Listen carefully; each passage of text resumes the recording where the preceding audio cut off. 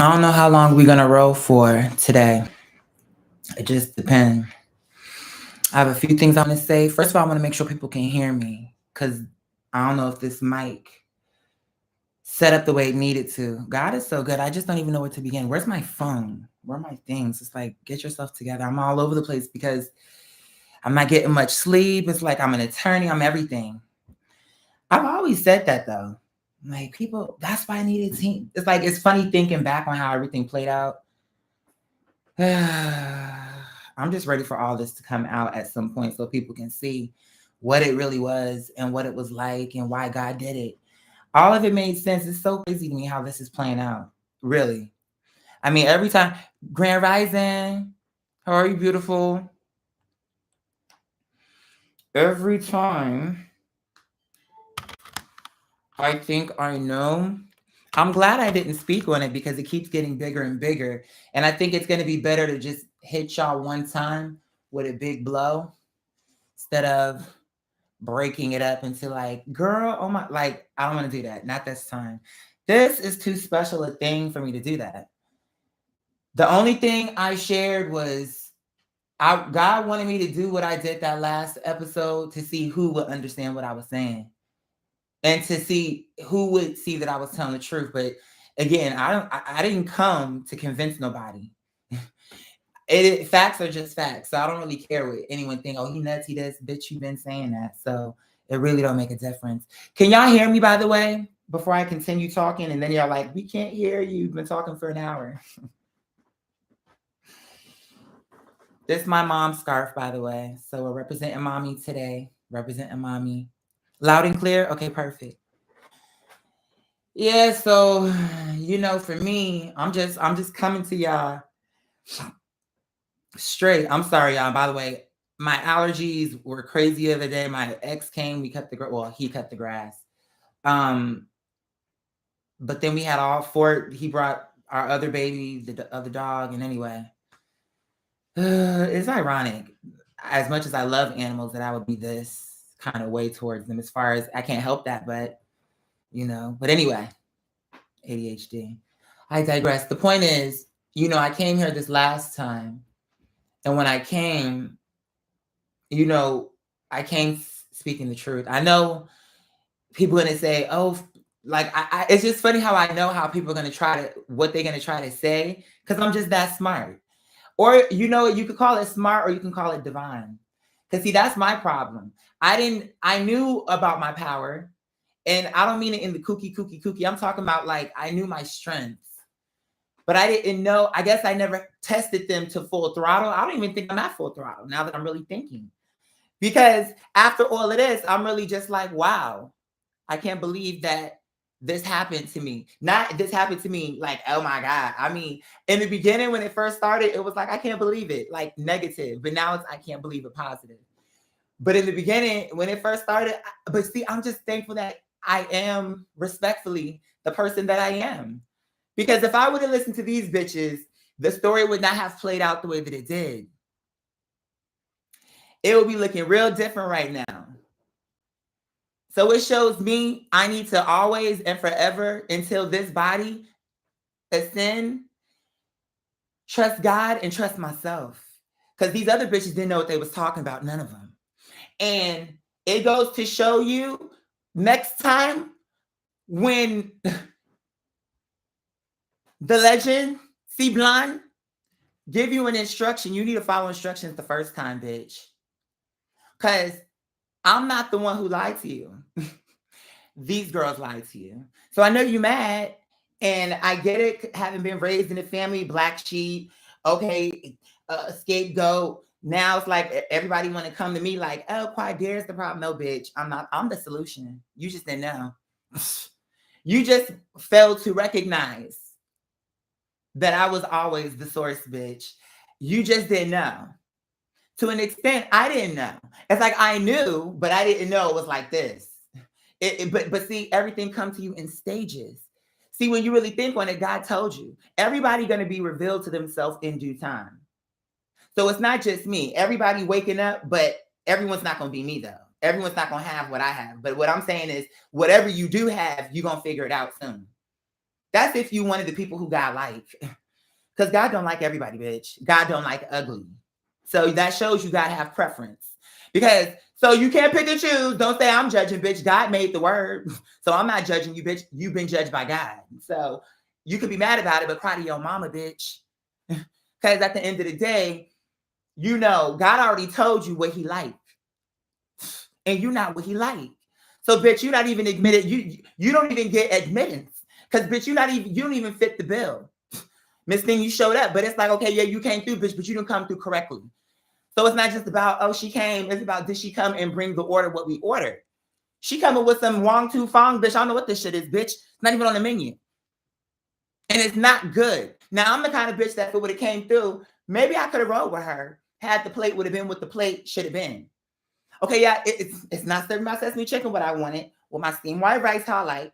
But what is this? This is kind of interesting. You know what? The food already here. See, I'm not kind of bitch if it was really hitting. But okay, you didn't get my order right. Plus, you're gonna bring me some sloppy Joe. You gonna give me a Joe Biden sloppy, old, decrepit bitch? How long this plate been sitting? So now they don't like me. You don't like me, then come on and fight me. You know that this plate I'm serving good, girl, is piping. Girl, sit down. I don't have time for you. See, they don't like the fact that God loved me. And you keep trying to make it like, oh, he cussed, he smoked, all this.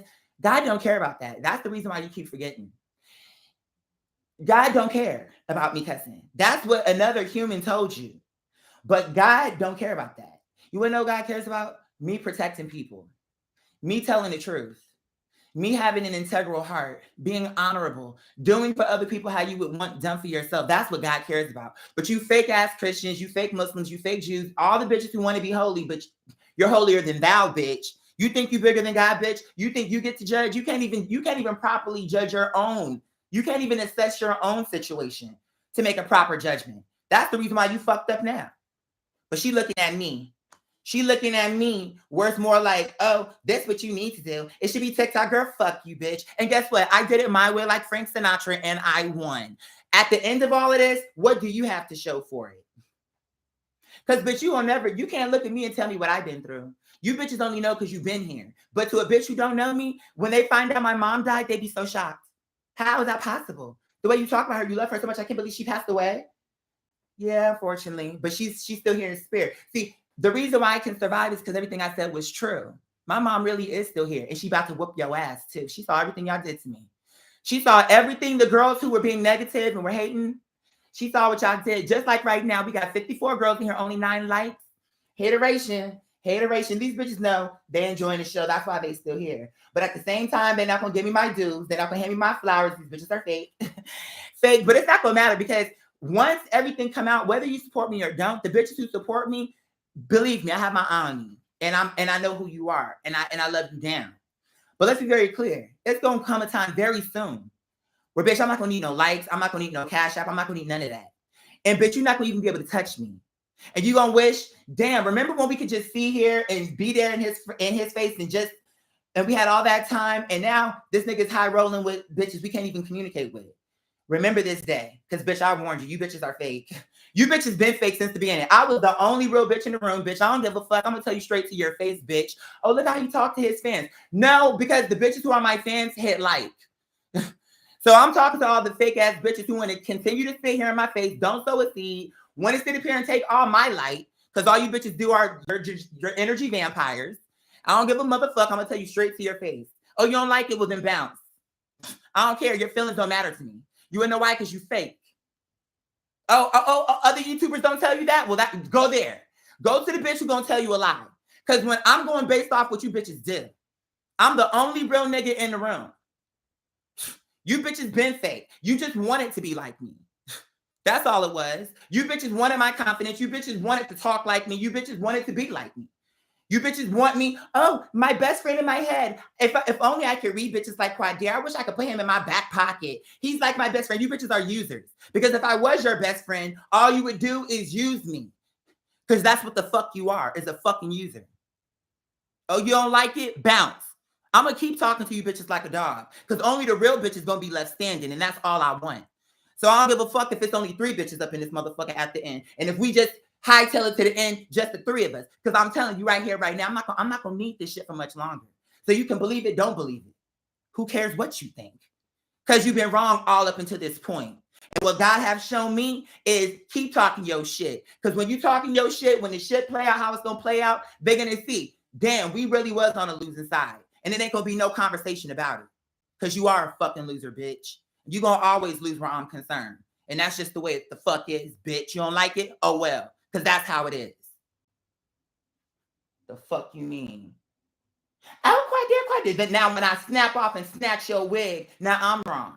But you bitches want to sit up here and have me sit here for hours. Don't want to sow a seed. Don't want to hit like. A like is free. So you bitches want to create an excuse for anything. You broke and you lazy. So what the fuck use do I have for you? You can't do shit right. You can't hit like. You can't sow a seed. You broke and you lazy as shit. You don't support. What do you do? Besides sit there and drain people of their energy and don't contribute and pour back into them. Lazy. You bitches don't want to see me shine. You bitches don't want to see me shine. But I'm going to shine regardless because you ain't nobody. So it don't matter if you bitches don't hit like. It's just showing the laziness because I can show up here and talk for 9 hours, no water, no nothing, just a blunt in my hand, my bong. And you bitches can't even be bothered and press to hit like. Girl, fuck you.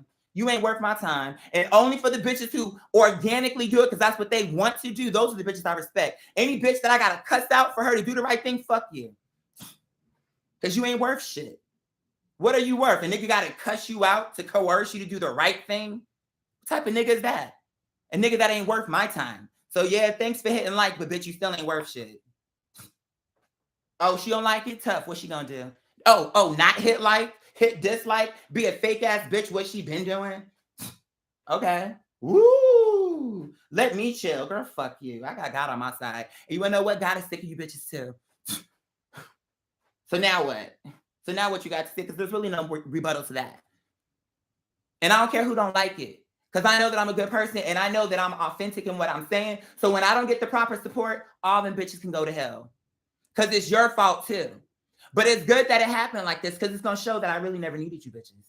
Because when this all play out, I don't care who believes me or who don't. Because I know that I'm inching towards the finish line. You bitches don't know what's happening in my life. I do. So y'all don't know what's going on. Keep thinking that I'm wrong. But what you gonna find out is once this is all over, I'm gonna come when I want. And not only just that, but I'm gonna do what I want and I'm gonna be in the world the way I want to be in the world. Not the way you bitches, oh, be TikTok, do this. Why don't you make this? Bitch, I don't have to do what you want. You ain't nobody. You ain't directing shit. You didn't start this, you ain't gonna end it, you ain't nobody. So back the fuck up off of me. How about that? All these opinions. A nigga who don't do nothing, who never created nothing, never sustained nothing, never, don't got no fighting power, no grit, no guts, no stamina. Come on, no charisma. But you telling me, girl, back the fuck up off me. Anything you have, anything you know, you got it from me. So you're not gonna school me on nothing till you can show me how you can create something. You ain't nobody. The fuck is wrong with you? Talking to me. Can't speak to me. Oh, he's arrogant. Okay, call it what you want. You can't speak to me. So arrogant, not arrogant, this, that, you're insecure and you have no self-esteem because what you say don't mean shit to me. But it's clear my words hit you like a fucking boulder across your head, bitch. So it's really just, I read you because I can do that in my sleep. Because with the facts, I don't have to lie about you to tell you the truth. I'm only reading you based off of what you do. You are lazy and you are broke and you have no integrity. So it's a read, but it's really not. Because it's like, it's just what it is. Like, okay, I didn't lie on you. Y'all lied on me. Oh, he's a charlatan. He is a cult. He's a this. No, bitch. Your daddy was a cult and your mama was the charlatan. And together they made up the snake snail ointment, oil, and they sold it to the motherfucking church, and everybody dropped dead, bitch. And y'all skipped town to keep making these fake ass churches, bitch. You know about a cult because, bitch, you are a cult. You are a fried bitch. So you would know. You would know, wouldn't you? Because your mama was right there thinking she was somebody's Madam C.J. Walker, cutting off these snakeheads, making all this oil for your daddy. Cult, charlatan, and you the motherfucker in the middle. Bitch, please. You're not gonna come from, you couldn't come from me. You done had all these years to come from me. You done tried every mode you could. My mother passed away, you bitches couldn't do it. And you tried, you did. You did. But when this all play out and the receipts all come through, all y'all helped to show was that I really am who I said I was. I fought you bitches and handled all my business behind the scenes that y'all didn't even know was going on. All while you bitches was all while I had you in the headlock and I was whooping your ass, bitch. I was beating other niggas' ass behind the scenes that you didn't even know what was going on. It's only gonna show how weak you are. Because while I had the whole world on my shoulders, you niggas was sitting there with grease stains on your t-shirt and doodle stains on your drawers. Socks stiff as a board because you don't change them. But you sit up here judging a nigga that's literally on the battlefield in real time. But you too weak, you're not going to understand that. Because you don't understand grown man talk.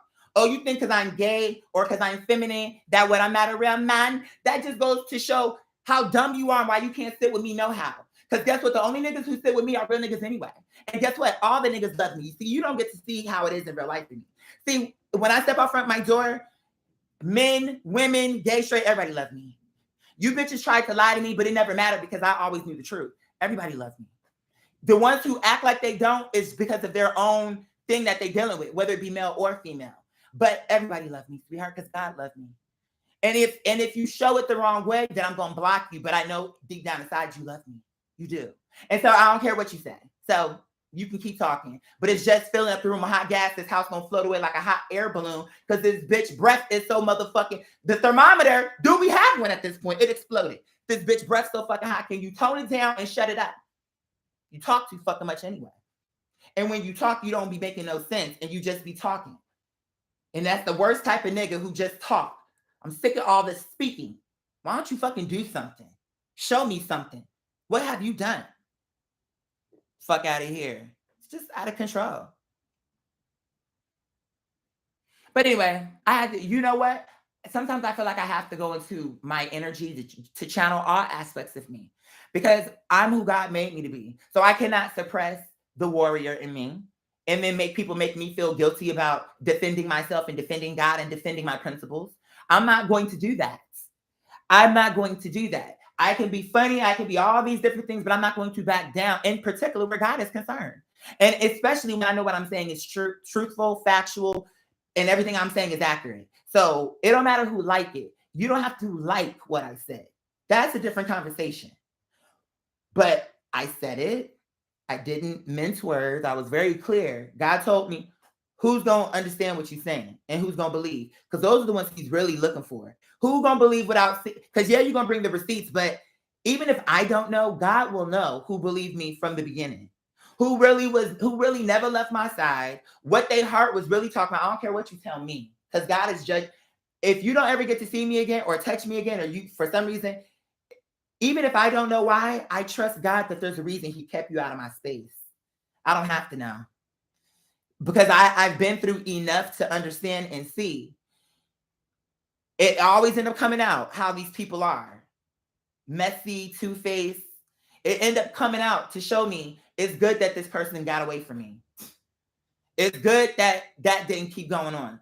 Because, bitch, who are you actually? Who is this person I really actually let up in my space? Because in all reality, bitch, any person who ever came to my space knew me before I knew them.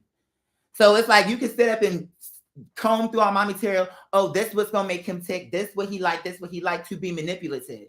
But when you came to me, I knew nothing about you. You were like nothing to me. And so what you saw was not me being... There was no way for me to manipulate it because I don't know you. I don't know what gets you going. So what you saw is what I was. But these people, it's just funny how people get around you and be like in your space. And then they be thinking you a chump because you nice. And that's the reason why I have to always show every side of me. Because I don't ever want for people to be confused. Where is this coming from? I never knew you could be like this. No, bitch. If you didn't do the research, that's your fault. But no, I will definitely knock your head off. So that's not even it. So let's take it back one more time. Don't disrespect me. We can have a great time. We can smoke. We can drink. We can talk about God, and it can be positive. But if you think from me being like that with you, that means, oh, I can do whatever I want to this man, that's when you're going to see another side you're not going to like. And that's when you're going to want to hate me and be like, oh my God, he's mean. I don't like him. oh yeah, girl, one time we got into this thing and he faked because he was real nice to me. And then one time, and of course, you know, they never tell the truth. They always tell it a different way. Oh, this, that, it's like these people are not accountable. Every failure in their life is going to be somebody else. You're not going to see nowhere in a blueprint where they actually did the work, like for real, and stuck with it. Everything with these motherfuckers is, let me try it for a little bit, go on to something else, go on to something else. They don't have no staying power. And their life reflects their mentality, period, point blank.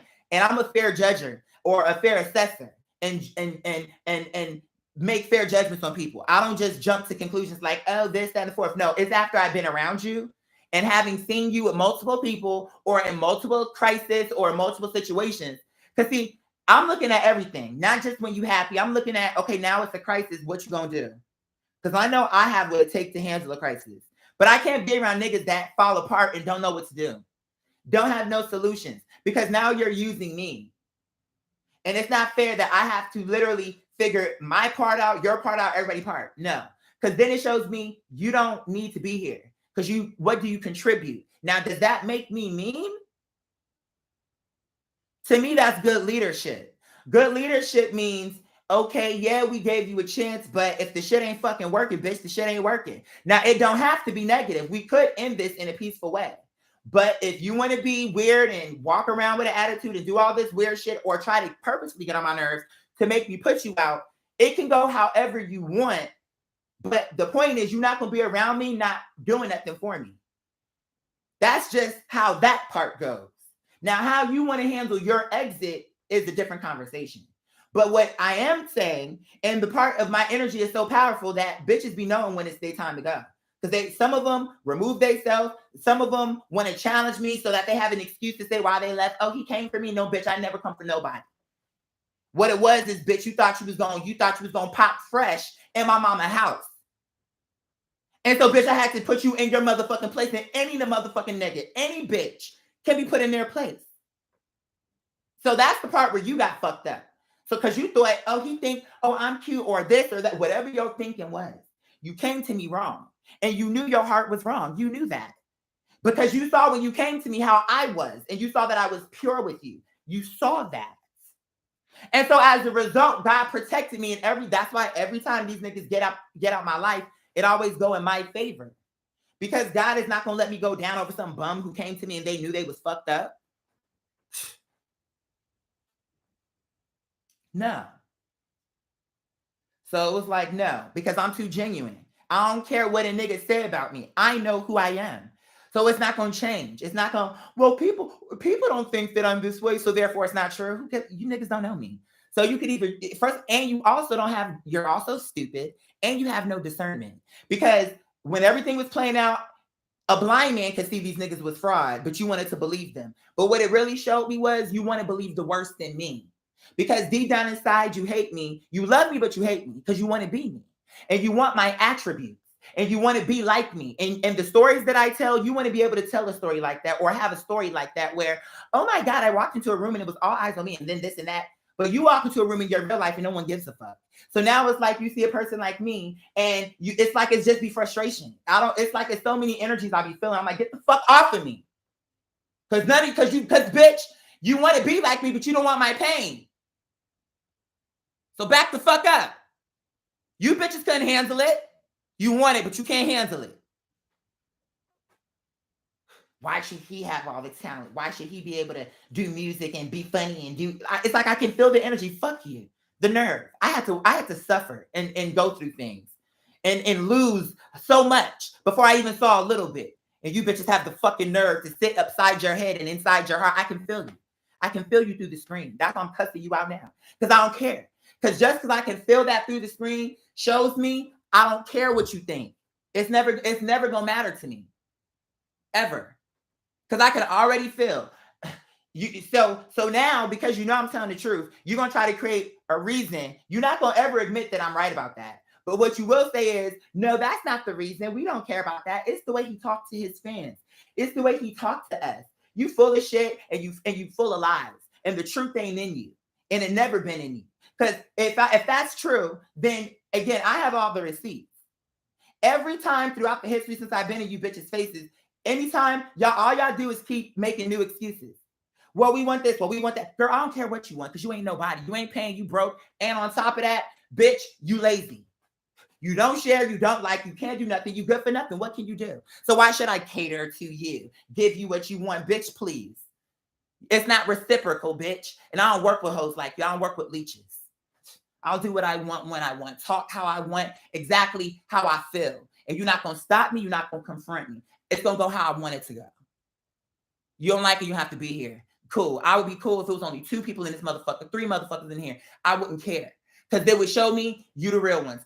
I already know it's fake bitches up in here. I'm not going to sit here and play. Oh, my audience is the chosen one, girl, please. The Forsaken. These bitches want to be around the chosen. It's me. Now, you can be a disciple. You can be remnant. You can be whatever you want, bitch. Now, you understood it when it was Beyonce because you a basic bitch. Oh, I'm the Beyonce. Oh, you understood that, right? Well, okay, let me tell it to you the way you get it, bitch. I'm the Beyonce. How about that? So you can either accept it or you can fall back. I'm humble, but you're not going to play with my worth. You're not going to play with my value. And you're not going to play with what the fuck you know it is, bitch. So what you think? You contend with me? You think you can stand next to me? Is that what you're saying? I'm just trying to make sure I understand what we're talking about here. Okay, because that's what I was thinking. Exactly. Stay in your role. Stay in your motherfucking place. I'm not the fucking girl to play with. Okay? All right. Thank you. All right. Okay. Yeah. Because that's all you're going to do is huff and puff and roll your eyes and think you're doing something, but you're not doing shit. Because I'm staring straight into your soul, bitch. Whoever this bitch is that I'm talking to, she know exactly who it is. Because I can feel you through the screen. Who is this? And it's multiple bitches. You jealous. And you're going to always be jealous. And you have no talent. No discernible talent. You're going to always be a fucking roach. You're going to always be at the bottom, bitch. It's never going to change. Because you don't know value when you see it. That's your problem. I'm just doing this for fun. I'm really exercising all my strengths. And it's just, I haven't brought it to, but see, that just goes to show you how much I don't give a fuck. Because if I was a dumb bitch, I would be coming out here telling y'all all my business before anything get finished. Oh my God. But see, I've learned good leadership. I've learned. Don't tell these bitches shit till everything is done. I don't give a fuck. If he lying, they can call me. They can say what they want because I know what's true and what's not. So say what you want. Don't matter. Because ultimately, the truth is the truth. And so who cares what you think? That's how I'm looking at it. Who cares? So ultimately, it really is at a point where I just don't give a fuck. I didn't give a fuck before, but now I really don't give a fuck because God already told me what he told me. I know that I'm humble, and anybody who meets me knows that about me. I don't have to prove it to you because you're nobody. You don't pay no bills. If I check my Cashapp, let's see if there's any cash. Let's see. So I'm gonna show you exactly why I don't give a fuck. Let's just make sure. Cause and I can't wait till the day come where, oh, we got $3. Okay, there we go. So it shows me y'all don't understand my value. And even if you was broke, bitch, it shows me you're lazy. So either way, it's no value there. There's certain girls who chime in, and those are the girls I value, who I don't have to pull their teeth to support me. When I come through, it ought to be easy. You wanna know why? Because I'm telling you the truth. But it's not gonna matter. Because before long, even if I gotta struggle to the finish line, I know what's going on. Y'all don't. I'm getting somewhere. And when I get to that point, I will never need this ever again. So when I come, it'll literally just be because I want to just come for my happiness, just to talk about God, and money don't have nothing to do with it.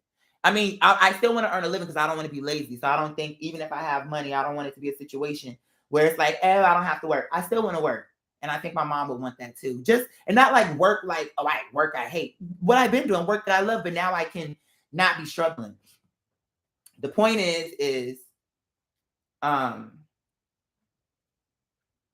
in all of these years, it's just showing me the truth of who the people who say they follow me are. So when I get to where I don't need them anymore, the only girls I'm going to fuck with are the bitches who actually fucked with me. And if that boiled down to just 20 girls out of all these thousands, I'm cool with that. 20 real bitches who genuinely held me down without hesitation is worth more than 1,000 fake ass bitches that are fair weather, that flip flop, don't believe in you, like you when you win and hate you when you not. Yeah, y'all can go. I have no qualms with that, and I don't feel bad about saying that. I feel bad about telling fake bitches who don't. Thank you. Thank you, legend. Thank you. Let's let the coins rain down. Yes. Because my thing is, I'm not gonna need it for long. Not like this.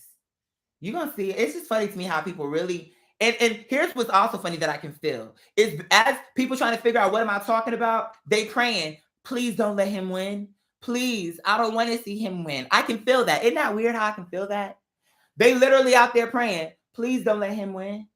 Please don't let him, please let some kind of something go wrong. But it's not gonna happen. It's too late. It's too everything. The game was already fixed. I just didn't know that. I didn't realize this was all this drama, all this stuff was setting me up for a win. I mean, I knew that God was gonna work it out. I will say that, but how? Because I knew 30, especially 33.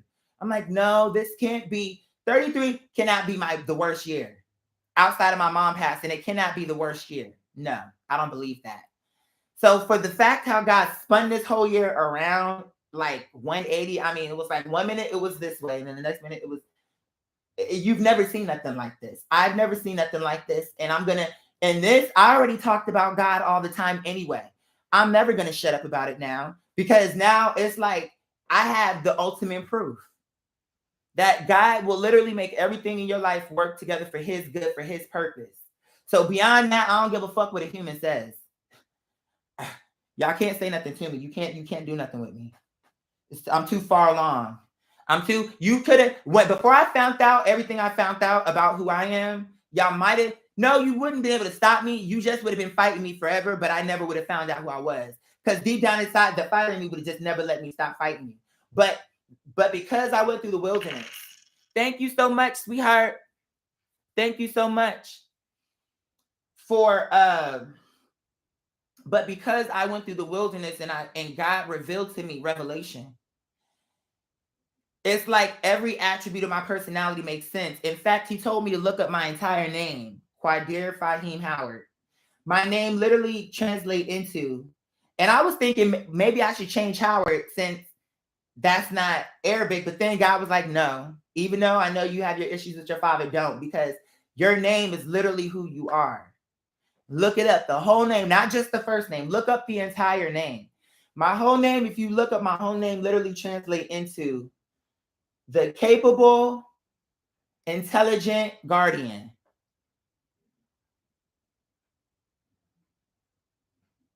If Howard is Braveheart, guardian.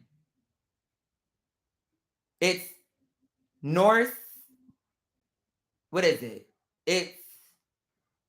Was it Celtic? I forget what it said. I think I said Norse, Celtic, something like that. But my last name means guardian. Like the perfect guardian, protector. So it's like, how could what I'm saying is everything about my life is prophetic. I was named to be what I turned out to be. When I was born, the name, before I knew anything about all of this, my name was prophesied who I would become to the world. A capable leader, intelligent, someone who is adept at seeing the truth. That's what, look up my name if you think y'all bitches are jealous because your name is Rochelle Monel Jenkins from Marcy Projects, and bitch, you could be someone, but you want to be me. But you're never going to be me. Because that would have to mean you would be back in your mama pussy, and she renamed you to a whole other bitch. The stars would have to be aligned for you on that day, how they came to align. But why do you want to be me, bitch? I'm here to save you. So it's actually easier for you to be you. Your job is to just hear the truth and live your best life and honor God. I'm the one who might die over this shit. So, bitch, why are you trying to be me anyway? You bitches wouldn't even break a nail over God. I'm willing to offer my life for God. If you want to be me, bitch, you ain't strong enough. Okay? So shut up and stop saying shit you don't mean. Dummy. Annoying. It's just annoying to me, honestly. They want to be me so bad, but don't want none of the pain. They just want what they think is the fun part about being Quadir. We want to be able to read people because you're a dumb bitch. You know how I got like this? You want to know how I got to be like this? Oh, okay. Yeah. You want to skip that part, huh? Good. Yeah, that's what I was thinking too. Probably best. Dummy. Stay in your lane. That's what I don't get. Stay in your fucking lane. You want to be me so bad. Why? Why? Why? Because I never wanted to be you bitches. I could be a fan, I could be a supporter, I could be whatever, but bitch, I always wanted to be what God wanted me to be. Quadir, you can't never find a time where someone say, "Oh, Quadir, I want to be this bitch." I want receipts, and I want them now. I want them, and I want them the fuck now. Who? Who am I trying to be? Who am I trying to sound like? Who am I trying to be? Thank you, sweetheart. Okay, come through, children of God. Because I'm telling you, it's gonna come a time, and soon. And it's what's no, let me, I know it's gonna be soon, but here's the thing. Soon could be a month, 2 months, because I don't know how long these things normally draw. But here's the point. I'm telling you what's about to come. And it's gonna be, and God is gonna free me up to do the work, his work. I talked with him about my art, and okay, if I'm gonna be doing this, how can I get to my art? And he already explained to me all of that. There's still some things I'm gonna need help with. And when everything comes through, I'm gonna need, but see, this time I'll be able to hire a team. I'm not doing no more pro bono because that never worked out. So this next time I want a real team, and it's gonna start the ministry like it is a ministry. Oh yes, girl, it's a ministry. That's why I stay on the fence from the enemy. But when I can't take no more y'all Pharisees, I call on the Father, Ya Allah. It's all prophetic. I can't believe I knew God gave me them songs, but it's like, and it's just funny how how human understanding, how God's understanding trump human understanding by everything. It's like, how are these my songs? And only until he revealed me to myself, I went back and played that album. It's like I heard it for the first time because I was hearing shit. It's my voice, my words. And how did I miss this? How could I? And I'm still tripping on that. I really am still tripping. How could I, Quadir, the person who always cracks the mystery, and yet this was, my life was hidden from me in plain sight. And if I had been watching a movie with a person with a life like mine, I would have been clocked this. I would have been said, "Bitch, don't you know who you are? You can't tell you after all." But it just goes to show, I feel like I'm one of those people I'd be mad at, where I'd be like, "How is this bitch not gonna know?" But I guess in real life, you really wouldn't know, because look at how God did it. I never would have suspected this. None of it. None of what happened. Mother Bianca, is Mother Bianca still in here? Mother Bianca might remember a few years ago, so she knows it's true because it was a few years ago. Mother Bianca, do you remember when I was saying something about, excuse me, I was saying something about I was supposed to receive through spirit, like initiation, and that information would come to me, and that I would, when the time was right, I would be given certain information. And remember how, but so I was right, but it came to me different. I got the information, but it didn't come to me the way I thought it was. And it did come from the people to initiate me. I just how could I have guessed it? I mean, that's how you know that God is the best. Above anything you can think about, God is better than anything. So that means, okay, for anything that I represent, God is better. For anything, money, house, God is better. There's nothing about my talent because God gave me my talent. God gave me those songs. God gave me my voice. Everything about me, God gave me. So even if you wanted, so this is one thing I want to say too. You know, I think people get it wrong, and I see what the Pharisees did. That's why I see why y'all did it. It's nothing wrong with jewelry and nice things. Even if you had a statue that's not an idol, if you looking at it as, this is God's material, this is of God's earth, and look at the beautiful things we created with God's material. As long as you give, it's when you start thinking that statue is God. No, we love this statue, and even though we know this is not God, this is our way of paying tribute to God by using the materials that the earth that he gave us, potentials and ornaments and trees and things to make homes and beautiful things. And it's not that we're worshiping cars and houses and clothes. It's that these are God's materials that we, and our expression of what God has given us and our use of those things and the glory. It's like there's a way to do everything. If you were covered in gold, you could still be the most humble person, because if you were in your mind thinking, I believe in my heart that gold is such a beautiful what do you call it, mineral of the earth, and it's God created gold, and I feel by me wearing gold, it's like I'm closer to God because it's his creation. He made gold. He made all of this. And I love the way gold looks, and it's my expression of God. It's not an idol. It's you giving God the praise. Like, this is all yours. This is your house. So this is the house of the Lord, because this is God's house. He saved it once, he saved it twice. This is the Lord's home. So I'm not worshiping my house. I'm thanking God for what he has done. And this house is a proof of the existence of God. Not that this house is God. This house is fallible. It can burn. It can flood. It can do this. It can receive damage. That's not the point. That's not the point. I'm addressing the fact that when you step into the house of the Lord, you acknowledge, look at, there's wood, there's metal, there's earth elements in here. Everything that I see started with God's creation. And then God gave you conscience and inspiration to think, how do we want to structure this house? And blah, blah, blah. You built the house and then painted it, decorated it, did all these things.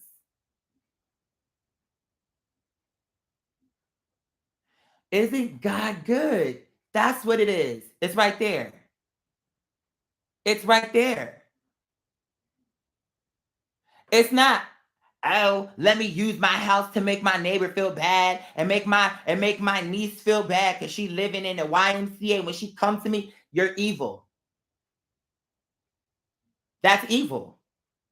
When people step into your house, it ought to feel like love, warmth, because that's representing God.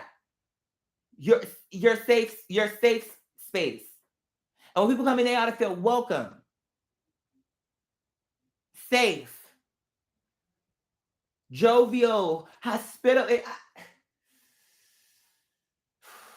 I get upset because people are so fake.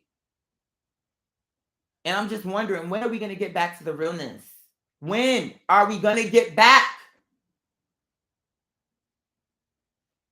I get it now. You don't, yo, bro, I will be here all fucking day trying to break down shit. Especially when I can't even tell y'all the main shit that I want to tell y'all, but I'm not breaking my covenant with God, because now I know for a fact I'm not supposed to talk about it until this shit is totally out in the public. Like, I need to just let it evolve how God wanted to. And I'm gonna follow God's instructions. Because anyway, but the point is even just on faith. See, I had to have faith even when none of this shit was happening. But I knew that God was not gonna let me down. I'm too loyal. Anything God asks me makes me want to cry. I'll do anything because I know God is real. It's not what I think. It's too many things I can tell you. So I know I'm not wrong. I don't care about that. And it's not about Christian, Muslim, Jew, Hindu, all that. You can't see how they're all connected. You don't get it. You can't see how, if you really trace all this back, the stories keep repeating themselves, the patterns keep repeating. Just so God can show you that all his people are chosen. And what he's really trying to see is who's going to get the inspiration and take my name and use it as a mechanism to hurt and to control and to dominate. You bitches are evil and you don't know me. So when I come to you bitches, I'm going to know who's real. And I don't give a fuck if you're the Dalai Lama, bitch. If I see your face and I look into your eyes and I see your soul and I see that you're the fucking fraud, bitch, you don't know me. And it's not about, oh, he's not even a Christian. It don't matter about that. You bitches keep saying that. You bitches keep going to a Christian. Christianity don't have a domination on salvation. You're very wrong. And that's the reason why the Christ himself, y'all want to be Christian, but Christ already told you. When I do return, and all these motherfuckers said, well, I worked miracles in your name, and I spoke your name, and I did all that, and I still don't know you, bitch. So it seems like I'm actually speaking more like the nigga you claim to love, rather than this Disney cartoon character y'all create that somehow you think you're going to be an evil person, and when the Lord returns, what you thought? What did you really think? How did you think this was going to pan out for you? Fuck out of my face. Oh, he's crazy. He's crazy. You can't see all the stories have a pattern? No, because you're dumb. All you have to do is a little research. I already told you. Everything about what I'm saying is in the stars. So why don't you just see if I'm lying? See, but you're lazy. Remember I told you were lazy? So that shows me you're dumb, you're deaf, dumb, and blind. If you even wanted, even before I tell you what God did for me, if you wanted to even just try to peek into the stars and see what he might have done for me, why don't you just look into the stars? But you won't do it because you're lazy and you don't care. You're a fraud who wants me to be a fraud, but I'm the only real nigga in the room. That's what we keep finding out time and time again. But if you wanted to see if what I was saying was true, why don't you just look up my name, look up my birthday and year, look at the stars, look at everything. But you're not gonna read. Why don't you read your Bible? Why don't you read the Torah? Why don't you read the Quran? Why don't you look into Hindu faith?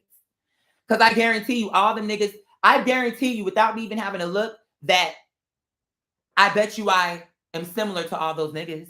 Because I should be like them, because the pattern repeats itself. It's always going to be a nigga like that, a Buddha type of nigga. You don't get it? You don't get it? You don't get it's always going to be a type of nigga to come after to a period of time to bring a new thing in, to let you bitches know and keep reminding you. But towards the end, you bitches have too much time. Now it's over. Because Buddha warned you, this one warned you, Muhammad warned you, Jesus warned you, Moses warned you. Bitch, it's over. I'm sure we got some other girls who don't even know who warned you and who probably came a different time, bitch. We don't even know.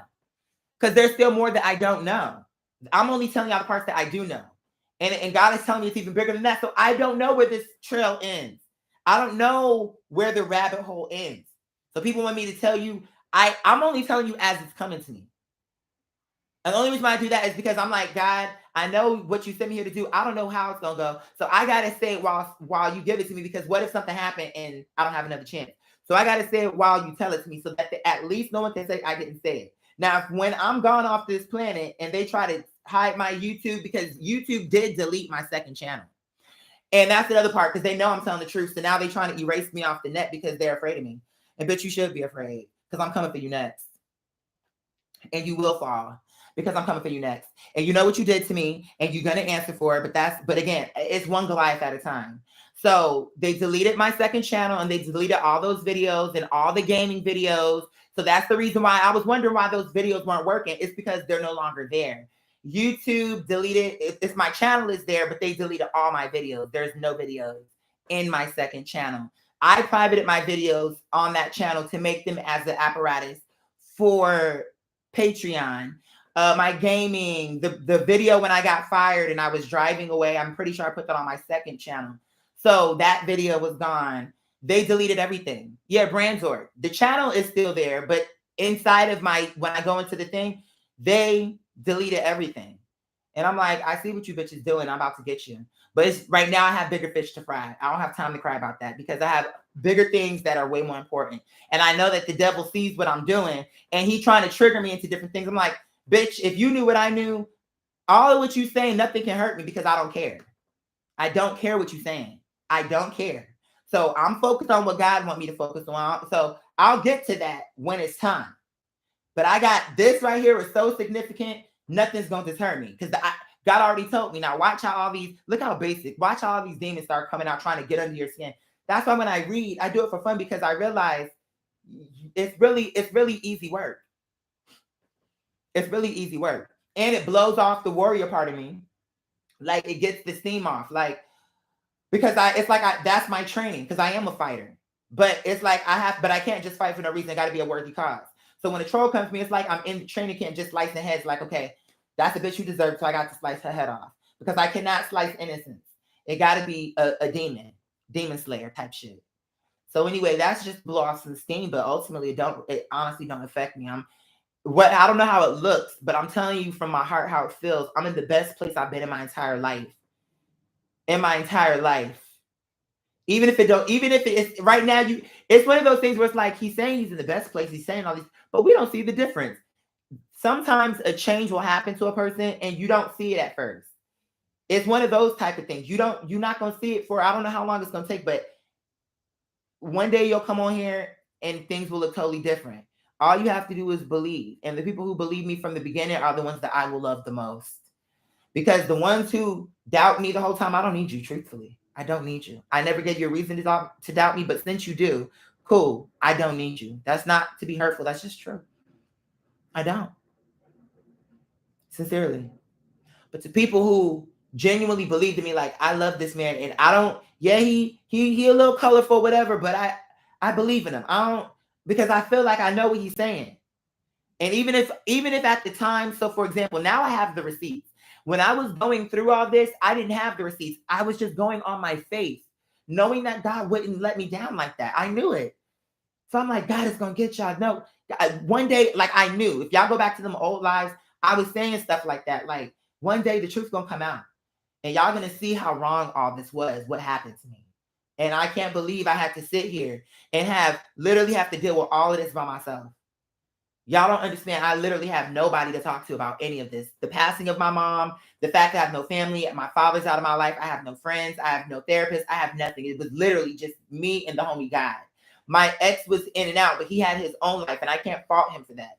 He did as best as he could, and he did a good job, all things being considered. But ultimately, he had his own life.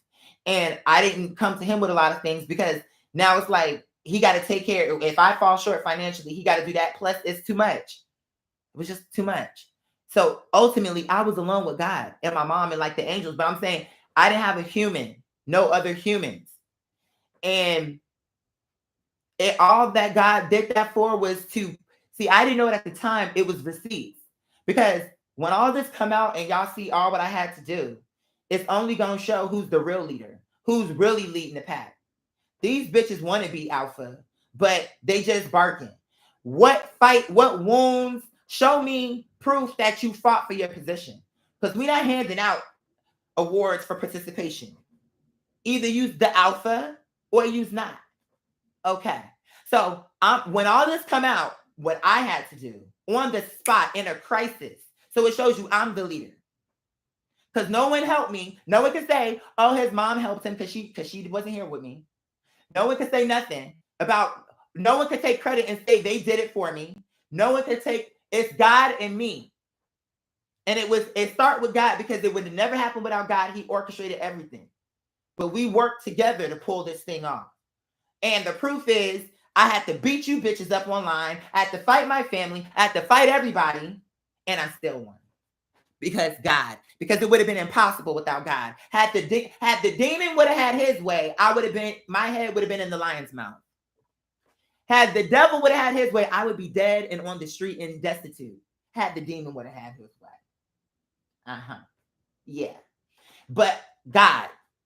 See, you bitches gonna say I'm a cult, but if I was a cult, how come the results came through? How come everything I'm saying, it shows you that God have grace and favor over me, anointing over me? How come? How come the fruit show you grace and anointing? I'm a cult though. You ain't never heard no cult shit from me. Everything I say is pure, and you know that. You motherfucker.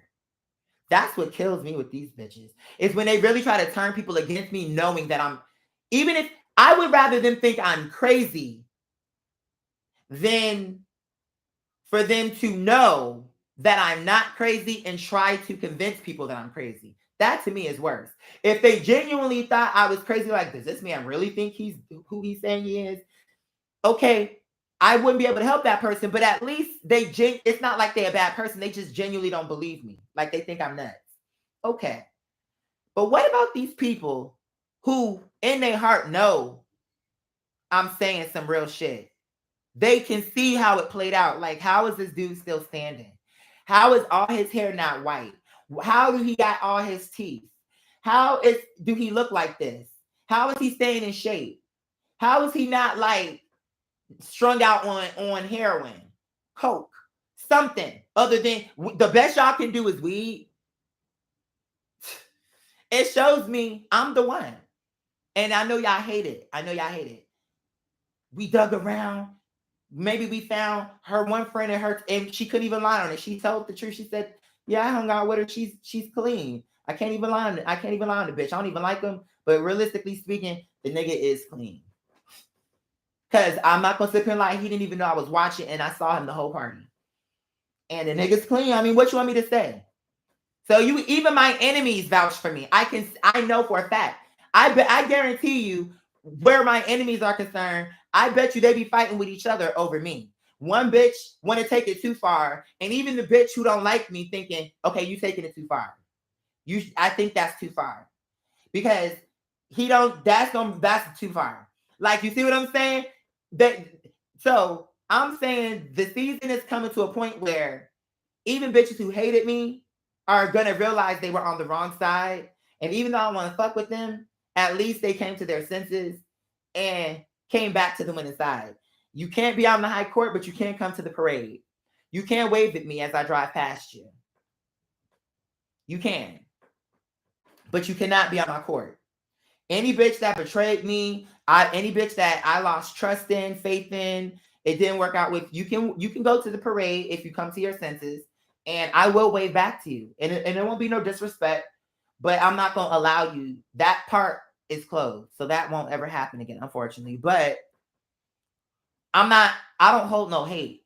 You know why? Because when God literally walked me through, we sat down and he walked me through everything what happened to me with my mom, and everything with how everything went after that, COVID, everything with y'all, and just everything how it went. And then he showed me glimpses of where he's taking me. It's like it had to happen like that, even though I didn't like it, because it's going to show who's who. People want to be in my position, but they don't want to do what I had to. They would have committed suicide. I'm not even trying to be funny. No family, the closest person to you who meant the most to you dies. Record label, your dream falls apart with your record label. Pandemic comes, your business is destroyed. Everyone turns against you. You're being slandered. You're under attack from your family. It's just like from every angle. I can guarantee you, out of 100%, probably 99% of people would have, even if they didn't kill themselves, they would have fell apart. They wouldn't have been able to handle the pressure of running a business, running a home, fighting for yourself, doing all the things that I did, guaranteed.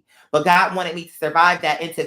And while y'all was telling me not to fight, no, God wanted me to fight. So when I would say who I was, nobody would be able to say, no, he wasn't like that. I knew him when he was younger, and he was not like that. He was very meek. He was very silent. He did not stand up for himself. He only started that shit once he got popping. He wasn't like that in the beginning. He started talking like that once it became cool. All the receipts are there, so it will be proof that you bitches just got here. I was born this way, bitch. You bitches want to sit up here and talk like, oh, I'm born this way, but we have proof that you weren't always that way. When we look at the receipts of how I turned out, every bitch that ever knew me gonna tell you, Quadir always been that way. Okay, maybe he didn't have the hair with it, but he was always, the person y'all seeing, he was always like that. Since Arizona, since this, since that, it was always that. These other bitches, oh, I was always this way, bitch. No, you weren't. Because it takes bitches like me to make it safe for bitches like you. You're not going to put your name on the line. You're a coward, and that's okay. But you got to know that about yourself. Because if you're not willing to fight with me and get on the battlefield, cool. Move aside. Because you're going to end up getting one of us hurt, and we the ones fighting. Step aside. You're not going to fight. Cool. Stay in the village. Watch the kids. Make the food, so when we come from battle, make yourself helpful. Because if for when I come back from the battle and ain't no food cooking, I'm whooping some ass.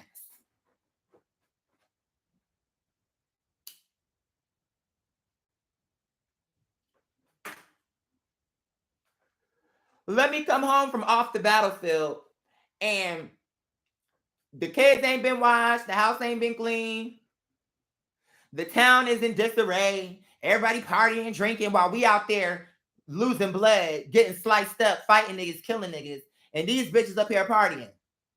Guaranteed when I get back, whoever I find not being busy, because until you see us come back safely, every bitch, you better be praying, you better be cleaning, you better be doing something of use. The fuck you think this is? Bitch, get the fuck out of here.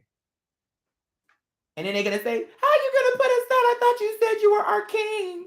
I thought you said you were merciful. I am merciful. Don't you see the blood coming down my chest? You're not the one bleeding. It's me, right? You wanna know why? Because I have mercy. I know you're not a fighter. So I'm the one who's willing to take the fight.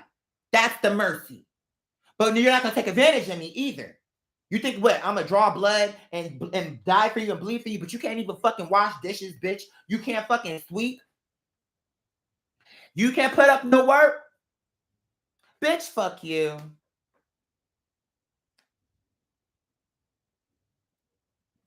And anyone can get the fucking guillotine, bitch.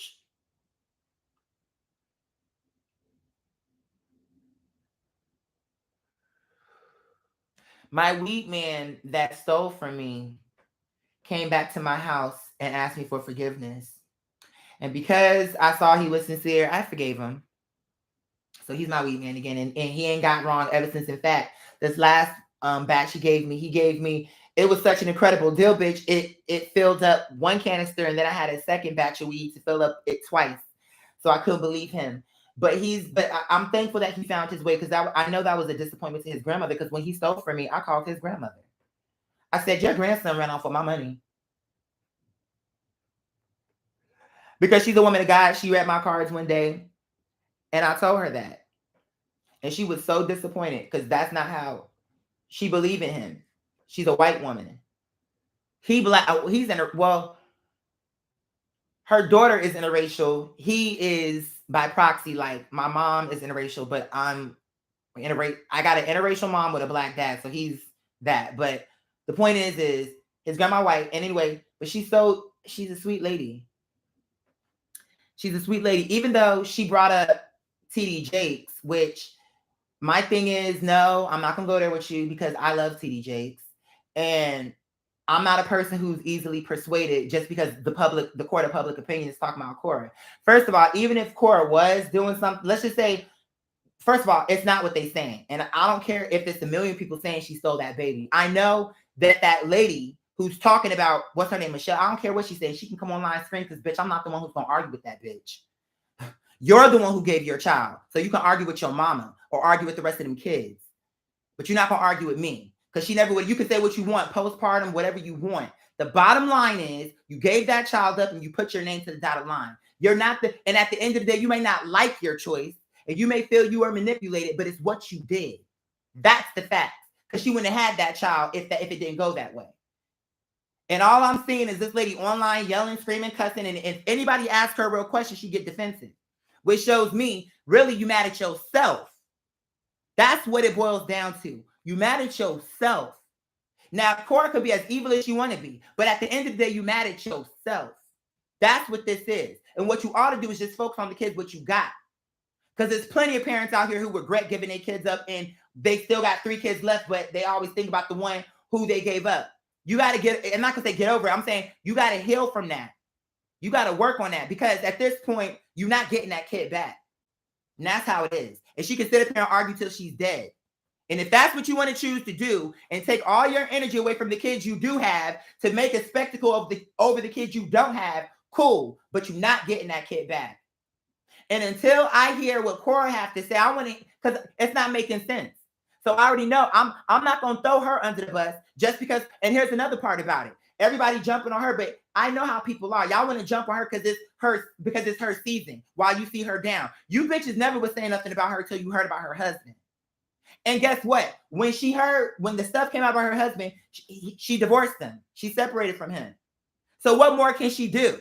If she didn't know the nigga was a pedophile, what the fuck more can she do? You bitches act like you didn't have a uncle who was a pedophile, somebody in your family, maybe somebody you dated was a nigga who liked to touch children. But you're not gonna say that because you're embarrassed. So it happened to her, and now y'all want to act like it's impossible that maybe she was with a man that she didn't know was like that.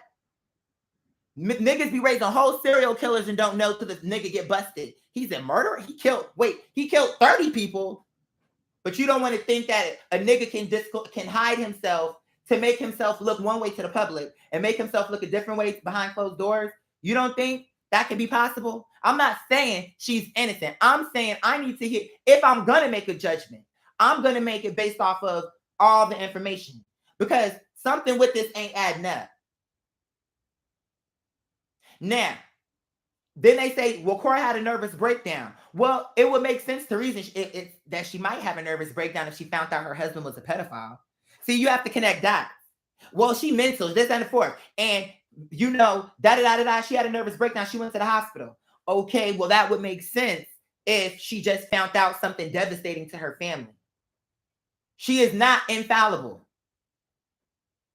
You bitches just don't have no heart and just love. It made you so happy to be able to say, see, look, this holier than thou family. Look at this. They make mistakes too. Look at them. And then what I hate about it is you can see these niggas aren't sincere. Because if you was really want to talk about Cora, okay, talk about Cora. I'm not saying it's right, but I'm saying keep it to Cora. But now you bitches want to drag TD Jakes into it. Why? Because Cora is a whole grown-ass woman. And you don't know what TD Jakes' role is in that. But you so bad, it shows again to me. See, I don't give a fuck what a nigga. I judge for myself. I have my own. I don't give a fuck what you think, what you like, how you think. I'm me. And all these fake niggas. And I'm like, all you niggas gonna burn because you gossipy. It's all the wrong shit. And you doing it to a family. Here's my thing. You bitches don't even know all the facts, but you're gonna try to take this family down. And then if it come out that really this Michelle person is imbalanced, because to me, she strikes me as imbalanced. She strikes me as a woman that is imbalanced. Anger problems. Like, I don't even know if I feel secure with her with the kids, what she got, based off how she carrying online.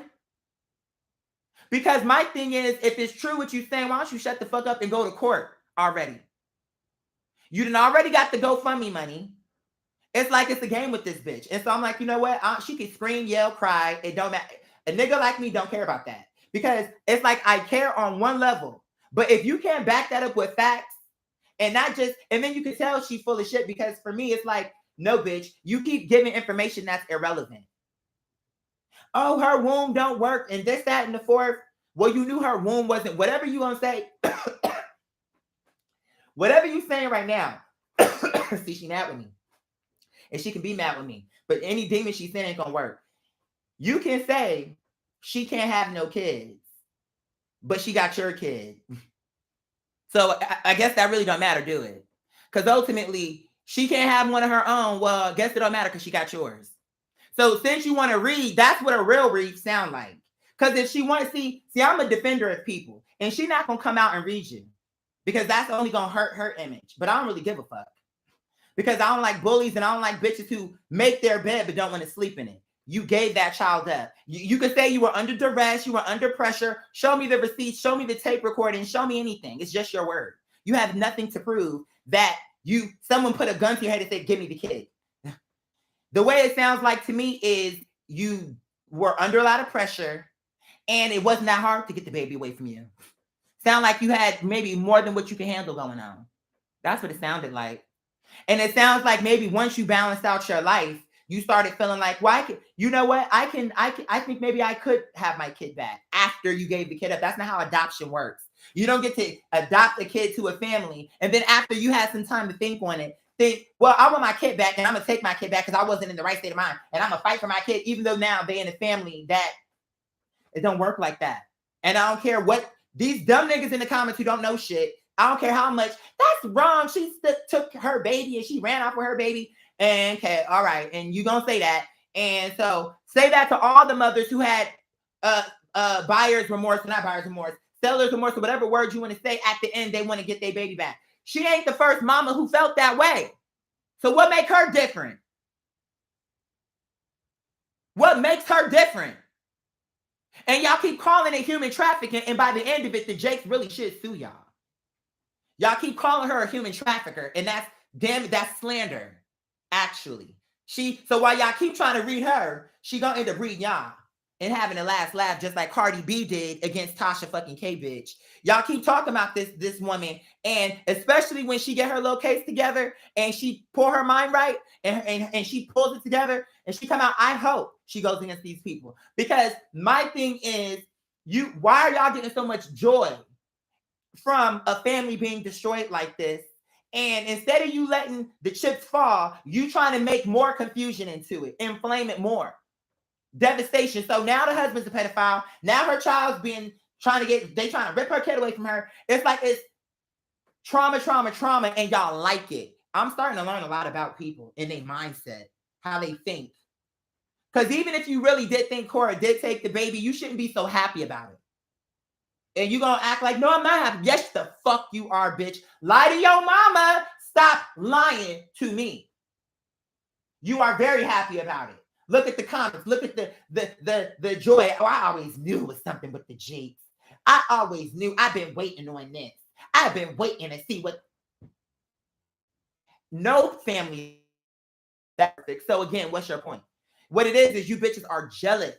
You bitches want to be a part of a legacy. You bitches wish that you had the type of power to command bitches to understand what God is saying. And you don't have it and you're jealous. So all you can do is sit up and talk about people who do have it. Oh, hey, y'all, just gossipy. All these bitches online. Oh, hey, y'all. So we got some new tea with Cora and they be laughing. This woman's life is falling apart. There's children involved. And whatever you thinking, at this point, let these people figure it out. And once it all settled, then y'all can discuss it. But you bitches want to be right there trying to sway the court of public opinion. Because what if Michelle is off? What if I'm right, which I always am? And this bitch is imbalanced. And y'all fighting just like I did for Brittany. And let's just say, okay, this ain't gonna happen, but let's just say it did. Okay, Cora gave her back the baby. And then y'all find out all this shit about her, why she never should have had the baby from the jump.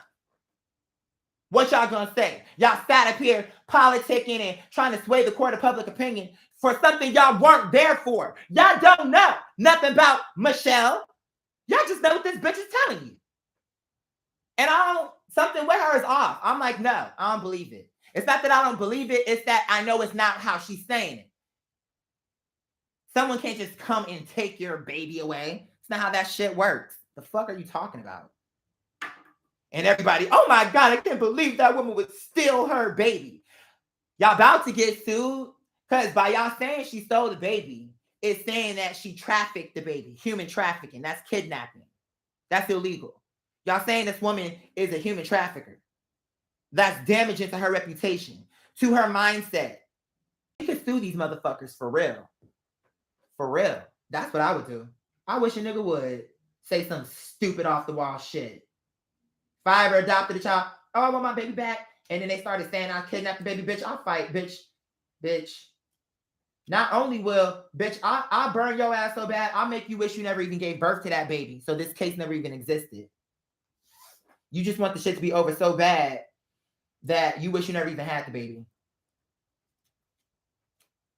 I didn't know it was going to be like this. Oh my God. Okay. Yeah.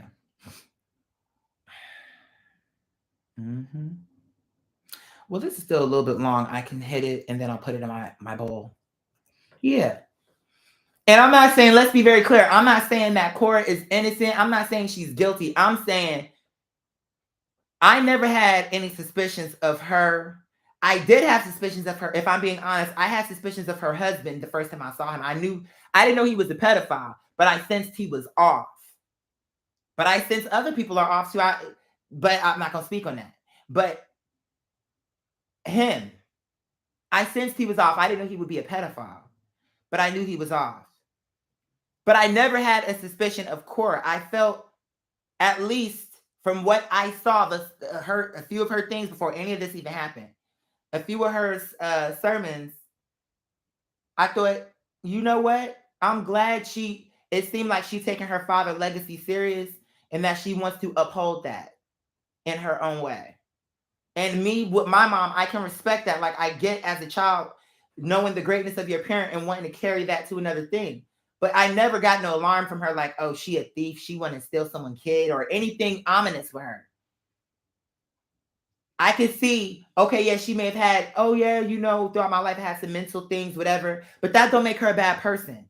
So what? She had some mental stuff. She went to a hospital to get some help. Y'all want to judge her for that? Because she went and got help?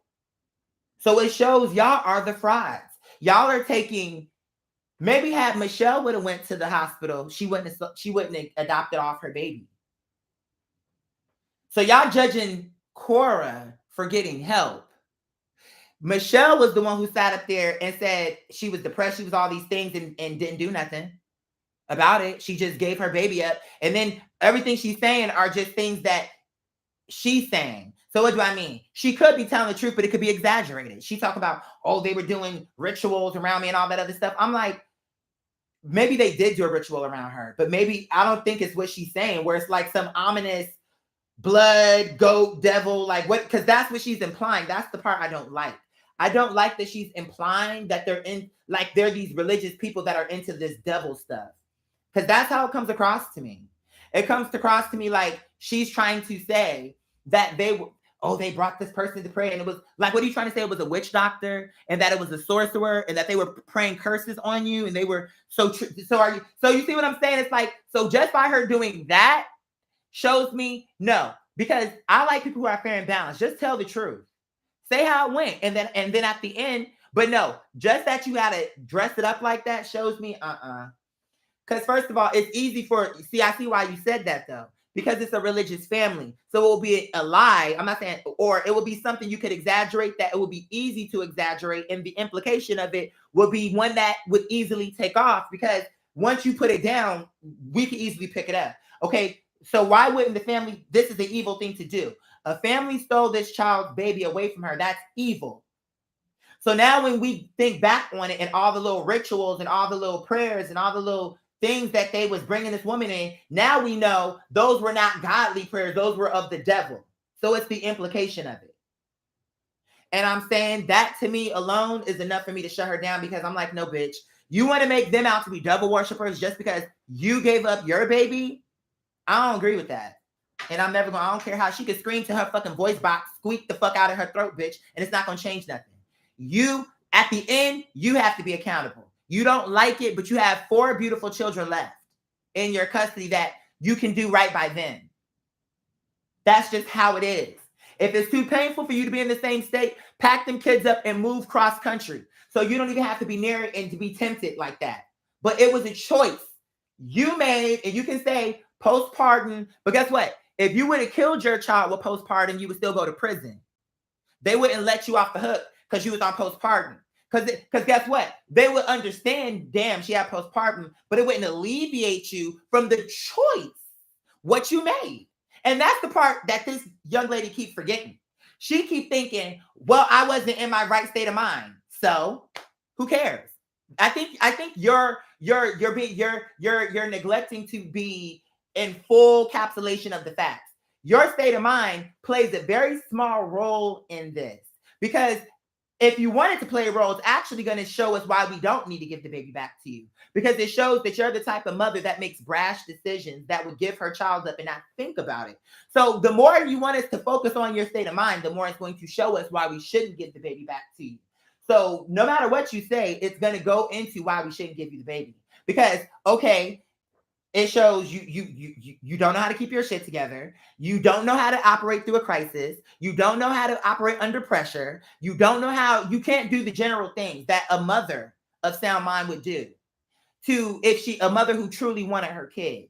You're saying you weren't in the right state of mind, but we've heard that before from other mothers. You think you're the only mother who regret giving up her kid? You're not. You wouldn't be the first and you aren't going to be the last. But this is the reason why in the paperwork, when you sign it, that's why you signed your rights away. This is an acknowledgement of what we're here to do.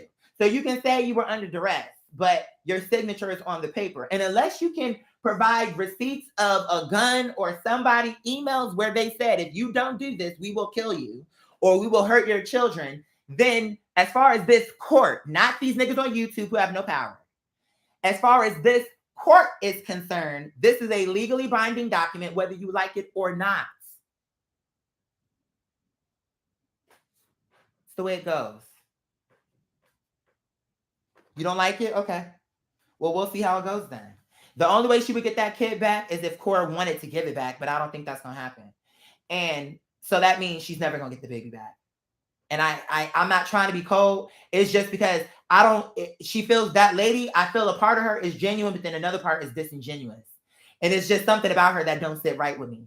And I feel like I'm okay with her coming public with her story, but it's the way, it's certain key things about her that she's not wanting to address, where it's like, no. And then you keep giving more details than are necessary on areas that don't play into the fact of what the only thing that matters is how did Cora get your baby? I don't care about all of that. Tell me this. How did she get your baby? Okay. All right. So that's it.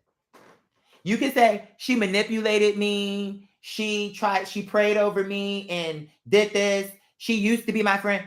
None of that is gonna hold up in court. Your fans or whoever want to gas you up. See, I'm not a liar. I don't have to say that. I don't have to gas you because I don't know you. But I do know the Jakes, and how I found out about you was through them.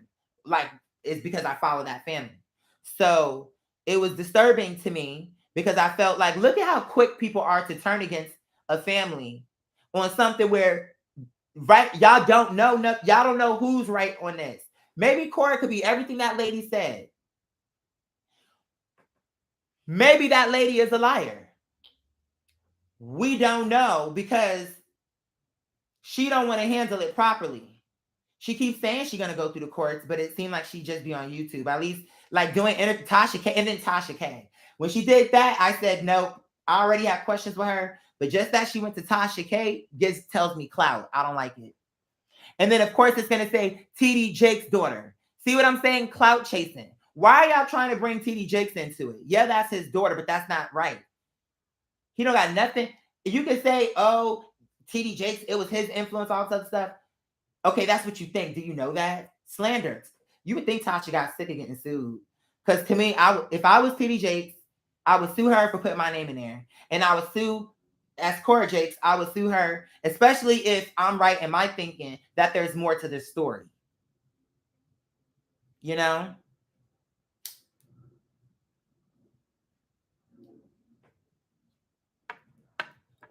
Security is on deck. Thank you so much. I didn't even see what the problem was. You said he's not unhappy for calling out what you did. See, and Legend, I didn't even see her dumbass question because if it was something stupid, girl, I didn't even see it. So good. Isn't God good? Isn't he great? Well, watch him rain. Watch him rain. Like, Miss Thing, please. I didn't even see her question. Because these days I just be looking through these bitches. They're not important enough to get eye contact from a bitch like me. Because once I look at her, she gonna turn to stone anyway. What I said. Stone this bitch like Medusa, and them is gonna kill all her spirit. See, y'all call me witch. Bitch the gag is I'm a witch. And I just made you my bitch. Phone it and she's a loser. And I don't pay no visit. Your body, your face, girl, the pit. Your brain like banana is split. That's why this bitch be so dumb. And she will not admit it one time. Say, ooh, ooh, ooh. Yeah, oh, yeah. Ooh, yeah, yeah. Oh, these girls can't take. I can't wait till we can celebrate as a family. Like, because when it's all said and done, it's only going to be about maybe 30 girls who can party with me. Like, for real. You know what I'm saying? From the old school days. Yeah, it's going to be maybe about 30 girls. That's the original Tamayan tribe, C Blanc, who have made it through the eras with me. And I cannot wait. We're going to celebrate. We're going to praise God. It's going to be so much fun. We're going to look at the stars. It's going to be the best. I'm going to do the works for y'all, the children of God. I will not spare any expense. I'm not going to do it because we've been through so much as a family and God. And then we're going to honor God and we're going to honor each other by loving each other as brothers and sisters. This is what God wants. It's like, it's so crazy to me how people can fight me on this. But it's only because they know they're the devils and I'm the angel in the situation who they can't exist if I'm around. That's the problem with them now. So they feel like, oh, if he come around and people see he right, they're going to start trying to live like that and be, you don't have to be perfect, but live for God.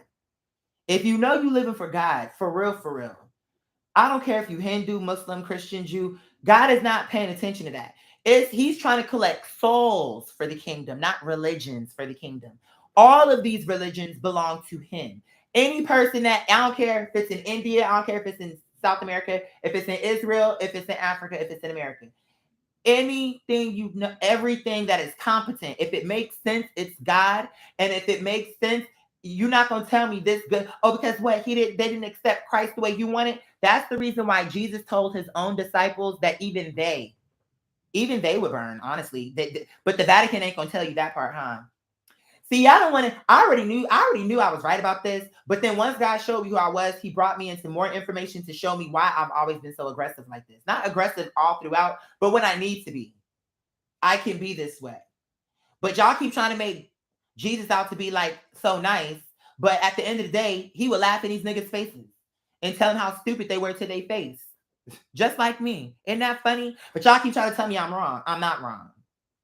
Because y'all not gonna even do the research. You worshiping someone you don't even know who he is. Do you even know your so-called Jesus, bitch? You haven't even Jesus, but you haven't even picked up a Bible, bitch. How is it that a Muslim know more than you? You ought to be ashamed. Do you even know what Ephesians is, bitch? Do you even know what Genesis is? Do you know what Genesis means, bitch? Do you even know what a Bible is, bitch? Because she might got an upside down Bible to an upside down cross, bitch. I don't know who this bitch is, to be honest. She might be on that. What's that bitch name? What's that bitch name who make them little? And you know what? Oh no, y'all not ready for that. Never mind. Stuff. I'm not being funny. Y'all just really aren't ready. Sorry. But anyway, I'm gonna get to that. That's a whole other thing that God explains to me, and I'm not gonna do that today. But yeah, you gotta vet people. Period. And if here's me. If the person, me, anybody, is who they say they are, hey, there ought to be proof of that, right? Even without me talking. If I say I'm an artist, you ought to be able to look around and see throughout my life signs of me being who I tell you I am. It shouldn't just be, oh, yesterday I woke up, I'm an artist, and now, but you don't see nothing reflecting art. You don't see nothing to reflect. Even without me having to speak, I can shut my mouth and it would still reflect who I am. When a person is who they are, number one, it shows. And when they speak, the things they say check out. That's pretty much how it goes. It's pretty simple.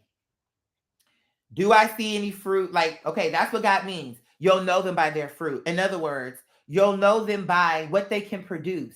What are the remnant of their life? When you look at this person's life, what have it amounted to? Have it amounted to a barren fruit, a peach tree, or is it full of peaches? Now, somebody may say, okay, well, but it's a peach tree, but it's in the woods. No one knows about it. We're not asking about do people know about it. We're asking, does this tree have potential? Because the people knowing about it is secondary because they can find out about it tomorrow. The point is this a tree that people will be able to pluck from and sustain themselves, not just one season, but throughout?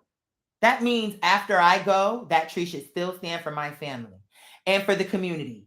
And they should be able to eat of that tree. And when they go, if they did the right thing and took care of the land, those same trees, if anything, it should be, so if it was one, it ought to be about 2 generations down. I say we ought to have about 30 peach trees. Then let's diversify. Now we got peach trees, we got pecans, this is what God likes.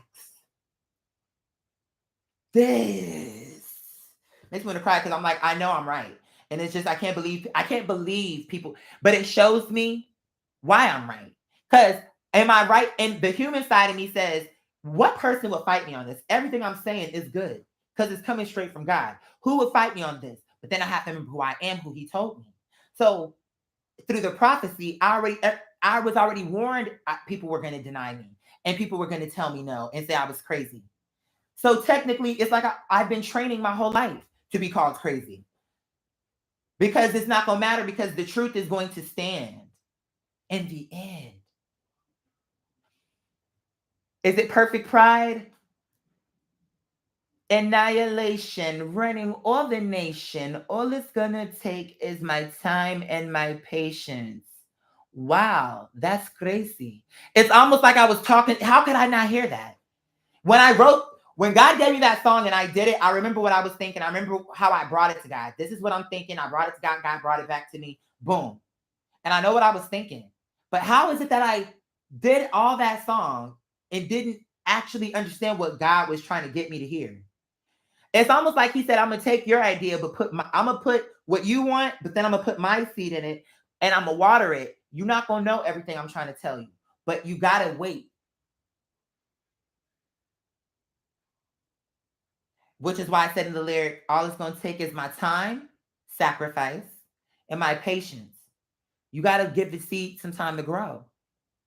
It's weird how things come together. It's weird.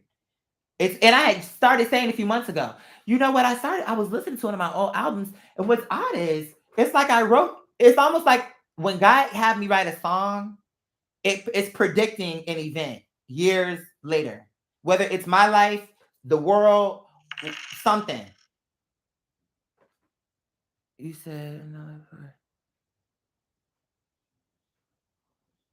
Okay. Okay. Thank you. Um, so I'm at the point now where it's like, okay, everything is coming together. Everything is culminating to a point. All the music, all the videos, all the experience, all the stuff that happened, it was literally not for nothing. It's a reason why that happened. It's crazy to me. It's crazy how things fall together. And it's funny because when I was fighting the girl's back, I remember I would talk to God and say, if you really want for me to stop fighting, I will. But I just feel like it's important for people to see it's okay for you to defend yourself. I don't think that's wrong. In my human heart, I'm not saying that I'm right about this above you. I'm only saying in my human heart, because I am still operating as a human. I don't think that's right. I don't think it's right. A person should, while you're grieving, you should just have everything ripped away, and people and no one care that, and everyone's witnessing this, and everyone just, it's like that's maybe why I got so upset when I started thinking on that crucifixion, because maybe it wasn't. It's like it's a different type of crucifixion, and it felt like all these people who claim I helped them throughout their life, who know when they came to me, I made them feel better. I don't give a fuck what you say, because you wouldn't be watching me if I didn't make you feel something. So you came to me for a reason, and now you see all this is happening, and it was like silence. I can only imagine what it felt like that first time. You helped these people, and this is what it is. Now I can see why it was humiliation for you. Because you came, you know you came to do good things. And when you need these people the most, they actually are the ones who turned against you. But it's cool because God had a plan, and I understand it now, but that's okay. That's a different thing. And like I said, at the end of the day, what this boils down to is I don't care who believes me. I actually don't. In fact, it's better for people to reveal themselves and back away from me. So that way God can actually know. Now that you heard what he said and you did what you done, you're not gonna come back to me and say you didn't know, because you did know. You did. So you'll have once I officially put all this together, and I'm not gonna rush it. Again, all it's gonna take is my time and my patience. I want to tell y'all now, but it's not time, and I'm not gonna ruin God's plan to tell some humans something y'all gonna find out in a little bit anyway. So I'm not doing that. But ultimately, I don't know. I don't know what else to say. It's like I be wanting to talk about other things, but I'm so consumed with God in these conversations. I'm like, why tell me this now if I can't talk about it? Because that's all I want to talk about now. I mean, of course, my art and all that. Let's be clear. I mean, I'm an artist, but I'm saying I wouldn't be the artist I am without God. And how I got like this is because of my pure faith in God, no matter what was happening in my life, and my belief in my faith. That's it. And God, like it's just proof. I can't. It's like I have never seen a movie. This is such a rare thing. I can't even find no information. I had to, and so that shows you how hard it was. I had to do this by myself, and didn't even have Google. Couldn't even YouTube barely had anything. Google barely had anything. It was like because nothing like this happened. So nothing I found addressed my problem exactly. But God, I stuck in there, and I'm like, and God told me, and I'm like, wow, and it just kept once the water it started dripping like from the ceiling, like okay, there's something here. What's something leaking? And once the water started, then it started being more, and then the ceiling came down. Like that's the equivalent of what's happening to me right now, and I just can't believe it's me. I can't believe I didn't see it sooner. How about that part? I can't believe I didn't see it sooner. There's other things I don't know too. And that's exciting. See, I'm not arrogant. God can choose me and hold things from me. And I'm not going to be upset about it. Like, oh, I'm Cordero, I should have it all now. No. Because if I would have had it, all this, what's happening, I can't explain it because until I can talk about it, I can't explain. But the point is everything is about timing. God's timing. It's not just timing, it's God's timing. That's the part. Yeah. God's timing. My timing is flawed. I'm a human. It's like maybe I'm something different. And that's another part he explained to me, but I'll talk about that later. No wonder everything makes sense.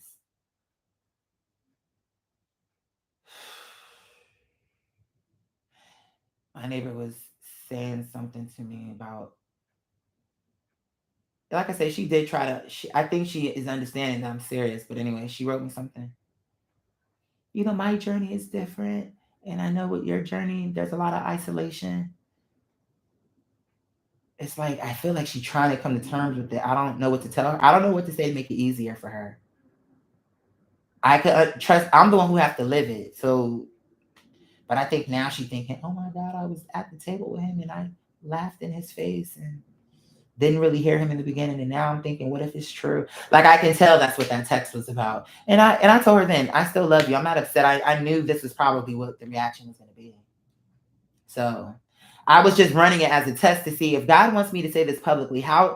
Okay, this is someone who is a woman of God who knows me and knows like how I be out here with God and knows how my life have been. Maybe she don't know me well, but she at least when she look at her house, she sees this man don't. He may go places rarely, but mainly he just be out there with God, dancing and singing. So now I'm thinking, okay, this is a woman who knows that is true. Let's see how she takes this. And I did my very best. And when she wasn't getting it, then I started to get frustrated. And I'm like, oh God, this is going to be harder than I thought. I see that now. And what's funny about it is if I was a fraud, it would be easier. Because then I would, before she came in, I would have rigged the house with tricks and things to make her think, oh my God, there's a ghost. Like to make her think something. But I don't have to do that because things happen in my house on their own. So if something was going to happen, it would just happen. But all I have to do is tell her. God told me, well, first I told God, I need to tell a human being about this because I know it's just too much for me to have to deal with this. Now, let me turn to her because she's a woman of God. And maybe if she believes me, maybe she'll be able to help me with this. I felt like I was an X-Men who maybe always thought I could have been an X-Men, but never really knew. Finally being told, you are an X-Men. But you ain't just any X-Men. You're the strongest one. All this stuff in your life is for a reason now. You get why. And we always was watching you. Always. When you really think, I had a story I told y'all when I was living in New Jersey. Oh my God, I can't even start with that because that's a part of all of this. Never mind. But yeah, somebody will remember that to know he did talk about that. Because even if everybody don't remember, there will be someone or a few people to remember every part of what I'm saying. He's telling the truth. We did used to be on Blog TV and we did used to do this and we did, like, somebody will remember those days and confirm that I'm not lying, even though I just hate that. That's even though I'm okay with it because I have all my receipts. I'm just like, why is it that I'm the honest one and I have to literally give the most evidence, even though it's fresh? But maybe that's why with this, God made it to where I would have more evidence than I need. There will be no way around it. But I'm appreciative for that. But it's on principle. Like, how can y'all not see that I'm telling y'all something? Yeah, y'all not gonna be able to deny it soon, but I'm just making a point. How come it's the principle behind it? Why do God have to woo y'all with shit like material stuff? That's the only way y'all will believe someone is telling you the truth. Oh, if they got money, I hate that. I was a child of God, broke or rich. No one will ever take that from me. I don't care what nobody, no matter what a person tell me, you'll never be able to take that from me. Oh, he now he would be holy. Now he changed. The lies you tell. The lies you tell. It's funny how God did this. Everything about my life is a receipt. For when I get to where I'm going, anything someone's gonna say, he just changed. He was not like this. He like anything they try to tell people, they're gonna look at you like, why don't you stop talking about that nigga? You bitter. You bitter because you knew him and you didn't stick around him. And now you wishing you would have been smarter and would have became his real friend and would have been in his life for real, forever. But that's never gonna happen because you had your chance and you showed him you was a fucking user or whatever the case was, right? So you probably, so in your heart, you're gonna be thinking that, but you're never gonna say it public because people gonna say, you were close to him. What happened? Why didn't it work? And then you're gonna have to tell what happened. So you just gonna always regret on the inside. The regret you have will be silent. It'll be a silent killer. Like, why did I do that? Why, when I was right there, I didn't understand what I had? God concealed me from myself so that it kept all the blessings to see who would struggle with me. Because just like his mother said, and as I was with Moses, so will I be with Quadir. As I was with his mom, I'm gonna be with him. So when my mom told y'all niggas, at some point he's not gonna need y'all help. So maybe help him while he needs you, while he couldn't use it. And she didn't lie to y'all, and God didn't lie to her. And it's just funny to me how life pans out. I knew my day was coming because it was just too much pain, too much, and I knew it wasn't gonna be for no reason that all these things happened to me. I knew. No one can say I ever doubted. I couldn't tell you how it was gonna be because God just get confirmed. I got you, but He never told me exactly what He was gonna do because I would have fucked it up. I've been told y'all that even before He told me this. I've been said in some other live, if you knew everything about your life too soon, you would fuck it up. You would fuck it up. Duh. You would. You don't think you would. Perfect example. That's So Raven. Okay, you think you wouldn't fuck it up, but in a way, That's So Raven is a good way to explain God. This is the reason why you cannot know too much. Because even though your intentions are going to be good, when you know too much, you're going to always try to get involved. And by you getting involved can potentially fuck shit up worse than what it was going to be. And what you ultimately end up finding out, Raven, or for this example, is that, okay, yeah, God showed you something. Yeah, you have an ability to see the future. But that don't mean it's for you to change the future. Because what you saw was everything you did to change it literally brought you right to that point. So that shows you free will is an illusion. It's all in the stars. Everything about you was already determined before the foundations of the world, baby. So even though it feels like it's freedom to a point.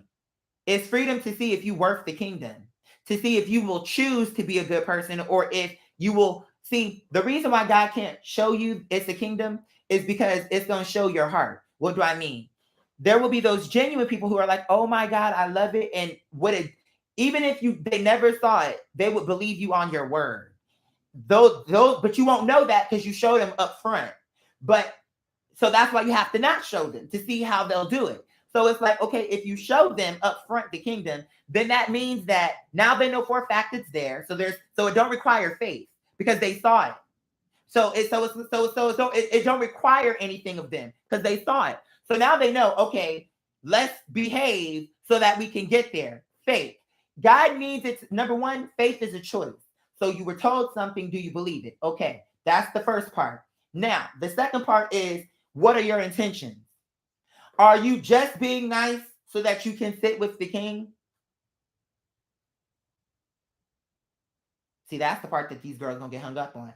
I gave charity, I did this, I did that, but what was your intention?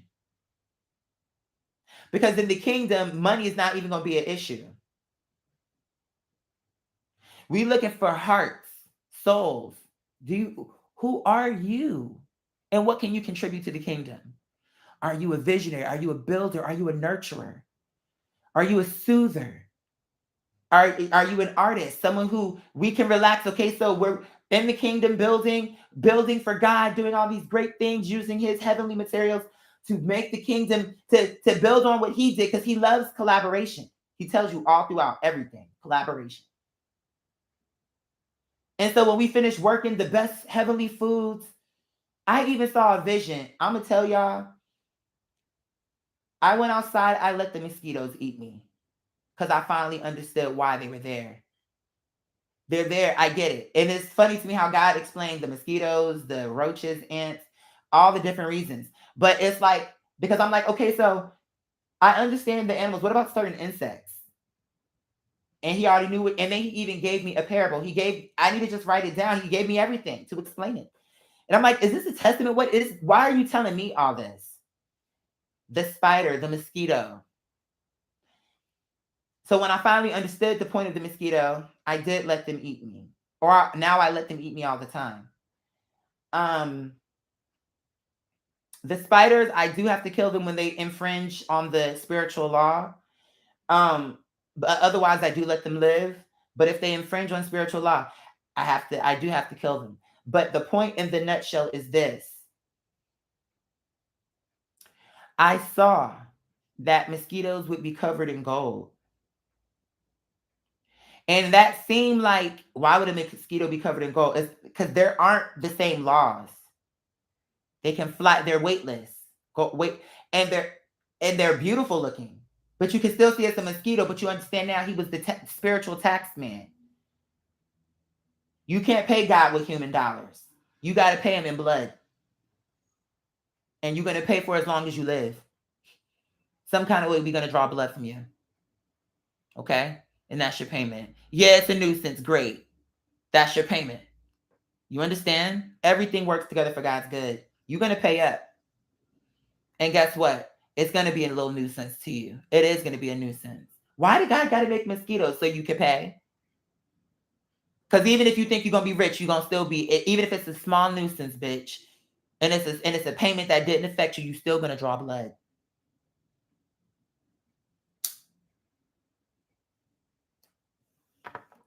And because the mosquitoes were so loyal and took blood from all of the creation that they could take blood from, you're going to say diseases and all this. Everything come with good and bad. I'm telling you their main purpose.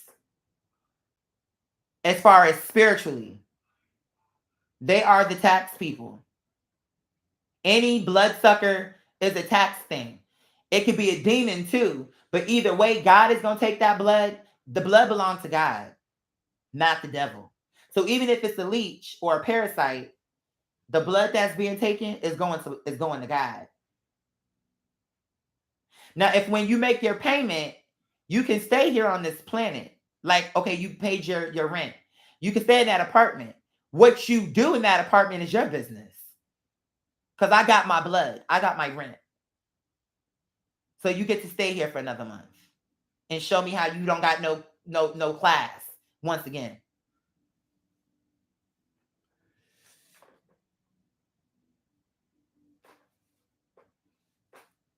Obedience, like I said, I'm skimming through, is a big deal. Nothing that's happening in my life would be happening right now if I wasn't obedient, period. But people don't want to be obedient. See, they look at me and they want to be like me because they see me as an alpha. But the thing about it is, I'm only alpha to humans. Even I have to bow down to God. So, obedience, in order for God to even trust you to be alpha, you would have to know how to be a servant. You would have to know how to be humble and sweet. You would have to know how to be obedient. Sensei. I mean, think about Karate Kid. You want to learn my ways, but you don't want to clean. You don't want to clean my studio. You don't want to help me keep it up. You don't get to learn my ways until you prove to me you're worthy.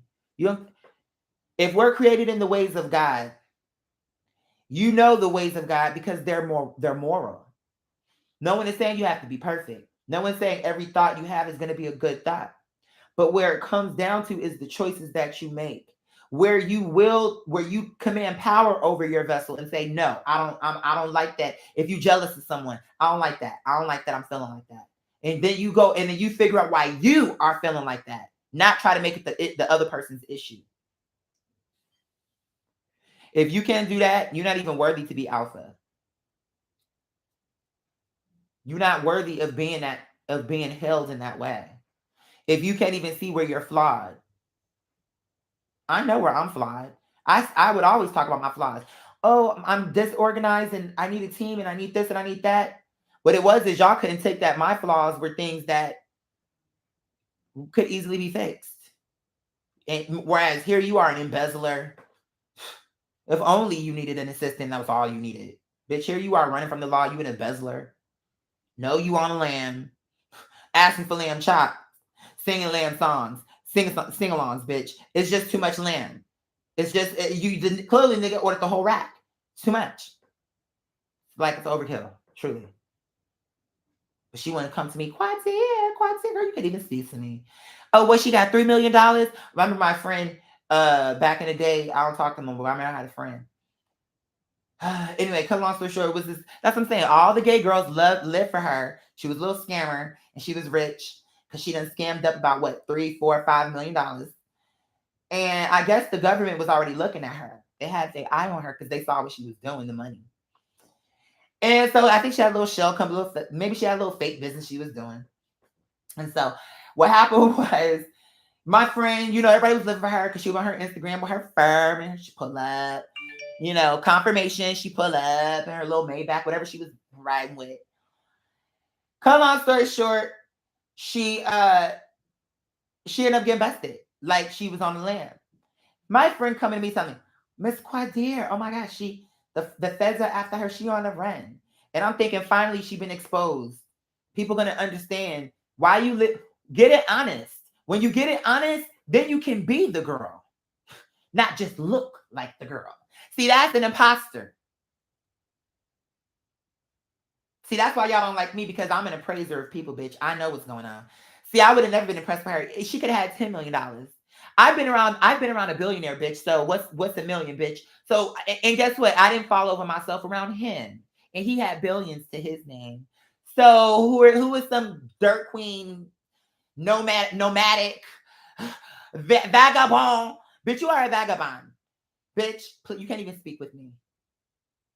So anyway, he was so impressed with her. And so now she's busted. I'm thinking, okay, the girl's going to come to their senses now that they realize, see, when you don't do it right, you can't have no pride.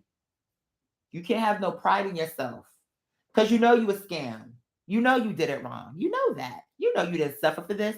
You know you took every shortcut in the book. You don't have to admit it. I'm okay with that.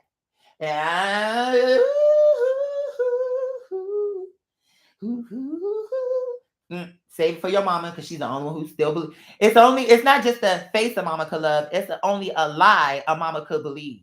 Okay? So let's put that one to the book. Okay, this bitch be telling lies only a mama could believe, because she want to believe them. She don't want to believe that joy can be a fucking hell raiser.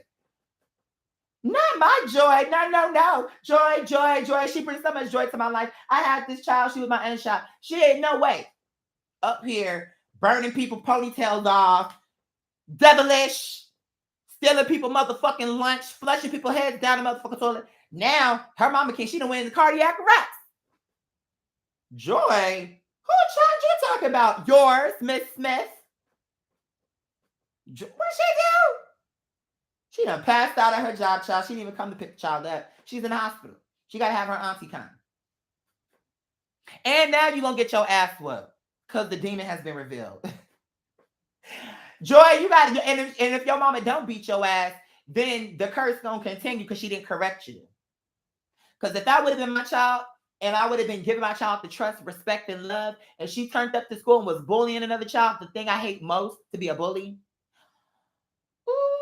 child she is gonna get a beating, and not only she gonna get a beating, she gonna get punishment. She gonna I'm gonna shut while she on her punishment. She gonna get all the stuff she need as my child. She gonna her shower, her food, no TV privileges, no phone privileges, no PS5, none of that, no privileges. And guess what? The only questions you get to ask me about your homework. Don't ask me about no sleepover. Don't ask me about no birthday party. Don't ask me about that trip to Disney. That's out. See, I got to come down hard on her. And when I drop the hammer, I need to drop the hammer. Remember when we was kids, someone say, oh, slap me. And then it's your friend. I can't think of an example, but I know I've dealt with this. And I know everybody dealt with this. You're not going to tell me you never dealt with this. Because I know I dealt with it. I know you dealt with it. So you're going to relate. Remember when we was kids, maybe even a little bit older. Remember how you at some point you came to a point where it was like everybody wanted to see how strong they was. Instead of be like, oh, slap me or punch me. And you be looking at them like, what? So when you punch him, you be like, you don't really hit him for real because you don't really want to hit this nigga. Like, you be like, you put a little bit of weight to it, but it don't really be nothing. It be like, because you ain't trying to hurt. No, slap me in my face. Be something like that. But when you correct this bitch, you need to slap her in real life. Slap the spirit of the Holy Ghost into this bitch for her to remember what family she came from. Because by the time that beating is through, she need to be speaking in tongues, and she also need to be dancing in the Holy Spirit, bitch. No, I'm not playing. Because I feel like that's, if it's too nice, okay, all you need is one major whooping. That first major whooping you ever give your child is going to be the thing that set the tone for the rest. Because that one major one, even if you have to beat them again, it's never going to be as bad as that first one. You need to make sure that they remember how it can be from the very first one. And because not because you want to, but just so that they know, and that how we are supposed to fear God. When God put a child in your charge, it's like you're not God, but you're who God is putting in charge of them. So it's not that they're supposed to look at you as God, but they're supposed to have a fear of you. They're supposed to love you and trust you. And I'm not saying be afraid, be shaken. No, it means I'm afraid to disappoint and to not live right. I'm afraid to lie to my mom. I'm afraid to lie to my dad. I'm afraid to be dishonest because I know that there are severe penalties for that. And you have, but here's the thing, you have to also be the example for the child. Because even if you beat the child and they see you a liar, you a backbiter, you two-faced, you irresponsible, they're not going to respect you. And then you're going to end up beating the child all the time. Because it's one thing if you beat the child, correct them, and then they look at you because now they're trying to see. And when they ask you questions, answer their questions. Don't, you a child, stay in your place, I don't have to answer you. Incorrect. Because you're God's child, and when you have questions, he don't tell you stay in your place. You pray for a sign. So how dare you? My mother never shut me down. I knew my place because of how it was, but she allowed for me to be curious. And it gave me a sense of respect for her because if she couldn't answer it, she couldn't answer it. She really didn't know. She didn't know. But it wasn't like, stay in your place. I'm your mama. It don't matter what you think. So I had respect. I revered her as a person who could lead. As a person who wasn't just telling me she could lead, I saw she could lead. I remember I had friends who had young mothers because by the time I came around, my mom was not old, but she was like more mature. She was 33 when she gave birth to me. So, okay, by the time I was in school, let's say she closer to 40, maybe mid 30s, 40s, however, whatever point that is. If you calculate from 33 birth, and then now I'm in school. So my mother was a mature mother, which I would have it no other way. I'm thankful my mother had me at the age she did because she had learned so much at that time. I remember my friends had younger moms. And even at that age, I remember thanking God as a kid. Now that's why they call me an old soul, because I remember being aware when the parents would come and when there was this one kid, we'll call him Anthony. Anthony had a young mom who was gorgeous, beautiful. He was Mexican, his mom Mexican. She, back in the day, I don't know if this hairstyle is still popular out west, but back when I was a kid, this was a popular thing to like get your hair. It's like the wet look. Like it was a thing that a lot of the Latin girls were doing in my area, where it's like, okay, the dark out. I mean, I guess Black girls and Latin girls were doing it, but we were both doing a similar look, but it was different. You get what I'm saying? But the point is, anyway, she would come and she had long black hair that was curly and it looked wet. Like she put mousse or something in it to make it be like she came out the shower, but it wasn't dripping. So she always came to school looking like young, beautiful beauty queen. And every time she came, everybody would flock to her and be like, his mom is so fine. She's so sexy. She's so this, she's so that. And I remember looking at him, Anthony, and seeing how he would always try to rush up off the school to get his mom away from all the kids. I'm guessing the boys in particular, who would be saying, yo, mom's fine, because now he's thinking his friends are and she's young enough to where it would be inappropriate, but I'm saying to where they would be attracted to her. They're not viewing her as how they would view my mom, as a teacher, a woman like that. They view her like, she young, she look like us, she dressing with short shorts, because she would come with her heels, short shorts, beautiful body, you know. And I understood, wow, I'm glad I don't have to do that with my mom. And it's not a production where it's like, my mom, when she come and people talk about my mom, it's respect. I'm not saying that that lady was disrespected. I'm saying the thing that I remember about her is everybody thought she was beautiful and how she's so fine. I would take it like whatever, how kids talk. We thinking we somebody, we thinking we grown. But I mean, I was gay, but so I was never talking like that. But I'm saying, even though I did like girls at that point, but the point is I wasn't interested in her. I can acknowledge, I could see like everybody else, she was gorgeous. But I didn't want her the way other people wanted her. The point in the nutshell is I could see it was an inconvenience for the child. It was something disruptive for the child. And I also recognized that even if she wanted to dress like that, when she came to the school, maybe she could have dressed a little bit, not to say she got to be matronly, but just cover up a little bit. If for no one else but for her child.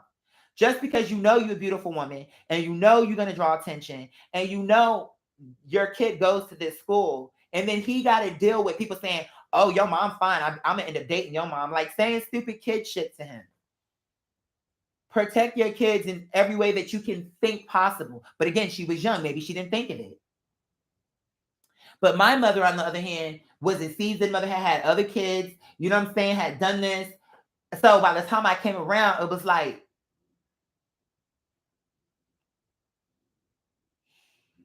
anyway,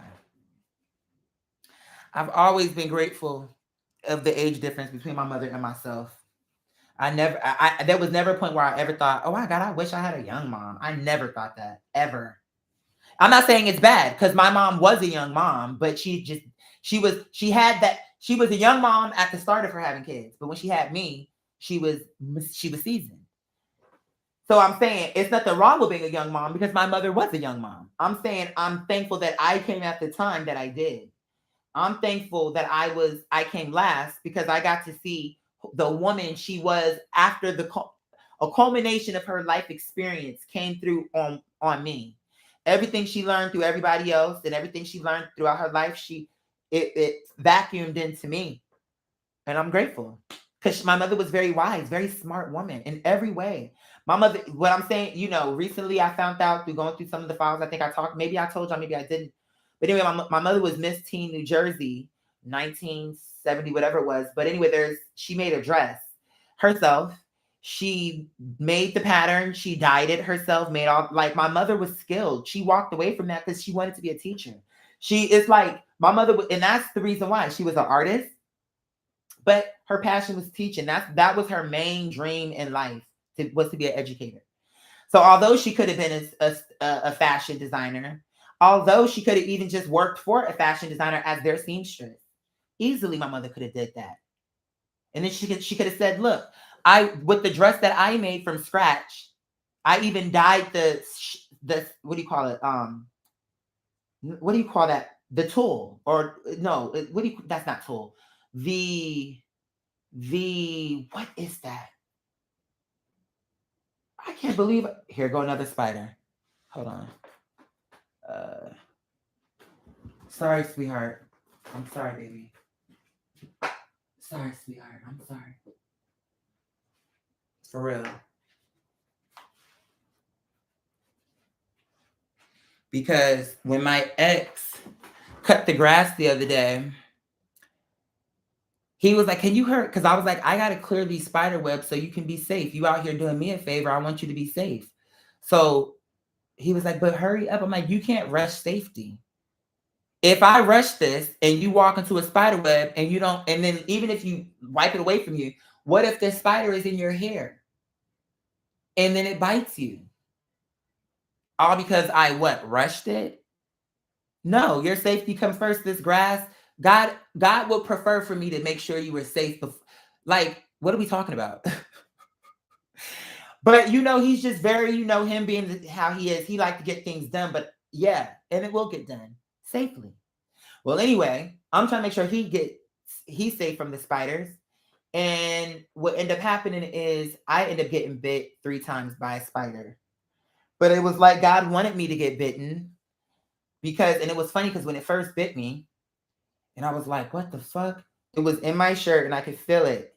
It bit me. And then I guess when I touched my shirt, it panicked because now I'm putting pressure on it. It moved, bit me again. Then I like slapped it. Then it bit me a last time. Then I like grabbed the shirt and was like, motherfucker. Took the shirt off.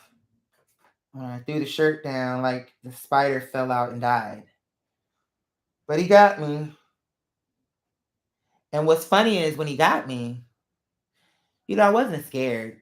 Because whatever's going to happen, God is good. Like, I'm not COVID, this, that, I'm like, y'all bitches. Okay, anyway, so when Spider got me, it felt like electricity. It was weird. Because even after it bit me, I was like, it was pulsing through my body. And I'm like, is this the poison? Like, I'm like, so what's about to happen? Am I going to die? Because I could feel it doing something to my heart area. It went through my body and it felt like electricity. Like, like I was like, okay, it's over now. I got bit and that's that. So I know I'm not going to the hospital. So either I'm going to die or I'm not.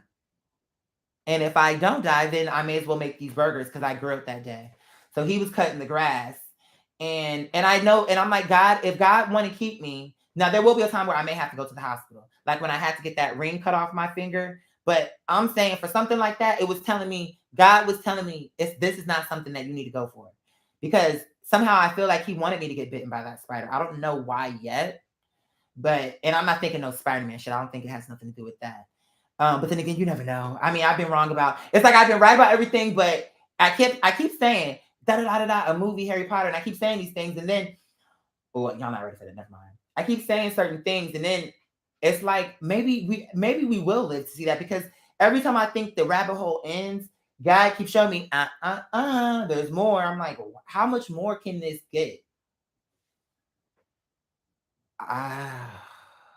It's just huge. Like everything. Anyway, so the spider bit me.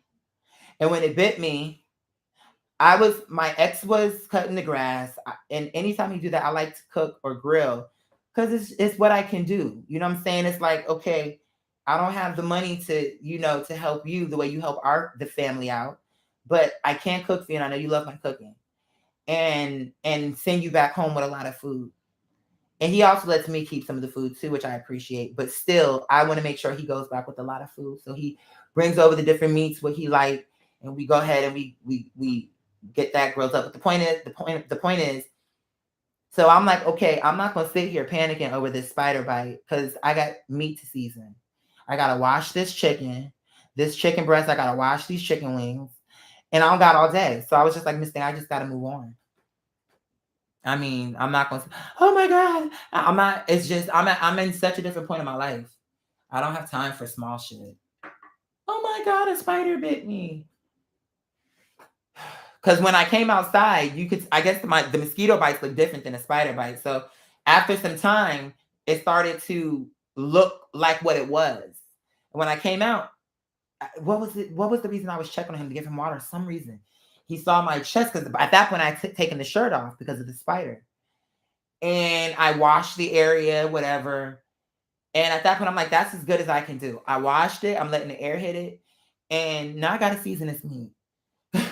Like, for real, like, Because I've been stung.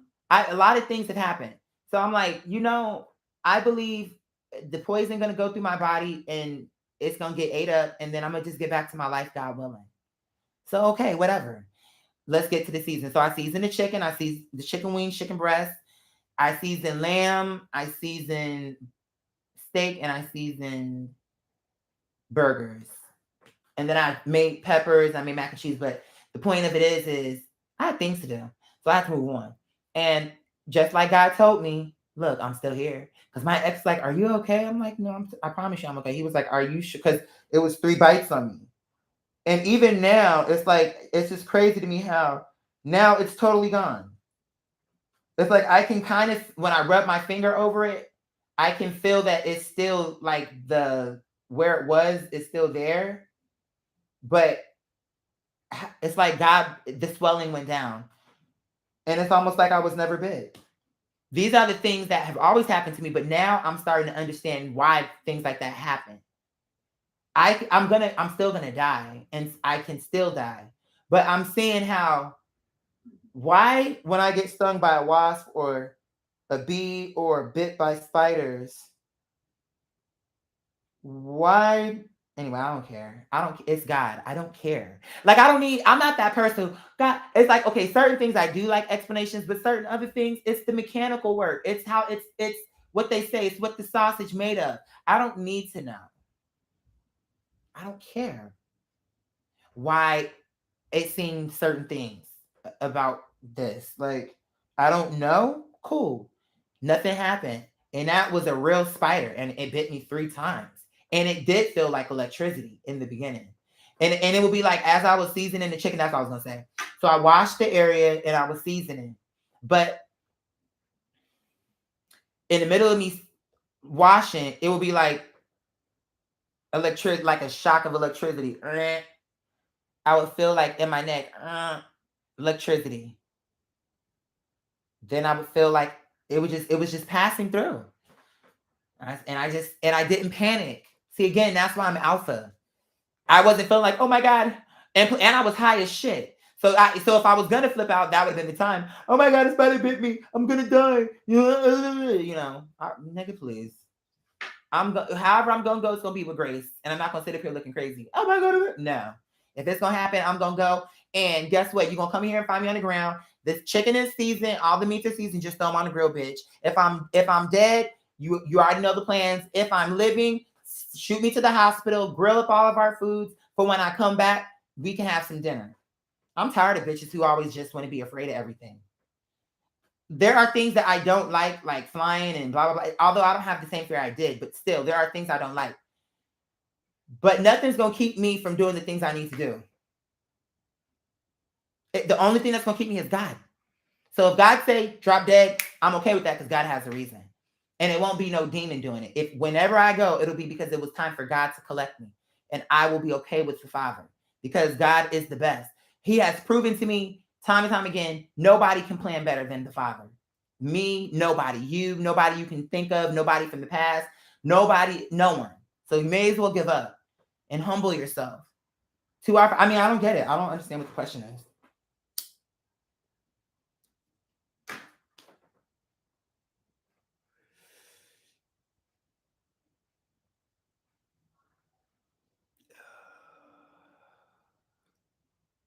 All I'm trying to do is say what God is telling me to say as sincerely as I can say it. And it have to be on record. Because when everything come out, I have to be on record saying what God told me to say. I think someone said it earlier, being obedient. Even if I'm called crazy, even when no matter what did I tell? Didn't. Oh my God. Today, you know what? I'm gonna say this and this is just proof of God. Something nobody, including me, ever would have thought of all the miracles. And this is something that ain't even, it's a miracle, but it's a full circle miracle. But God made a repair in my family that I never thought could happen. And today is that person's event, and I wanted to call them to wish them good luck, especially since I can't believe that God actually brought us back together in a sincere way to where now we're actually trying to help each other. And I think that's a blessing. And I think that's exactly what my mother would want. And that's all I've ever wanted. I never wanted to be against my people. That was never it. But the way things typically work is when the dust settles, we get to see what's what, you know?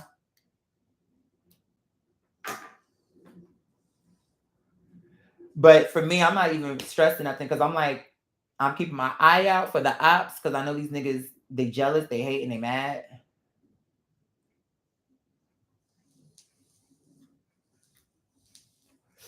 But the show must go on. I am a warrior for God.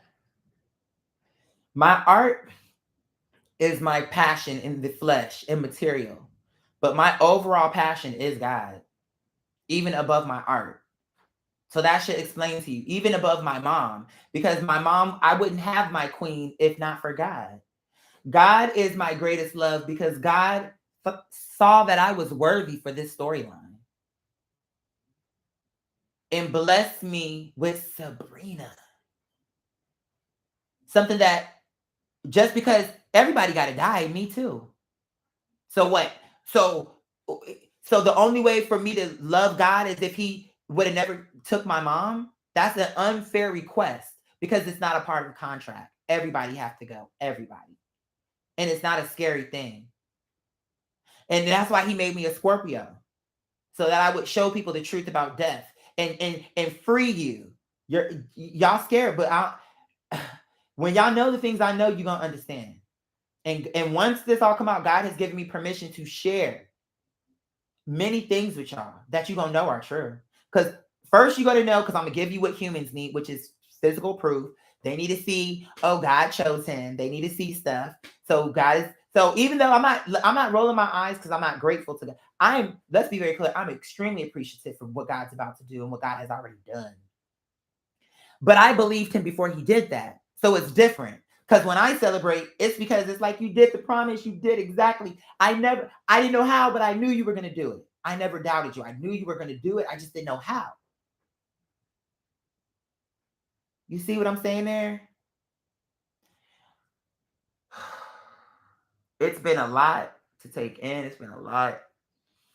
It's been a lot. And I'm taking it very serious because this is a once in a lifetime thing. Technically, anyway, it's a once in a lifetime thing overall. And for the fact that God trusts me like this, I have to be careful. I have to take it serious. It's not a game. I don't know how else to say it. Blatant mess. It's important. Oh my God, it's like it gives me a headache. And then it'd be moments where I just be dazed. It's like when I get locked in talking to God, literally it'd be the TV playing, I'll have a sermon going, and I just be staring straight ahead. It could be like 30 minutes go by. And then when I snap out of it, it'd be dark outside. Cause it'd be like, it's overwhelming, but I love it because I know it's a rare thing what's happening to me. I know this is rare and I can't believe I knew I was an honorable person, but I wasn't doing it so that God would pick me for this. And he knows that's true. I don't care what y'all think. God knows it's true because I was always willing to serve and help and pitch in. Do you need me to do something? What do you need? What can I do to make it easier? What can I do to make it more comfortable? God knows. People can lie on me. They can say that didn't happen, but it did. It did. Okay. And so as a result, because even though I was always the girl, but I was totally fine with being the servant, not just for God, but of man, to put my interest to the back burner, to say the truth, to liberate God's people. As a result of the things I did behind closed doors when nobody was watching, and I made the right choices and stood up for people publicly, privately, all around. That's why it's not about what I wanted. It was about what God wanted.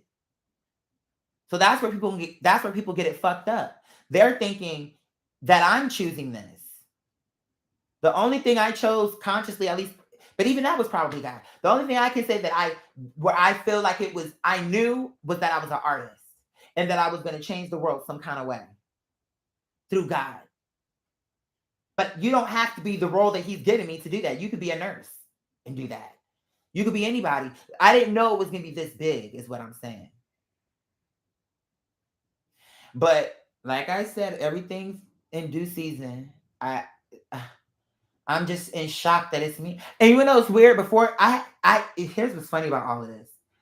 Didn't I just say like a month ago or something, however long ago it was, where I was like really sincerely being like, I can't believe God chose me for this. I didn't even know at that time what it was. I mean, I knew it was something about the earth to heal the earth and to make a lot of wrongs right, like fix it. But my main thing was, okay, I'm going to do it with my art. And God was like, you're right, but you don't have the full story. Well, what else is there I'm missing? Sincerely, no. I'm not. I don't want to be argumentative. I'm just asking, okay, if there's more, okay, I trust you. All right, if you telling me all I got to do is praise you, keep telling people about you, even if they call me crazy, that eventually you will prove that everything I said about you when I was telling them God loves them and that God wants them to have these things and have a pure heart and all the messages what I sent them. You're telling me that in time you're gonna make it to where they're not even gonna like, because that's another part he's telling me.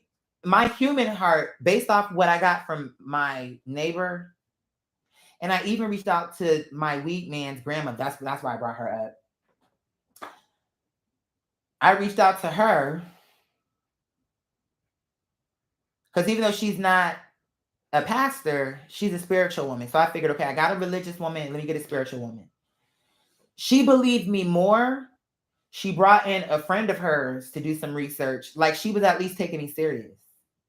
And then I called. So there was 3 people that I called because I'm like, I need someone to like do a background check on me. Let me know if I'm crazy. Look at these numbers and tell me if you're seeing what I'm seeing. That's what I wanted. I wanted them to actually prove me wrong. Like tell me, actually, it'll be good if you can show me that God is, because if you can show me where I'm wrong, then that means I don't have to focus on this. But if God really wants me to do this, I'm not going to decline God, but I need to know that I'm not crazy first. So I brought it to the pastor, I brought it to the tarot reader, and then I brought it to a friend of mine who's in the business, who's a journalist. And I thought why it would be good to bring it to him is because, you know, he's a journalist, so he would research it. He would take my claim, hopefully, even if I said at a minimum, okay, even if you think I'm crazy, just look into it. Research it. Read some of these scriptures and then look at my life and then look at the numbers and look at the stars and look at everything was happening. And you tell me what you're seeing from this. And then and go listen to the album, listen to the songs, listen to what I'm saying and put your spiritual lens on. Now that I just told you what I told you and you don't even know, but I can't tell nobody the miracle yet because that has to be done. But I'm saying, believe me, there's something that's going to blow your mind when I can finally come out with it. And it won't just be my words. It's going to be paperwork and stuff you can see. But I need you to believe me now, even before, or at least start looking into it now before because I can't wait until I want to know now. And what's funny is people keep trying to make me like, oh, I want this. You think everything about what God has asked me to do has made my life more difficult. And I'm okay with that because God is above me. So that's above my pay grade. If God says so, it's finished.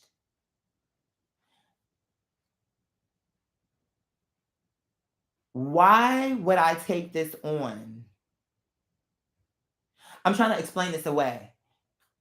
So far, the proof is so far me following God to man have not worked out for me.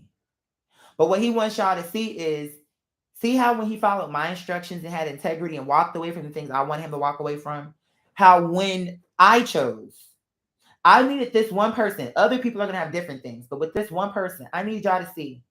Y'all know he didn't have a job. So for the people who blessed him, I'm going to bless those people. Because eventually I knew he wasn't going to need that. He didn't know it. He didn't know when everything was going to happen. But I knew.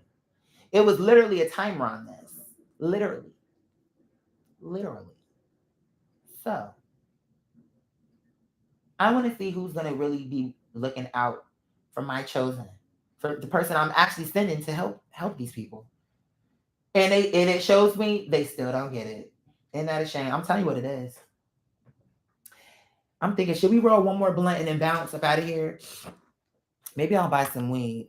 Because right now, that's nothing that what God is telling me. Chill, there's nothing more for you to do. There is more for me to do. But it's more like, because when the revelation snatched me, it froze me. I couldn't work. I couldn't do anything. Because I was like, did I hear you right? Because you thought they was calling me crazy before. But I mean, you think about it. It's the same pattern. Moses had to free the people who were enslaved for what, 400 years? We've been here. We were in bondage for how many years?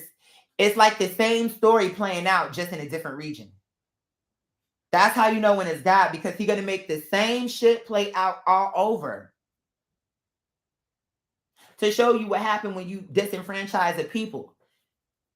And after an appointed time, there will be somebody to arise out the group who could have been the prince of Egypt, but realized, no, you people, there's something off with y'all, and walked away from all that and struggled for God. I could have been in the ivory towers with the celebrities and all that, but it was demons out there. I didn't have people. I had people saying, if you will stay in LA, I will pay for the hotel. You can live with me. If I wanted to stay, I could have stayed. But you want to know something? My mom was on the verge of losing this house, and I didn't know that. But God knew it, and my mom needed me. I didn't even know she needed me, but she needed me. She never told me she was struggling like that. But look at how God was letting these demons, because you know what? I'm gonna let you see all this just so you can come back home, because that's really where you need to be. Not just because your mom is struggling, but because that's where your inheritance is. And where all the work I'm gonna have you do, it's not to say everything is gonna be in Georgia, but a lot of it is gonna be there. And you don't know this, but your mom is gonna get sick. And when you get your apartment, the reason why I didn't let you get that one that was far away from your mom is because when she gets sick, you're going to need to be close so you can record these conversations, because that's going to play into the prophecy. And it's not going to play if you only see her, you know what I'm saying? Or if you have to drive over and then be in the house and then it's going to be arguments. It worked out perfect.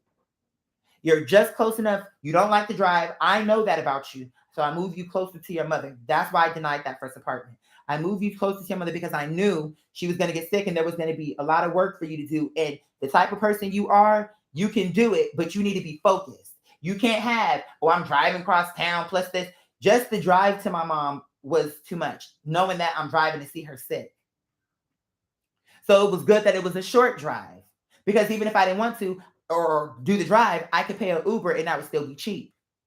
And I could afford that. And all while my mother was dying, here I am on YouTube doing what she and God asked me to do. Hello, hola, welcome, da da da da da da da da. While I'm in despair and pain and my mother is dying. The world is still spinning. You bitches are none the wiser, but my mother is dying in front of my face. All you've ever gotten from me is strength, baby. I am the source through God. Sweetheart.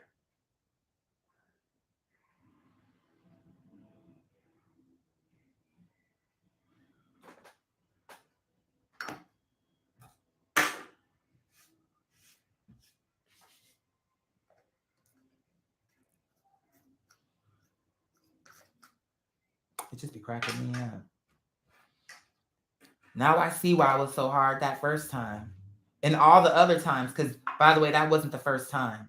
But y'all not ready for that. Y'all not even ready for this. What do you mean it wasn't the first time? Girl, shut up. Get out of my face. I don't even like you.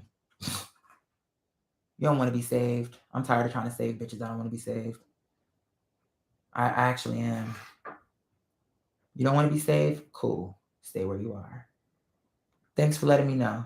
Thanks for telling me to save my energy and not waste my time with a bitch like you. Thank you.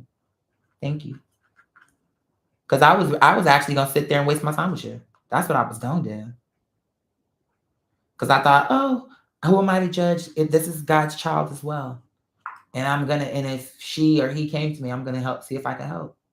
But see, that girl that I told you with her mom, where she ended up sending me a bouquet of flowers, her and her mom wanted help. They were resistant to each other, but they wanted help. So when I came and they saw my heart, they were like, what do we have to lose? I think that's what it was like. It was like, okay, we already not talking. So if it don't work, okay, we just gonna be where we were. But what if it does work? And then it was like, when I was so like sincere with her, she finally understood it. She took her daughter as a lesbian and loved her. And in that one visit, her and her mother were healed, mother, daughter, to the point that her mom gonna send me a bouquet of flowers. My mom was like, who is this woman sending you flowers? And then I told her, but that's the child she raised. But she wasn't mad because when I explained it to her, she knew, wow. That's the reason why. Remember I told you about the story with that guy who was at the hotel who went to my high school. I think I told another story about him where I told you about his locker was jammed and one girl who wanted to call me Quay was like, oh, I can help you. He was like, no, I want him. That same guy. When that predator had him at the hotel, remember how I told y'all, I called my mom and I was like, he's in trouble. He needs our help. And she, knowing the child that I am, but she said, if you say he's in trouble and we can help him, like, it makes me want to cry because my mom was such a good person.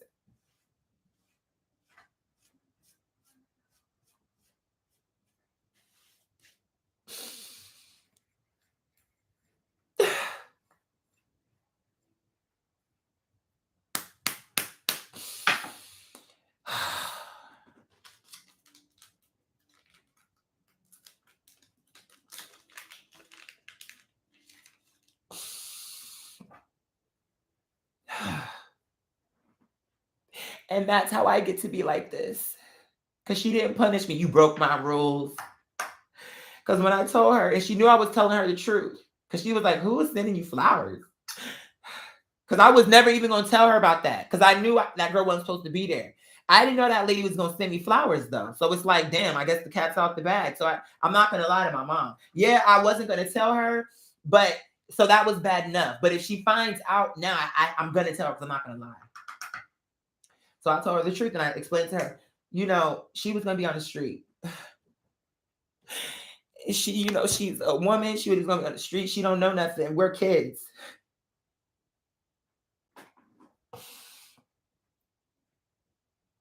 And her mom loved her, but it was the pain she couldn't see. She wasn't making decisions with her heart. She was making them with like her emotions and what the Bible told her. You think Christ would want you to throw your child to the street when it was him who said, he without sin be the one to cast the first stone? So that's what you think. You think that the Christ, what you call Christ, would want for you to look at your daughter and condemn her to the streets and let the world have her? I know that's not what you want. I know that's not what Christ wants. And I know you will regret. So I got to step in here, intercede. And I'm just grateful it panned out and they came back together because it's important. It's no point in that. What's good going to come from a mom and a daughter doing that? If it can be healed, sometimes it cannot be healed. But I saw they were not too far gone where it couldn't come back. And to hear like the mom come around is just emotional for me because she loved her daughter. It was just hard. And people have to understand the parents' perspective. I get it. Yes, it's you too. But she is a death for her. And I'm not saying it's right what she did to you because she wrong too. But I'm just trying to get you to understand that's not your mom. She don't know how to react because if I accept my daughter, am I going against Christ? If I'm with Christ, then I can pray for my daughter. Like you gotta see, she just needs to be heard.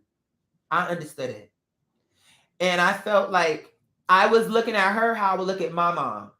Like not that my mom did that, but in that you love your daughter how my mom loved me.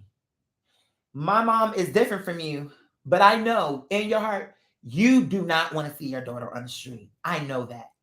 That's just it. You're not going to tell me that makes you happy because I can hear it in your voice. You want to be mad, but you want to cry. And you wouldn't be mad and you wouldn't feel like crying if it didn't matter. That's it. So let's build from there. The love that y'all have for each other. And the fact that the reason y'all are so upset is because of that love. And y'all feeling like, I love her. Why can't she understand me? I love her. Why can't she understand me? When someone really want to help, they help.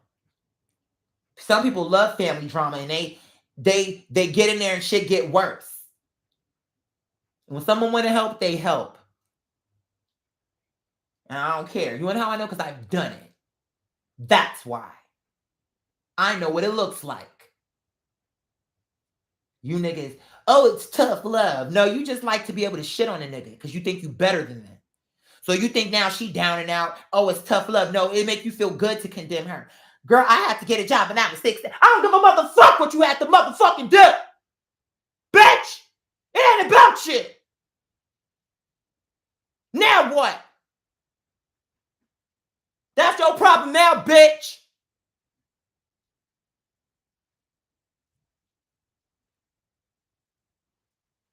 You ain't trying to help no motherfucking body. You a fucking parasite. Oh, girl, when I was this, and honey, when my lights got cut off.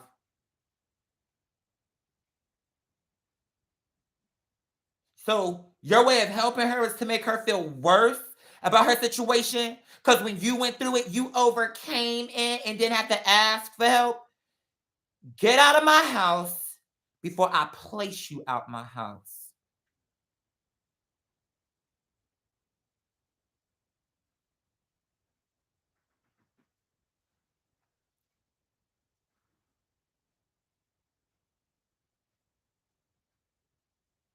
Frauds. Oh, you know I love you, sis. I'm here for you. I got your back. Fake ass. Fake. Frauds. All of them. The whole lot of them. Planters in the fucking peanut gallery over there.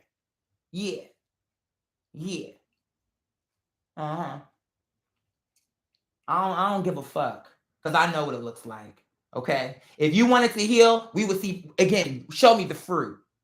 Show me fruit. Where is it? Lying ass. If you would be, if people were really healed through you, we would see that. It will look like that. I hate people sometimes. It's like I love them, but I hate them. Because I'm like, how do y'all get away with this? For real. How do y'all get away with this fraud? Sis, I love you. You know I'm here for you, girl. I'm like, I hope she twists her head and it pop off. Fake ass, like a fucking hoo-hoo, ow. Like, you know I love you, girl. Snap, pop. What this bitch? Oh. Because they be so fake. It's the anger from the fakeness that I see. I hate it with a burning passion. Burning. Fake. And then have the nerve to turn around and call you fake. Wow. Okay. I heard a lot of funny things before. That's a new one. And it's the best one yet. Yo, wildin'. For real. All right. That's what you going with? Is that your final answer? Girl, well, you just lost $1 million, bitch, because you answered wrong. You should have walked when you could, bitch, because we gave you a chance.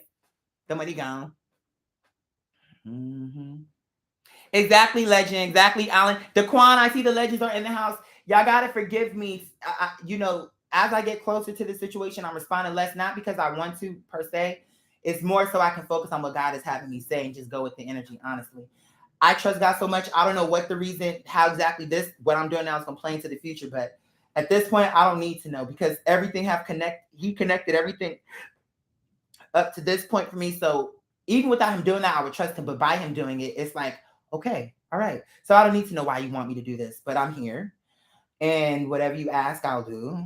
I don't know what else. I don't know, but one thing that he definitely told me was that I need to relax. Yeah, I need to continue to stay on my guard and all that other stuff. But it's like at this point, it's stuff for me to do, but it's the major part of all of this is over. It's done. And even just thinking about it's like a sigh of relief. Like I can't believe we survived it. I cannot believe we. Anyway, let me shut up. Let me back it on up. Let's celebrate. I don't even know. Like I said, I don't know what God wants and how He's going to use this later. Maybe it'll be a receipt. Maybe it'll be this. I don't know. I'm just knowing that I'm here for God. Everything is beautiful. I apologize for the delays, but you have to understand God dropped something on me that was huge. And because I am a sincere person, when God puts something like that to you, that's not something you just, oh, okay, cool, you walk away. You cry, you are confused, you don't know what to think. It's not like you see, because these people want to be in my position. So in their mind, if they found out, they imagine they would be like happy, like, oh my God, I'm so happy, I'm the one. That's because you're not the one, and you haven't had to walk through my shoes. You only see the part that I'm telling you. You didn't see all the tears, all the stuff. You saw some of the tears, and whatever you saw is just a drop in the bucket. I suffered for God. Okay, so I don't know. I think they think it's like a walk in the park, like, oh, I want the answer to be no. I was okay to just be a servant, truly. I want to be an artist. I want to be successful. I want to help the world. I want to have enough money to provide for myself, do my charity work. Like I had a plan. I had ideas. And I was just like, oh God. If they hated me before, what do you think me saying something? And then I'm gay. I smoke weed. I cuss. You giving them every reason to question me by picking me doing this. I don't question you. I now that you revealed it to me, I get it. But I'm just saying, think about the people we dealing with. I got dreads. I'm Muslim. Okay. I'm black. I'm gay. I don't have a problem with none of those things. I'm telling you the issues they're going to have with me. To why they're going to want to shut me down. They're going to feel if it was really me, I wouldn't be smoking. But in all fairness, they don't know if I smoked back then. How do you know? How do you know how this person truly expressed themselves? How do you know maybe he did cuss? Maybe he was totally cool with cussing a nigga out. Maybe not, maybe, but we won't know. You think even if the Bible was 10,000 pages long, that still wouldn't be every conversation that person had. So I'm saying it's definitely not that long, at least not the one that's public. And you think that you know everything about this person where you can definitely speak for him? He wouldn't have done this. He wouldn't have smoked, but he can drink wine. Wine is alcohol. And it's a spirit. So you bitches just make rules up as you go. That's the reason why he was very clear at the end. You bitches not gonna know when I'm coming back. And not only that, but you bitches aren't the real disciples. That's the part they don't have in the Bible, but it is a part of the Bible. They just edited that out. That's the part that people aren't getting. I think if they were to put more about what Jesus actually said, maybe stuff I would say would make more sense. Because I guarantee you it'll line up. And I don't even have to see the paperwork. I'm just smart and I just know that God didn't lie to me. So it should be consistent and the pattern should repeat. So that means the Jewish people became slaves in Egypt and eventually got freed. And it's a similar story, but not exactly that.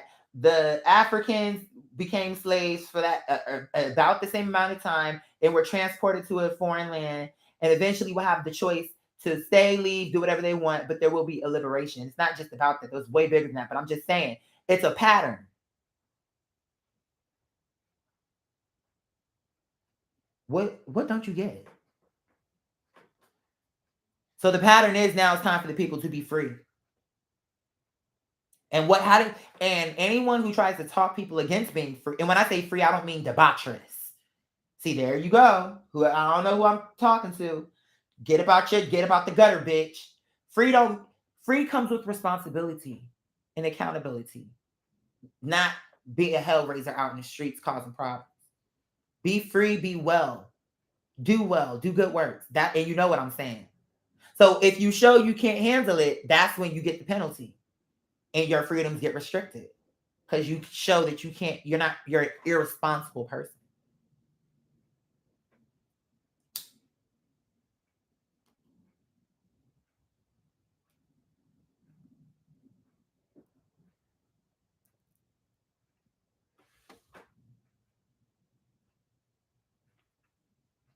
Insane. As much as I know it's me, I still literally every day be thinking, I can't believe it's me.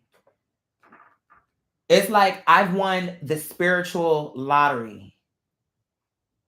And it's about to translate into material. Because now it's time. I knew I wasn't ever supposed to be broke like this.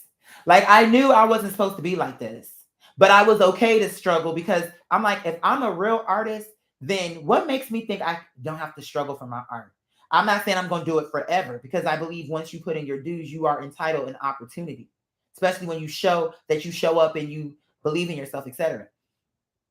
But I knew I'm like, there must be something big, especially towards the end. I was like, with this whole situation, like before the miracle happened, before all that happened, I kept thinking, everything keep going wrong. I can't get the right help. My supporters aren't really backing me up. I don't have no family. I don't really socialize with nobody because I have people I like, but I don't have no real friends. People that I would say that's my actual friend.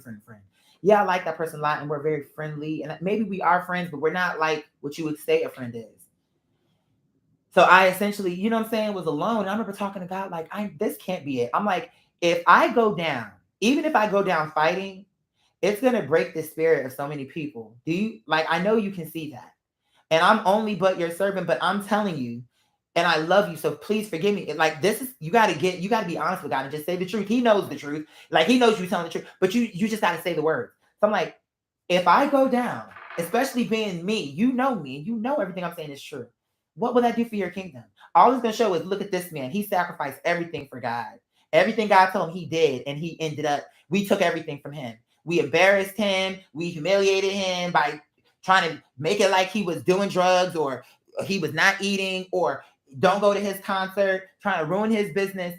And I'm like, that can't be how you want me to go, especially after my mom passed away. So my mom wouldn't have wanted that for me. I know you don't want that for me. I'm like, this is how it ends. My mom sacrificed all her life and everything your way, servant of God. That's where I even got that from, because mommy said she wanted to be remembered as a servant of God.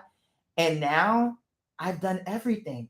Anything you want me to do. I don't know did I do it wrong? Is it a curse? Like, is someone, what's going on? I remember, like, at the worst part of it, I was really having conversations like, what is going on? Because this is not going to help your kingdom. I don't care. I don't see how it could. I don't see how me going through this could ever help nobody. If I go down, nobody can do it, because nobody knows all what's going on. So it shows, okay, so you may as well bow down to the devil. You may as well give your soul to him, because no one is going to be able to beat the devil. That's how I was talking to God. I'm like, if I can't beat this devil, if I can't get the victory over this devil in your name, it's going to show people, yeah, I was believing him in the beginning, but yeah, girl, we found out God didn't really fuck with him the way he was thinking. And they're going to walk away, because they're going to see what happened in my, like, I had blunts, coffee, like, because I needed to understand. And he kept saying, at one point he wasn't saying nothing. I'm like, really? At one point, and I did get angry, because I was like, so I believe the Mary Mary song. You brought me all this way out here, and now it's getting heavy. It been got heavy, but now it's like to the point where we need reinforcements. If there's gonna be a miracle, it need to come now. Because how long can you expect for me to hold? I may be not all the way a human, but you still made me to a human, and I'm still on earth. So it's not, how can I do your work and I'm just fighting everybody? And you know my spirit, so you know I'm never gonna let nobody beat up on me. So it's like, what? So if they beating up on me, I'm fighting back. So if something's gonna happen, I am begging you, it gotta happen now.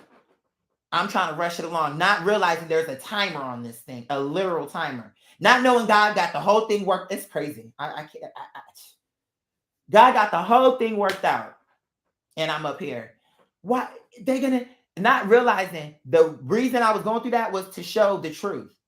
I didn't know that God wanted y'all to see my strength like that. I did know that I wasn't gonna ever be an example of weakness, where it's like, oh, that I let some bullies run me offline. I'm never gonna let that. I knew I was never gonna back down, but I didn't know that God wanted people to see that about me. I couldn't understand the benefit. I'm like, it's full drama. It's taking me away from my art. It's pissing me off. It's what good can come? When people search me, they're gonna see all this drama. What good? I did not understand. But he kept telling me all things. You know me, so you know all of this is gonna work together for my good, right? Yes, but what? Now I'm getting his phone call again, because I guess he must have heard my cries, and it's like, okay, he crying too much. I need to like come back to him and let him know he need to chill for real. Because you are my warrior, but now it's getting to the point to where you keep crying is making me really think you don't trust me, and we never had that problem before. So when he came to me like that, that's when I had to let it go. Because I'm like, you are absolutely right. You're right. And it made me want to cry. I just felt, because I felt like, how dumb am I? He's right. I can't believe I did that. I can't believe I really sat up here like, oh, it got to happen now. As if God don't know everything about my life and about all the parts I don't know. So I felt sad. But he forgave me, and I felt it in his love. Because right behind that, the miracle. So it was like, let me handle this. I know you. I know what your breaking point is. I needed you to give the receipts first before I could clear the path. I needed receipts. Don't you see I needed receipts? It's crazy how I couldn't see it though. But how could I see it? My mom had just passed COVID. You know, I knew God was doing something, but how it was almost like he kept me busy so I wouldn't be able to focus on it. I can't explain it. It's funny how God is the master. How he can do 1,000 things in 1 second and it all connects. Decades in advance. Like, I just can't, it's just, and he's doing it to me and with me, but I still am struggling to understand it. Like, how did you do that? I know you're great, but how can you be this great? I know you're as great can be, but even still, my idea of greatness is eclipsed by what the reality is when you show me things like this. Because I keep thinking, our God is so great, he's so great, and then you do something that make me think, how deep does this actually go?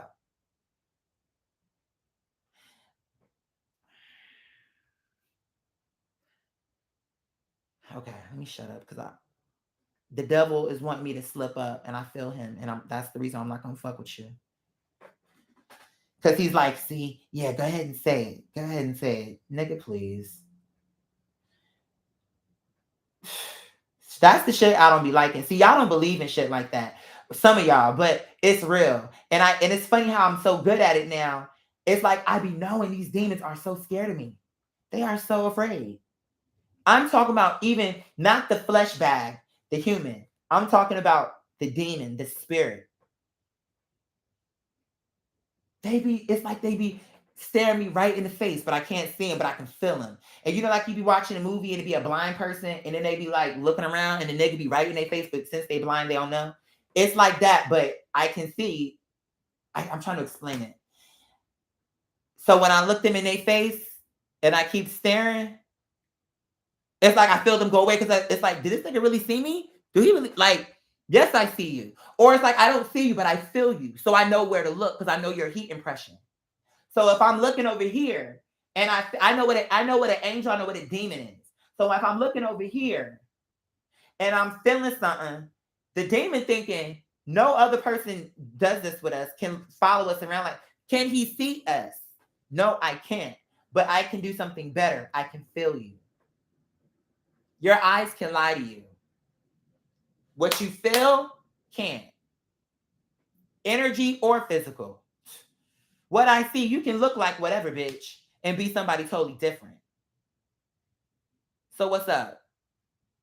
But what I see through the energy, or feel rather, through the energy, it don't matter if everybody say, oh, she this, she that. But if her energy is off, it don't matter if I don't have all the receipts. I'ma just know it's something off with this bitch.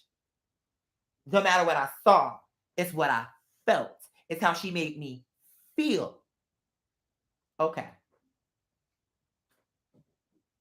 These things, and then when they get scared, and I'm like, that's why y'all can't stay in my house too long.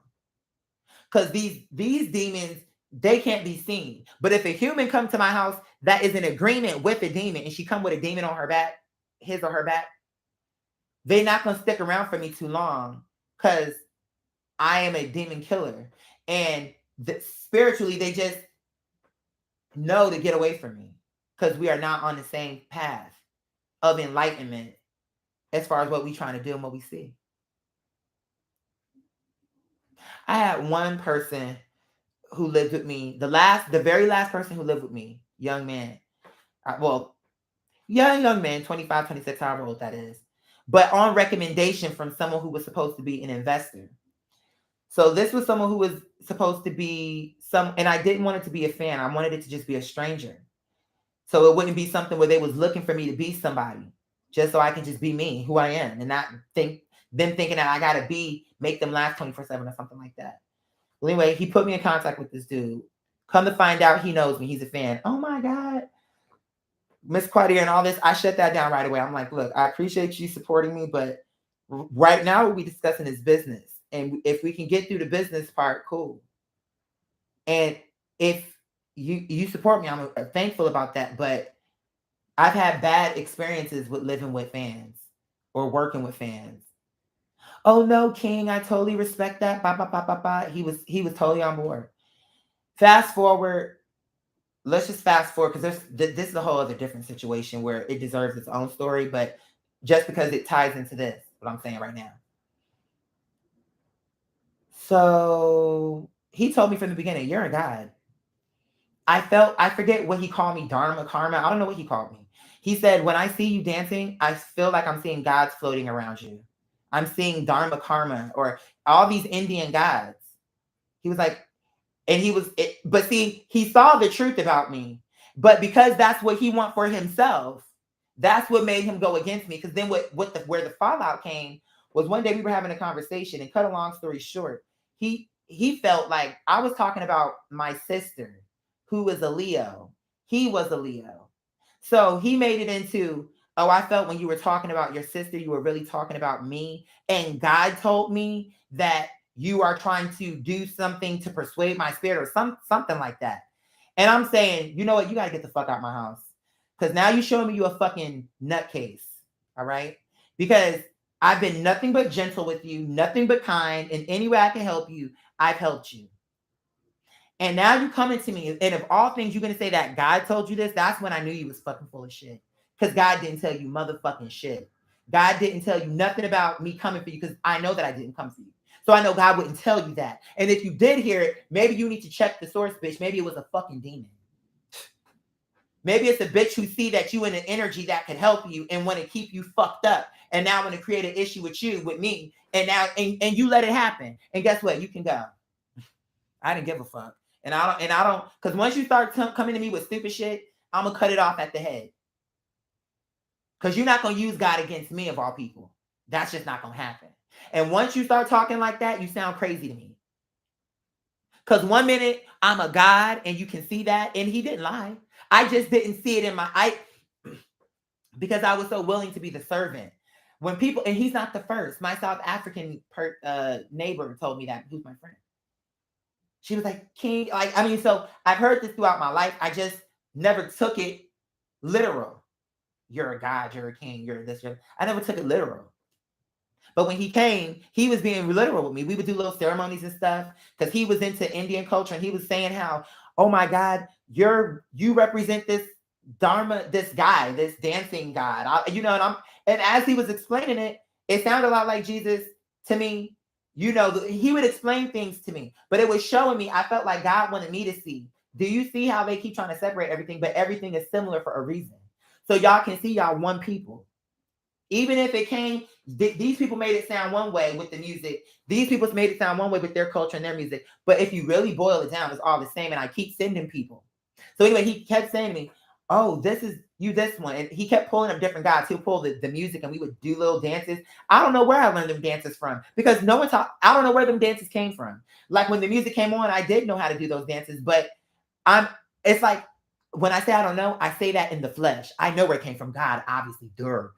But no, if I'm speaking as a human, I don't know where it came from because it didn't. I had never done those dances before. Before he came around and that music started playing, but I went with it because I'm like, oh, like I came on and I knew what to do. Like, oh, okay, I get it. But in the beginning, he liked me. Like, oh my God, you're a God, and I want to be here to help you and service you and all these different things. He was all for it. He was going to be a backup dancer. I mean, now I'm trying to integrate him because if you really want to help me, I'm not going to turn down genuine help. I did a photo shoot with him. Like I'm including him in my thing, helping him with his thing. I have my own shit to do, but I'm helping him. But I was never a burden on him. If he wanted to do anything, go ahead, be safe, whatever. It was just crazy to me how you're going to say God told him that I was really talking about him. I'm like, girl, I don't have time for these crazy. I don't have time for that. Get out of my house. Oh yeah. Okay. And at the end, when I will give him credit here though. When the argument was over, because I had to straighten him. Don't ever approach me like that. And don't ever use God. Stand up as a man. Say that your feelings were hurt. I can work with that. If I hurt your feelings, even though I know that I wasn't talking about you, I can just the fact that your feelings got hurt. I'm big enough to apologize just on the strength of that. But to then say that God told you that I'm some insidious person sitting here like, who the fuck are you? Like I told him that to his face, like, who the fuck are you? What do I have to gain from you? Any nigga can be I can have any roommate. I don't have to have you here. And I could charge more than what I'm charging you. So you somehow see how it went. He saw that I was the one, but then he wanted to make it like he's the one. Now he's the chosen one, and I'm the villain trying to take him down. Who are you? Before the person I was working with mentioned your name to me, I didn't even know you were in the world. I didn't know who you were. And when you came to me, the reason why I agreed to it is because you were coming from a situation where it was unstable. And he vouched for you, sweetheart. But the way he was talking was like he was someone. And I'm saying, who? Okay, you so big and bad, right? Cool. With that same budget you paying me, go pay somebody else that and see if you're gonna get a full house and the person to bend over backwards to help you like me. I don't have to hold my breath because I know you're not gonna find it. But good luck. Since you really wanted to try me, a nigga who's been nothing but generous to you, and you want to disrespect me. See, now you have to see the other side of me. And people always do that. It's like see y'all see me this way. But when people meet me in real life, I've had people tell me, my assistant sister, when I first met her, she told me, oh, if y'all have problems in Georgia, make sure you call me because I know y'all not gonna do nothing. I'm like, girl, speak for your motherfucking brother, bitch. Don't speak for me, bitch, because you don't know me. Talking about, I'm not gonna do nothing. Your brother might not do nothing. He might be pussy, bitch, but I'm not. So speak for him. But what it was is she took my benevolence and how gracious I was and how respectful I was as a weakness. Like, you ain't gonna do shit. So it shows you who's the real hood rat. Because she thought that if we fell into trouble, we would need to call somebody. Bitch, I'm grown. And matter of fact, I wouldn't even need your brother. And when the shit blew up, I didn't have his help.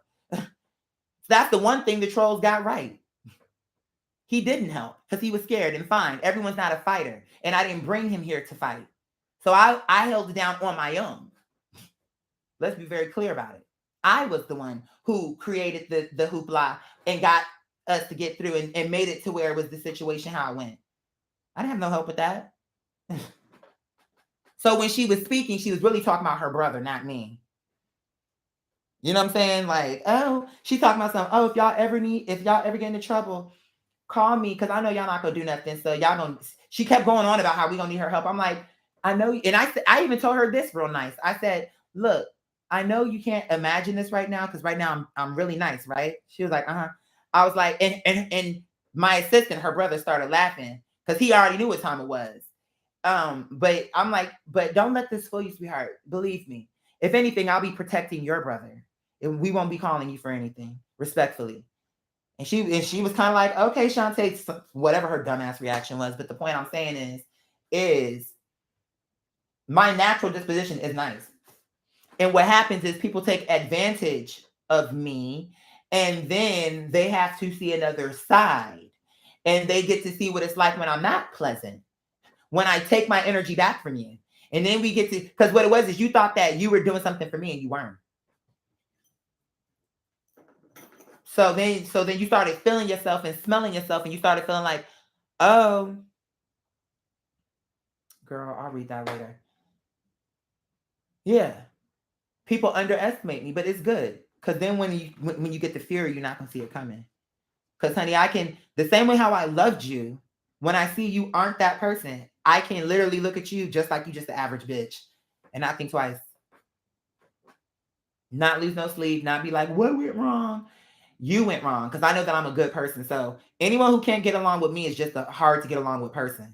If you can't make it work with me, it's not going to work because it's not going to get no easier than me. And it's funny me saying that because I can only imagine how I come across on tape. But if you ever met me, you would see that about me. But everyone's not going to have the privilege of meeting, or if you met me, of hanging out with me. But that's something that a small privileged group of people know. He really was nice. He really did help me. He really did. When I was with him is when I had a sense of pride.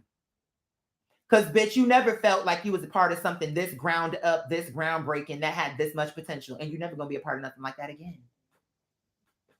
Because who would want to work with you when you couldn't even make it work in an easy situation?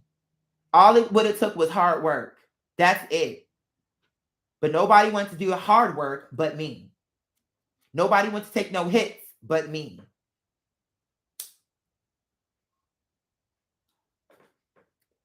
So I feel like if I got to take all the hits, do all the work,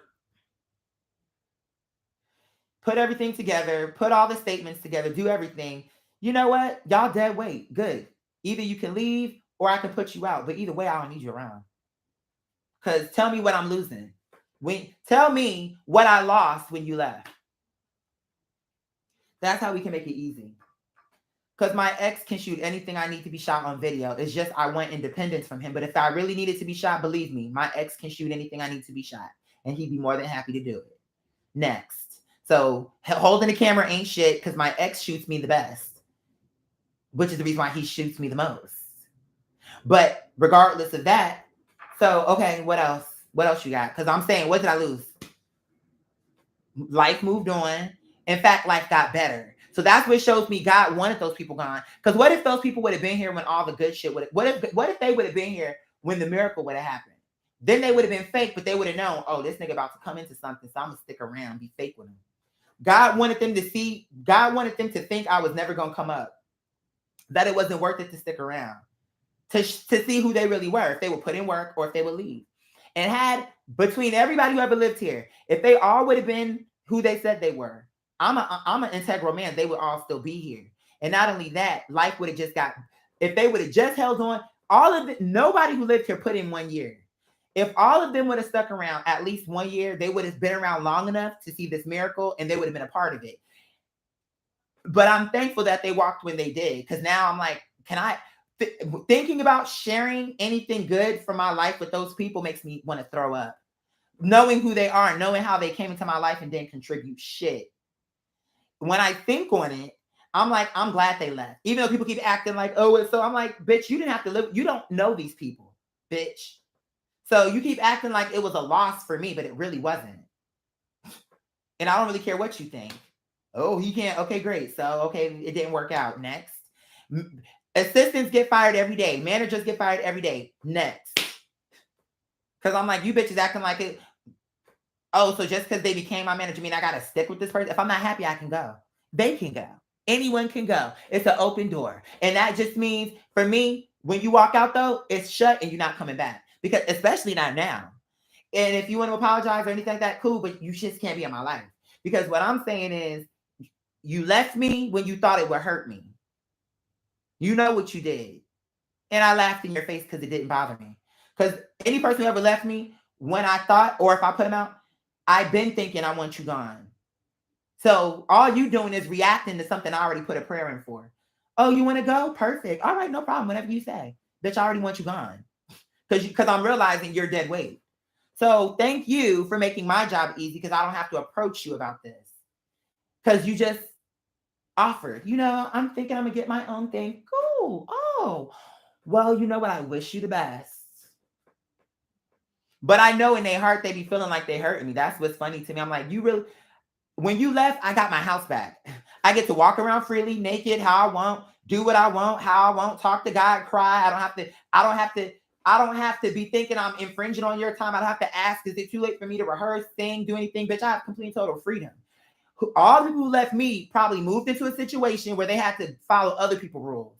So what did I lose? I gained my freedom back. Oh, you thought you was going to leave and I was going to fall apart. Girl, please. You watch me long enough, you should know that's not how I move. If when my mother fell apart, if I can pick up, or if when my mom passed, I can pick up the pieces. What kind of, that's where the ego come from. Because these people really think, oh, in my group of friends, I'm the popular friend. So sir, you keep thinking that everything you did over there is going to happen over here. No, bitch, I'm a whole other bitch. So we can either be equals, or you're going to have to come to the realization you're beneath me. And that's not a bad thing, but that's just the way it's going to be. I can treat you as my equal, but if you really want to get a praise, bitch, you're beneath me in every category, bitch. So you're the one who wants to make it a secret competition. I brought you in as a teammate. But since you want to do that, you can go and have those insecurities and you're going to be thinking about it the rest of your life. Why did I do that? Why did I leave? Why couldn't I just see what was in my face? You're never going to have that chance again. You're never going to have a person you've been watching, who you're a fan of, been watching all the years, tell you to move in with them. They actually were exactly who they told you they were. Totally nice, respectful, taking you serious, respecting you, and you blew it. You can tell people what you want. You can say my house is a mess. You already knew that. I told you I wasn't the most organized person. So when you moved in, you knew exactly what you were moving into, and you chose to do it anyway. So I'm not hearing you on that. And if you didn't like it, you could have helped me clean. I want to know how many times any of these bitches picked up a broom, washed dishes, mopped, did anything, washed the windows, dusted, anything. So if you want to talk about it being messed up, then explain why you didn't help to keep it clean. Because bitch, I'm the kahuna. Why the fuck am I trying to bend over for you? You bend over for me, and you don't have to like that. And I was trying to be humble with you to make it easier for you to do that. I was trying to get you to see that I'm a person worthy for you to bow to by bowing to you first, showing you I don't have a problem. But you refuse to bow because now that I've bowed to you, you thinking, oh, he's so humble, he's so this, and now you starting to calculate how you think you can get over on me. How you think you can, oh, I'm going to be here rent free and I'm going to get a job, not do nothing to help Quadir, and think what? He's just going to be okay with a grown ass nigga that's not related to me, not my nigga, doing zero work for me, working for himself and collecting all his money and not helping me with no bills? Yeah, because I just like to have money in my pocket. So you think you should have money in your pocket, but I shouldn't have money in my pocket. If I have to struggle, who the hell do you think you are that you should, oh, I need a job? Fuck you. And now you can work that boring ass job forever. You need to have some money to your pocket. Good. Bye. Get out of my fucking life. For real. That's how I felt. That's really how I felt. And any nigga who say different is a fucking liar. Because that's just how it went. I was surrounded by users and people who decorate themselves to be like honorable people. And then when you get around these niggas and start living with them and you start to see how they actually move, you see they're schemers. How can they get over on someone? How can I do the minimum for this person and focus on what I'm trying to do for myself? Bitch, I didn't move you here so that you can make your dreams come true. And if that's what your focus is, you can bounce the fuck about my shit and see, and better luck to you. Because that wasn't the arrangement, bitch. And now you think you here and you think I'm so nice, I'm not going to confront you. And then when I do confront you, what, you have an attitude about it? Nah, this ain't going to work. You got to go. You got to go. These people, like I say, they think about themselves. When the record play out, you can see that everything I did was to make them comfortable. But I'm the leader. I'm the boss. So no, you bitches need to bend over for me and ask me questions. Quadir, what do you need? What do you want to get into? I made this phone call, I made that. Every day need to be something. Lazy. People are just lazy. Not know, oh, I wrote one person an email. 10 emails, you think that's enough? 3 phone calls, that's enough? Oh, you made a phone call? But for yourself, you hustle. For yourself, you'll get up and do shit. You'll make time for what you want, and you show me that. And so unlike your other friends, see, bitch, I don't need you as my friend. I don't need friends like you. So if this is who you are, I definitely don't need you as a friend, and I definitely don't need you on my team. Because you don't know how to do business. You don't even know how to manage your own life. None of these people even know how to manage their own life, let alone somebody like me who have a real chance to make it. Bitch, you hoes never had a chance, period. And the most interesting thing to happen in your fucking life is when I came around, period. You never met a nigga like me, and you're never gonna meet another one because you obviously don't deserve it. You don't deserve that type of kindness because when you get it, you take advantage. That's what you do. So that's how it is. Am I wrong? Call me a liar then. You didn't take advantage of me? That didn't happen? Should I go down the list? Should I explain? Because I don't want to go there. So let it go. But it happened to me. And when y'all did that, y'all put my life at risk. Because every time you fucking bum ass niggas came into my life and were liars and weren't who you were, I had to pick up the pieces in my finances because when you bitches came here, my bills went up. But you weren't contributing any real money to my household. You weren't getting me no work. You weren't putting no money to my pocket. One person paying $400. What the fuck? And you think you paying me something? Oh, well, I paid you rent. Bitch, when you was not living here, you was paying like $1,500. So don't act like you're doing me a fucking favor. With that face, I paid you rent. Bitch, I only lowered it to that price because we were going to be working together. But now I see you think you about to just focus totally on what you're doing. You act like you care about what I'm doing, but I see the way you moving. And I see your energy, and I also see your fakeness. You talk about everybody, and I see what you do. And my thing is, see, because I'm real, when I talk about a nigga, I cut them off. Because I don't want this fake bitch in my space. You, on the other hand, talk about these people like a dog, and then you bring them right back into your life and smile all up in their face. Hey, girl. Da, da, da. Yeah. And so that shows me you do the same thing about me too, bitch. Oh, yeah, I don't want to hear it. Because how you do one thing is how you do everything. And I sat right there in your face and just allowed for you to talk just to see how you would handle it. Okay, I'm okay with you talking about them, but you should cut them off then, right? Because if they're this bad, why are you hanging out? It shows me you hanging out with them because you have something to gain. So it shows me you're a user, not just to me, but to everybody in your life. You have an angle on it because you think niggas sweet. That's what it is. And you thought I was so sweet and so naive because when you got around me, you saw how I was. Oh, hi. And you really couldn't believe that there was, even though you saw me from YouTube, once you lived with me, you thought, this is the real quad deer. No, every quad deer is the real quad deer, bitch. Oh, wow, he really is so sweet. He is so accommodating. I challenge one bitch to say they came to my house and I wasn't accommodating. Find her, just one. And I'll wait. If it didn't work, it's because these niggas are fucking crazy. And they're liars. And they say things that aren't true. And they have no integrity, like no honor. Like, you know what? I made a promise to help this person. I'm gonna help them. And I'm gonna do this if it's the last thing I do. Child, please. They came up in my house, kicked their feet up, was walking through my shit like they was someone. Hey, girl. Okay, well, I'm gonna talk to you later. It's too much chit chat. I like chit chat, but we got to be getting work done. Once I get to a point and I look and it's nothing but chit chat and it's no work, and it's all falling on me. If I don't do it, then it's gonna fall apart. Yeah, what do I need you for? Unfortunately, you gotta go. And so it's whether I put you out or whether you invite yourself to leave, it's a blessing. My favorite is when they invite themselves to leave. Because then I get to spare their feelings, act like I give a fuck. Because I don't, when I say act like it, I mean, oh, I'm gonna leave, da da da da da. Then I get to be like, oh, well, good luck. I'm sorry it didn't work out, but good luck. And that way everything gets to go peacefully.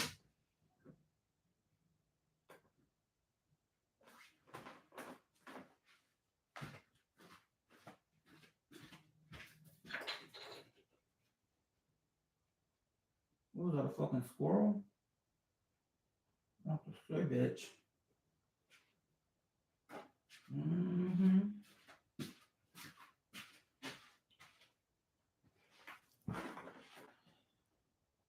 Yeah. So I'm just at a point in my life where I'm done being, I'm a nice person just naturally, but I'm done sparing people feelings when they know what their heart is like. Why should I keep, first of all, the reason you're a fan is because I tell stories about my life. And now you are a story about my life. So you think what I shouldn't, first of all, I still don't say these people's names. So that's my way of protecting you, but I shouldn't just, when you found out about me, one of the reasons why you like me is because I talk about my life.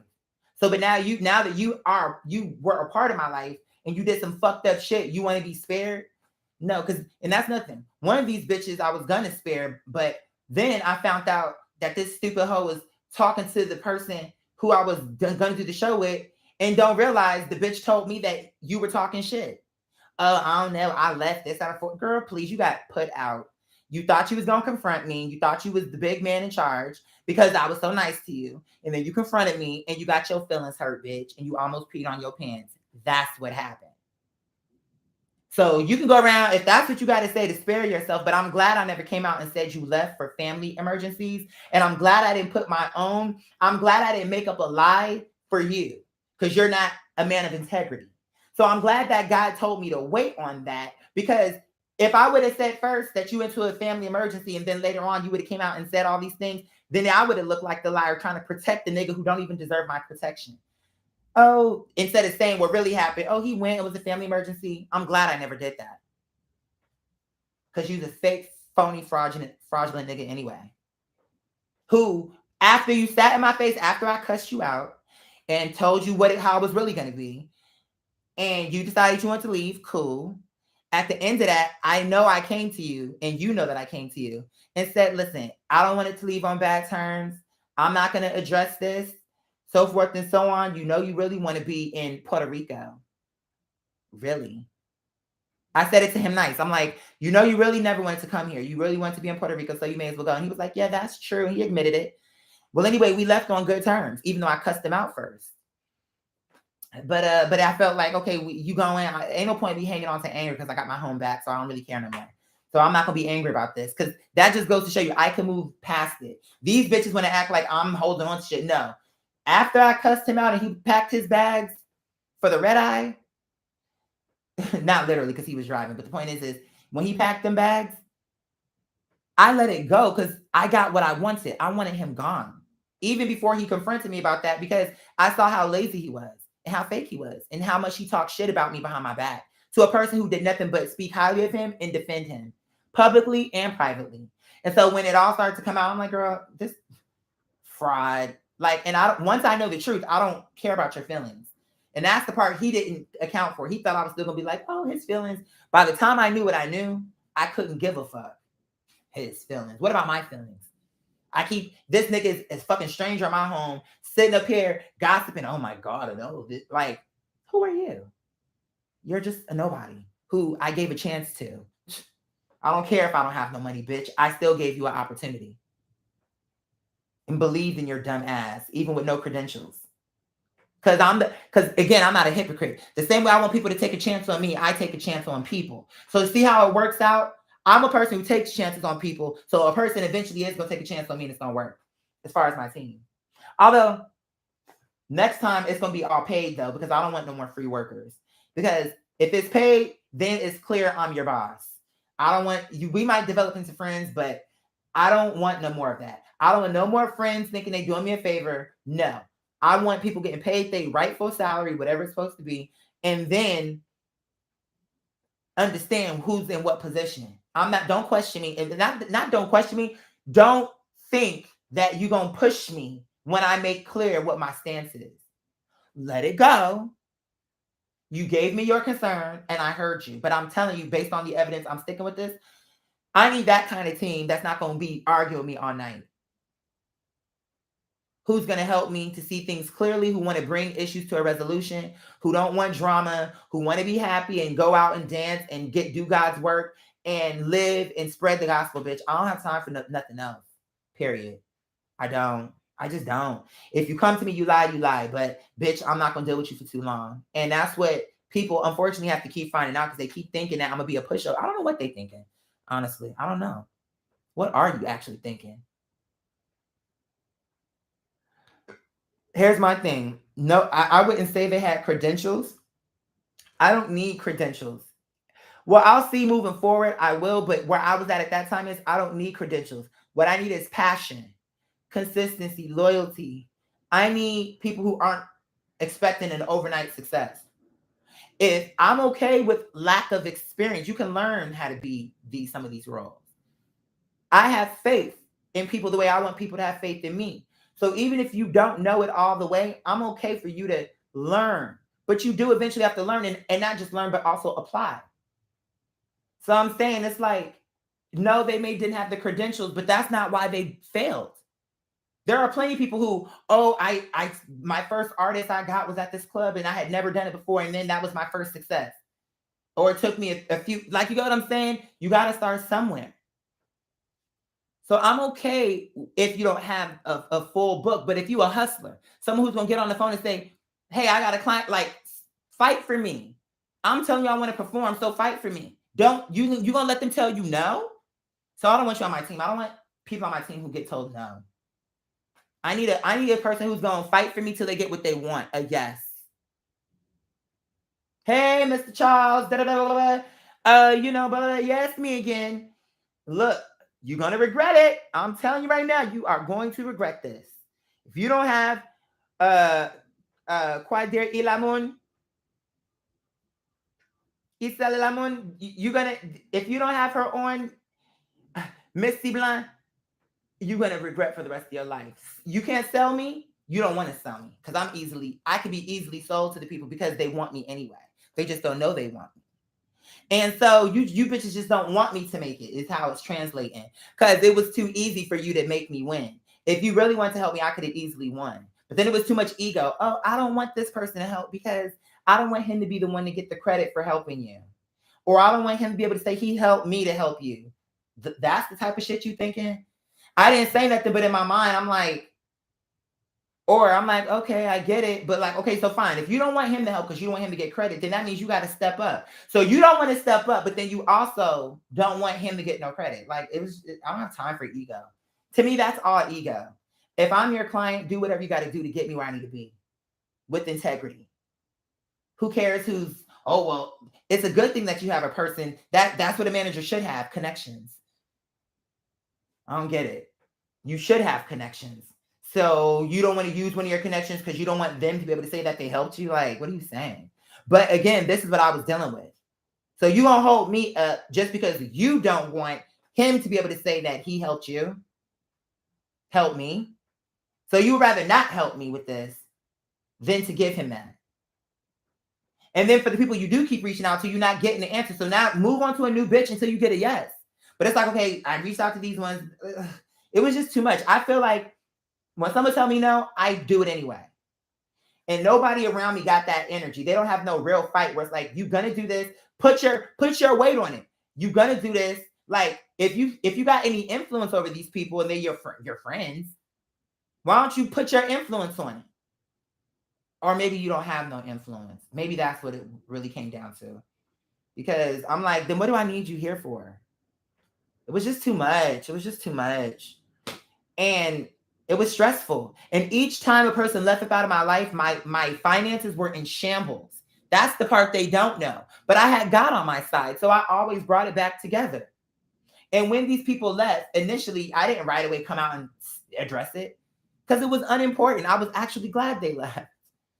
But I knew at some point I would talk about it. You know what I'm saying? Just not then, because bitch, you don't get addressed when you think you're going to get addressed. I'll address it when I want. Not, oh, you think, so wait, you think I'm about to address you and we about, girl, please, I'll address it when I want. But the point, because I have bigger fish to fry. And you done did what you did. So regardless of that, I still have to pick up the pieces because this is my legacy. Regardless whether you come or go. And you can't take these, I think they really believed that when they left me, that my life would fall apart. I don't know what they thought. But then it shows the delusions of what kind of power they thought they had over me. I'm going to go. You can't take what you never brought. Oh, when I go, I'm going to take the magic. But you didn't bring no magic. I was the magic. That's the proof. I was the only constant. All the other things are variables. I'm the constant. This one came this time. That one came that time. But the one who stayed and was always here is me. So that's just it. And guess what? To be a boss, you have to be like this. I don't got time to be, oh, let me let them stay and let them take advantage of me because I don't want to be looked at as mean. That's bad leadership because you're going to let a nigga who shouldn't be there just because you don't want to be looked at mean. So what? I'm going to sit up here and go under just so that this selfish ass nigga can do nothing for me while he works a job in Atlanta. So what? I'm paying for this nigga to live in Atlanta, have the Atlanta experience on my dime. While he sit up in my house and with the attitude, walking around like he run the place, and then think he about to get a job. He don't want to help me, but he think he's going to get a job for himself. And then he don't want a flexible job like Uber Eats. He want a real job where he got to go 9 to 5. But he still don't want to pay no bills. And he still think that if I make money, I should pay him too. These niggas are fucking delusional. That's what I was fucking dealing with. Oh, as long as everything is taken care of financially, I'm okay. What do you mean you're okay? You're not even important. You can disappear and this operation can move without you. As long as I am okay. The fuck is wrong with you? That shows me you're delusional. As long as you're okay. Bitch, if I'm not here, the operation ceased to exist. So you really got it backwards. If I'm okay, the operation can move forward. Not you. Who are you? You left and I'm just fine. Had I would have fallen apart, it wouldn't have been okay. That shows you who's important. Who can go, who can stay, and the operation still exists. None of them bitches could have ran it without me, but I can run it without them.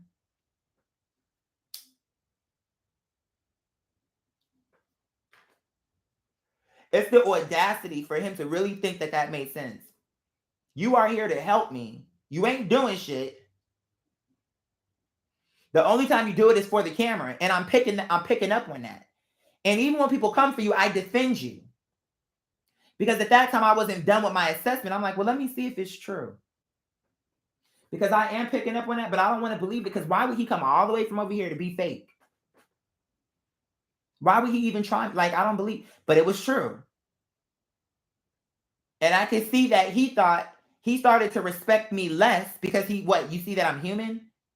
What, now you see me in my face and you get to see I have fur in my hair, what, you don't respect me no more? That shows me you're basic. And you a stuck up bougie bitch, and I don't like you anyway. So you really can go. Telling me, oh, my father, mind you, I went, now, you know it's true, because all the receipts are there. Did I not? Okay, who can testify to this? Did I or did I not go to Texas to meet this nigga family? For the sole purpose of them, if they had any questions for me, they could ask me, because I have nothing to hide. The only family that chose to meet me was his fucking sister, who's a hood rat. Because afterwards, she fake as shit too, so I don't give a fuck about her either. Because I was the only real nigga in the room. Fuck her and fuck him. Because she fake as shit, just like her brother. No wonder they're twins. Because y'all both fake as shit. Because this bitch put a camera to my face for the first time she met me. Now, this nigga is supposed to be my assistant. He should have told her, sis, that's not okay.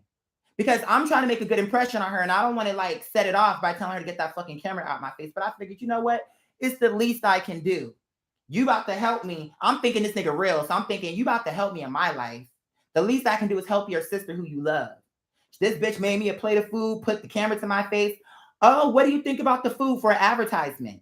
All her plates sold out that day. And this nigga so arrogant. One time towards the end, we got into a thing. And I'm like, I have been nothing but generous to you and your family. Da, da, da, da. I had said something about his sister about that.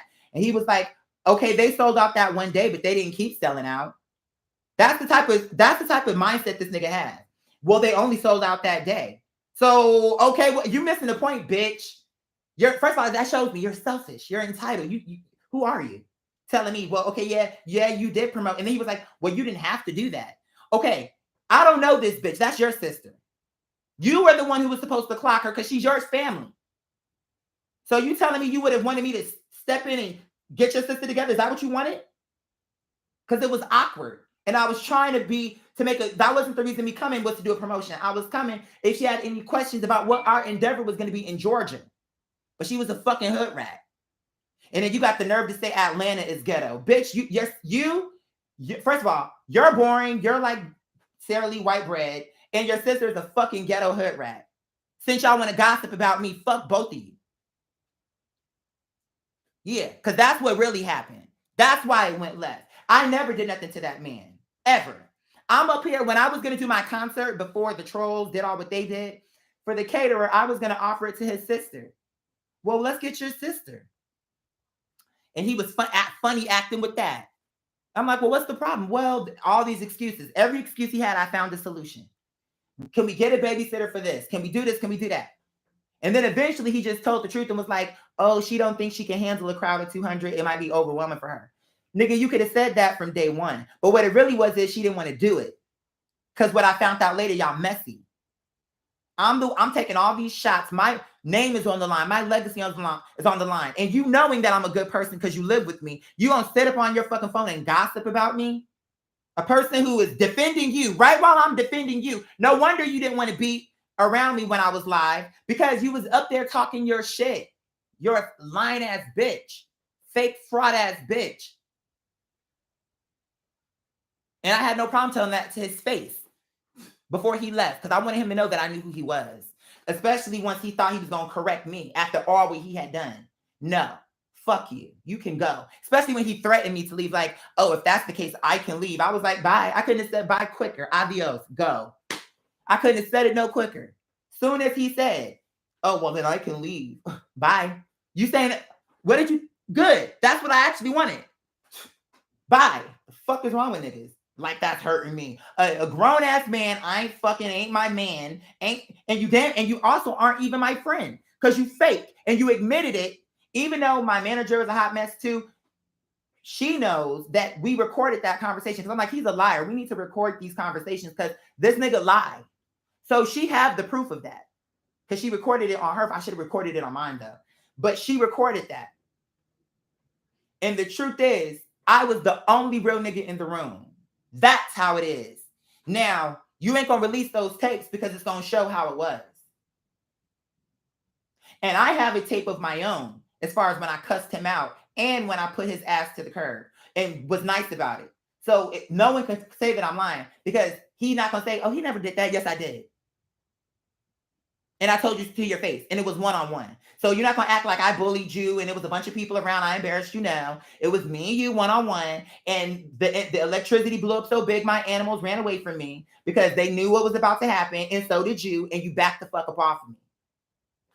And then you have your sister who didn't want to even call me at all to check on me, all while all the harassment was happening. But now I'm cussing you out, and she calling me, don't hurt my brother. Bitch, I'm not gonna touch your brother. Who is he for me to go to jail over? No one. All he need to do is pack his fucking shit and get it the fuck out my house. And you, because I know you, because I'm like, stop calling my phone. I'm not gonna pick up, you bitch. Because you fake, you fried, and I don't want to speak to you now. Because when I was going through shit, and you could have checked on me, and when you knew I was a good person, because number one, I promoted your hood red ass dinner plates that you buy with government cheese, bitch. You're the hood rat trying to judge me. Bitch, if I don't have it, I struggle. I don't look for schemes, bitch. That's what you do. But you up there gossiping about me. So I was totally okay to cuss him out after what he had put me through. And for the fact that, what did it amount to? You was a fraud. And you know what? You made all the trolls right. I gave you a chance, and all you had to do was the right thing. But by you being like this, you're actually showing the only time they get something right is when they judging somebody else. When they look at me, they be wrong. But when they look at you and say, oh, this ain't gonna work because look at this, I hate when it don't, because I'm like, you just made them right by being lazy as shit, being the nigga you were. Because I'm not gonna keep you around to prove them wrong. So I'm gonna be mad about it, but I'm okay to kick you to, I don't give a fuck about what a nigga think. Oh, fuck them. But I hate that you knew this is what they thought about you. You knew they thought I made a mistake by bringing you here. And then this is what you produce, making them correct that it was the wrong thing to bring you here. That's where my frustration came. Same thing with my manager. It's like, okay, how I know, it's like, first of all, it was too many things with that. But even people who don't even know me from YouTube, who I ended up meeting, like camera people, this, that, and forth. What she don't know is many people who don't even know about me on YouTube told me, you need to fire her. What's the point? It sounds like she's taking advantage. People, my one cop friend, the camera guy, I mean, all kind of people told me. They came to my house. It was like, what's all this for? I'm like, I got animals. Well, why don't you sweep? I'm like, well, I'm working on this. I'm working on that.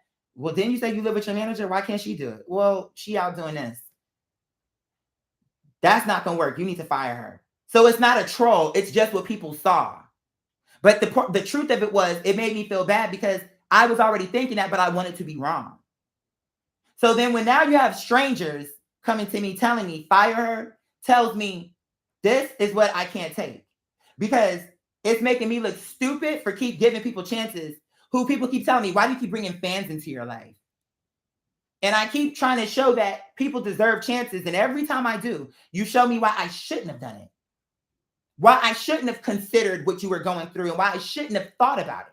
And why I should have just acknowledged you as a fan and just kept you at a fan instead of inviting you into my private life. You show me every time. You show me every time. And it's just unfortunate because I know for a fact, every single person I started with, it was genuine. From my end, I can't speak for them because it was clearly not the same. It's just unfortunate because I actually cared about these people where it was like, okay, we're going to do this as a family. We're going to do this as a team. And they're going to doubt us and they're going to see that they had us wrong. And then you turn around and make them right. But what am I supposed to do? Oh, I don't want them to think that I made the wrong choice. I'm going to keep these people on or beg them to stay. Who do you think you're talking to? I told my manager, and it was almost like a test. I had told her, you know what? I was listening to a therapist on YouTube because I don't have a real one, so I have to listen to these people on YouTube and see what they think because I can still learn. And that's what I'm saying.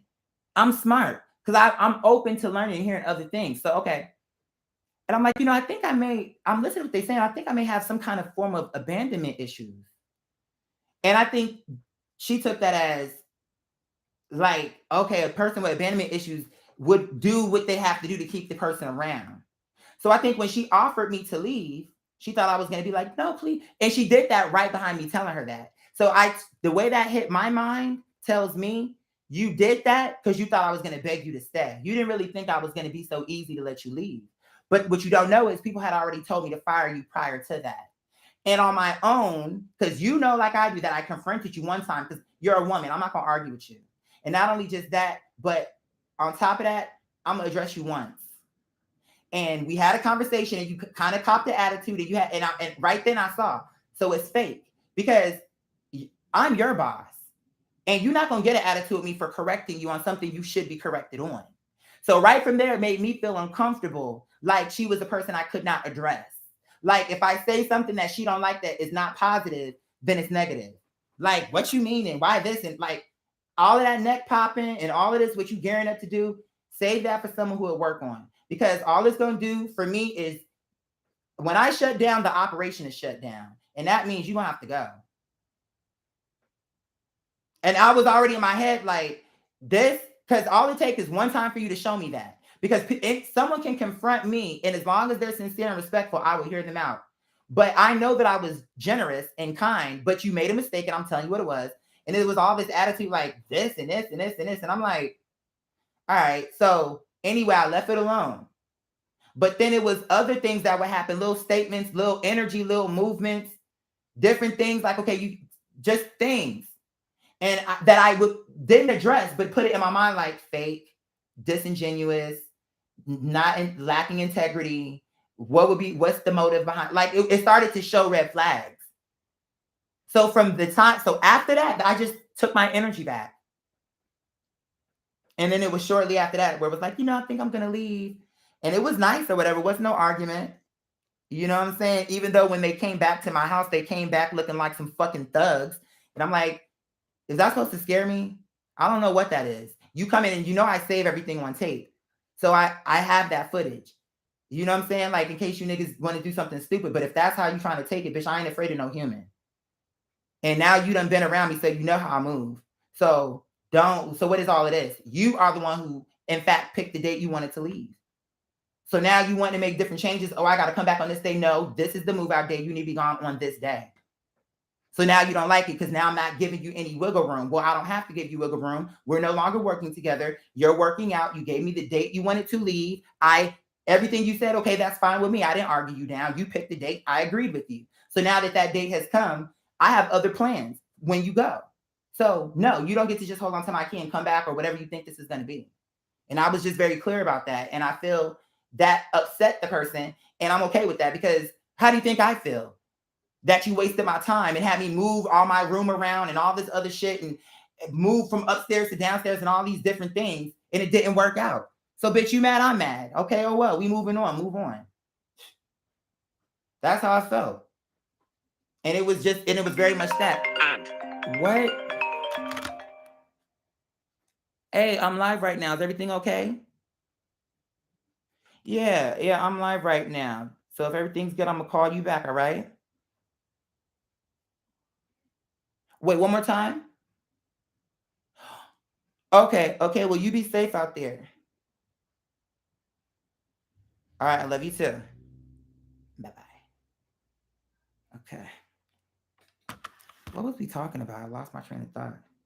Yeah, so that's all I'm saying. Like, every person I ever brought into my space, I wanted to love them as a family member. They can never say that's not true. Because it was almost like I was trying to create my own family. But we can all come up together. But I'm also a person who, one of my biggest pet peeves are lazy people and users. Users, bullies, liars. Like, I have a list, but still, they've checked out a lot of things. And I don't like being played. I don't like being used. And anybody would know You only paying $400. You know that's not for no reason. A part of that is so that you can manage me.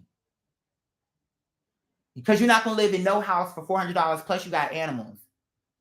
That's not gonna happen nowhere. Not and have a front and backyard. That's not gonna happen. But it was just the way it turned. Like, well, I paid you rent. Like, you paid me $400. Yeah, you can call that rent, but you know that's not actually rent, right? You know that's not really covering nothing for real, right? Okay.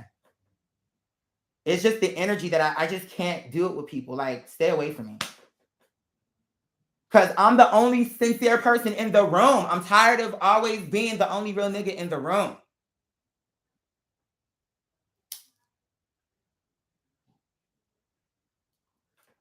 I'm the one who take all the shots. I'm the one who always stand in front of the line and take all the hits.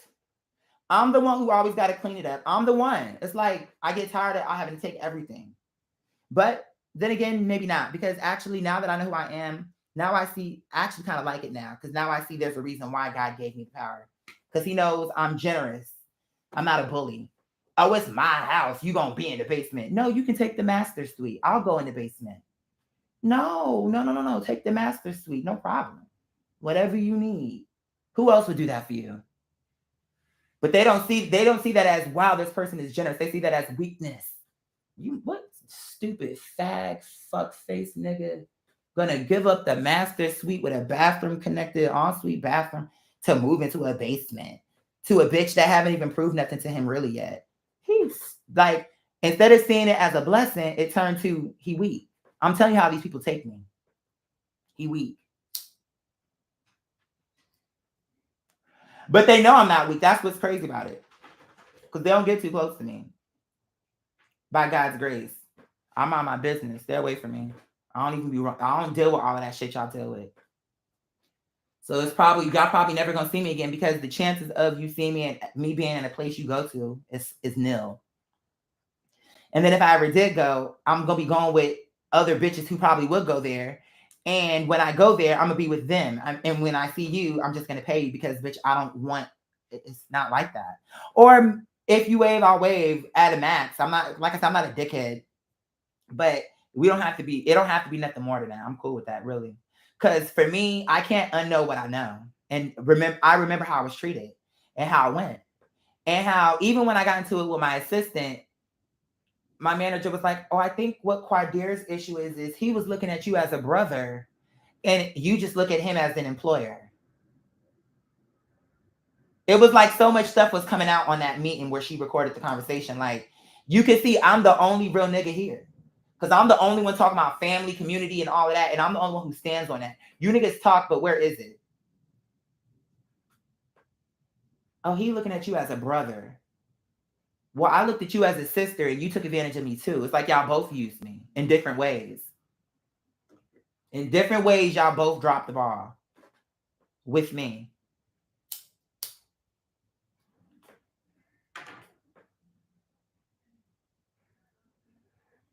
And I dare them to come out and say that that's not how it happened. They don't have to because I'm telling the truth, but they can let it fade away. And I'm not going to keep dredging it up but it is fair for me to talk about it at least once. Because it was something that devastated my life, not emotionally, but financially, and put me in a very bad spot because they did not come and do what they said they would do. And it did harm me financially. My assistant, oh, I'm gonna have a food stamp card. But then when he got here, all of a sudden that disappeared. So now all the food is no food. We having to come out of pocket. And it was just stupid shit. He was just a dumb nigga. For as smart as he thought he was, the shit he would do and the things he would say was just fucking stupid. Like, and you sound stupid too.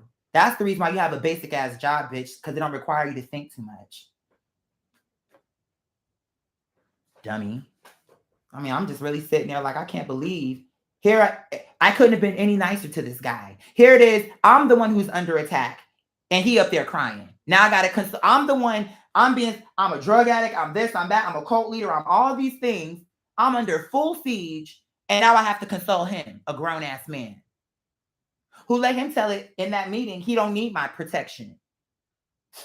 But now you up here crying. What you crying for? Oh, this is so exhausting. I don't know what I'm gonna do. I think I'm gonna go back home for a visit. Bye. He thinking he hurting me by that. I was like, and I even told him then, I said, if it's really too much, and I tried to be nice. I said, if it's really too heavy for you, when you go home, you could just stay home. If you really can't handle it. No, I'm gonna come back. I'm gonna come back. I'm gonna come back. All of this. But even then, I wanted him gone because I saw he was worthless, and I saw he a little bitch crying while I'm up here doing all the solutions, doing all the legwork, all the work, and he crying. The fuck are you doing? Oh, they said that I was weak, and that shows that he was following the trolls. Because how would he know what they said about him unless he was sat there watching the video? So it shows me you fake. You was sat there watching the video with your ghetto ass sister gossiping about me, the nigga who's actually defending you, who's on tape defending you. And all while I'm doing that, you being a messy faggot. See, that's why I like you. So he's crying about, oh, they called me weak. They said from the video footage that I looked like I was the weak one out the group. That was what was making him cry. I'm like, God, get this. Please get him out my face. I don't want to be mean and I don't want to snap. So can you find a way to remove him? Please. I was thinking that then because it was so annoying and I didn't want to be not compassionate. But I'm like, nigga, do you realize it's my reputation on the line? My legacy, my mother's. If this don't work out, you can go back home. This is my home. If this don't work out, I have nothing else to turn to. And you're crying. The fuck is wrong with niggas? So, and then that's another thing. Even with my manager, it was like, okay, you making it like, okay, yeah, they are talking about you, but you're not gonna make it like it's equal to what they saying about me. And at one point when I was talking about a lawsuit, this is what was starting to show me a motive. And I didn't like it because to me, I would never do that to someone. I said something like, when the time is right, I'm going to sue these people for what they put me through. Because I've been doing my research and blah, blah, blah, blah, blah, blah, blah. And then it was like, as I'm talking about my case, now you trying to throw yourself into my case. Yeah, and you know what they said about me and this, that, and forth. I'm like, girl, please, no. Because yeah, they did talk about you, but that's not the same. And you knew they were going to talk about you when you joined up with me. But at the end of the day, the stuff they saying about you is not really hurtful. They picking on you, yeah, but they not really coming for you like nothing devastating. But there you are trying to tell me that you want to have a case with me. Something that I actually have a real case, but now you think somehow you've been here a few months. I've been dealing with these motherfuckers for years and you've been here a few months and you think that just because they called you a few names, I'm about to allow for you to be on my case? No. I'm not going to put your name on my case. Do your own case if you think you got one. I know I have a case because I know I can outline what happened to me. But you didn't even want to be a designer anyway. So it's not like they ruined your business to something you wasn't even trying to do or promote like that, which is why you didn't want to make my shit, remember? You made one jacket for me and then I had all these ideas, VIP packages, and when you told me you didn't want to do that, I let it go. I was like, oh, I didn't know you didn't want to sew. I was thinking that was a big thing that we could collaborate on but if you really don't want to do that, I was nothing but cooperative. She told me she didn't want to do that. I said, you know what? Cool. Then it's good that the thing didn't work out because I didn't know you really didn't want to get into fashion like that and all of this. I thought it was a passion and it was something I could use. Here we go. So now this one didn't have the food stamps. Now this person, I'm thinking we're going to be making outfits, but she don't want to do it. So I'm not going to pressure her because I don't believe in that. I want you to do what you are good at for me, the part that you want. So cool. You can still be my manager without making me clothes. But now you're not making me clothes. You're not doing nothing. And you holding the camera. Any person could do that. So it's like the entitlement, they be feeling like, well, I did this. It's like I can just smell it. The entitlement, like, well, if it wasn't for me, if it really came down to it, my ex would have been there. And you wouldn't have had to have been the camera person or took my picture or none of that. But I was trying to get some distance, not because I have a problem, just because I want my own independence. And if I have my own team, why should I have to turn to my ex when I have you? And that really is the bare minimum. You snapped a few pictures, you took a little, like, come on. That's the minimum. I'm the one who made the music, had to make 3 different music sets because first we had a concert that got canceled because of what all happened. Then I did all that. And then I'm arguing with my assistant because at that time he was still here. He was still, he didn't make it to Miss Lagrimas because he had got kicked out before then. But what I'm saying is he was still there being fake in my face, telling me you charging too much for your tickets and putting me on the phone with a so-called PR bitch who's a drama channel. And I'm like, why would you put me to a phone to a bitch who's a drama channel when you know that's everything I'm against? I don't do what she do. So she's not even going to talk my language. So what was the point of me going to speak to her? It was just like backwards. Like and everything I would say, it was like he was trying to be against me. I didn't understand it. And that's when I knew he was, I had to just see him as he was. Because I'm like, no, bitch, you fake. And you're also jealous. Because when I was working on Miss Lagrimas, that's what actually was the breaking point, Miss Lagrimas. We fell out over Miss Lagrimas. That's actually what happened. Because he was jealous from the beginning. When I first mentioned it with the thing with Shelly Lades, and I'm like, oh, these trolls probably hit her up, and now she don't want to work with me because of all of these dumbass bitches who want to make it like don't work with Quadir. So from that, I was like, you know what? If Shelly is that dumb, she gonna believe these bitches. She don't even deserve to work with me. I don't give a fuck if she was Selena's best friend or not, because you're not Selena. And Selena is the girl, not you. So I was just trying to be sentimental, thinking you knew Selena and it would be poetic, but at the same time, I don't actually need you. And from between them ruining it and her ignoring me and acting like she don't know me all of a sudden, made me say, you know what? I'm gonna show all these bitches and I'm gonna do a Spanish record and it's gonna be legendary. So at the meeting that we had, I'm pretty sure this was on the one that she recorded. I had towards the end, I'm guessing, or maybe it was towards the beginning. I don't remember what part it was, but I know we talked about it. It came up, Miss Lagrimas. I don't even know if the album was called. It was so early, no songs had been made. None of those songs had been made, so I don't even think I had the title yet.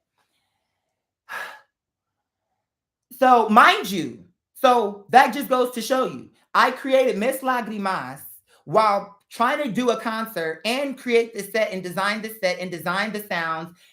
I created an album in the middle of a PR storm. I mean, it's just showing you my power. Who else could do it?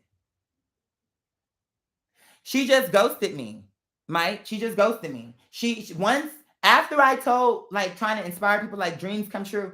I know what they did. They went to Miss Lades, probably told her how they told the other girls in the other email they sent, where it was like, he's dangerous, he's racist, all these things. And she probably was like, I don't know this guy. I'm gonna walk away from him because it's too much drama. But it was just the point that by her doing that made me feel like I don't need her.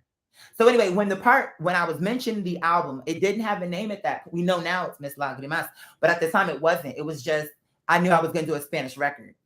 And I knew that's what God wanted me to do, because the fire was too pure. Like, I was like, I'm about to fucking do this. I'm about to motherfucking do this. And guess what, Miss Lades? You didn't want to work with me, but I guarantee Selena worked with me. I bet you Selena collaborates with me with God through heaven. Guaranteed. And I'm not going to put your tired ass songs in there because, bitch, you didn't help me when you could have helped me. You had the resources, and all it would have took was for you to snap your fingers, you bitch. And you claim you just retired and you could have helped me.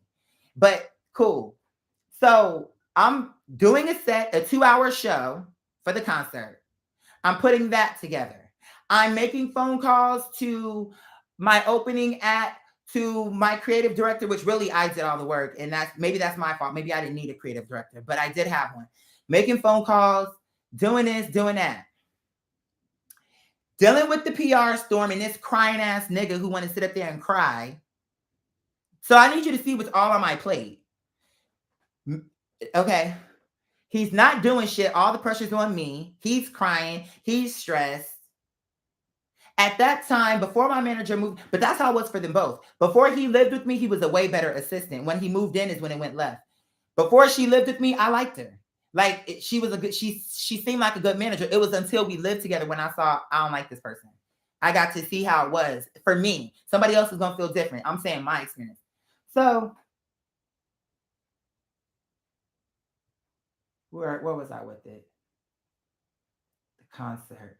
Oh, so yeah, I'm dealing with all of this. I'm dealing with the people. Oh, we're going to take Sabrina house. Don't go to the concert. 24-hour coverage of them trying to encourage people not to support me. I'm dealing with that. I'm dealing with a team that is not cohesive, crying, not knowing how to handle pressure or crisis.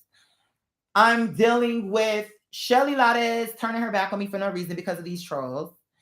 So now I'm also in the process of putting a set together, designing what I want it to feel like, what I want it to be, how do I want it to be. I'm also now opening up a new project to create another album in tandem while I'm trying to get this concert off the ground. That all happened all at the same time. It wasn't this first, then Miss Like. It was all. So when you hear that record, when I wasn't recording Miss Like Mouse, I was putting the set together for the concert. When I wasn't doing that, I was working on Miss Like Mouse. When I wasn't doing that, I was working on this. I have the sets to prove it because I never got a chance to use them. Remember, it was the trolls that ruined it. Remember, I wanted a big extravaganza where my trifling ass assistant sister would have been the caterer. One of the fans would have been a bartender that we met. Somebody, a black woman, and it was all. And that's what I'm saying. Y'all let these people, but it don't matter because God had the last. I'm having the last laugh because, in all honesty, this is gonna blow that out the water. But the point is even though we know that now, at the time, think about what y'all allow these people to do. I was trying to employ all these black people. I had every intentions of paying everybody. I had it lined up in a way where I set the ticket price to where I could pay everybody and still get paid and have enough to invest into the next show. And to where I would be my own boss. And as long as I could take the money and pay for the space, I could throw the show. And it would be self-sustaining.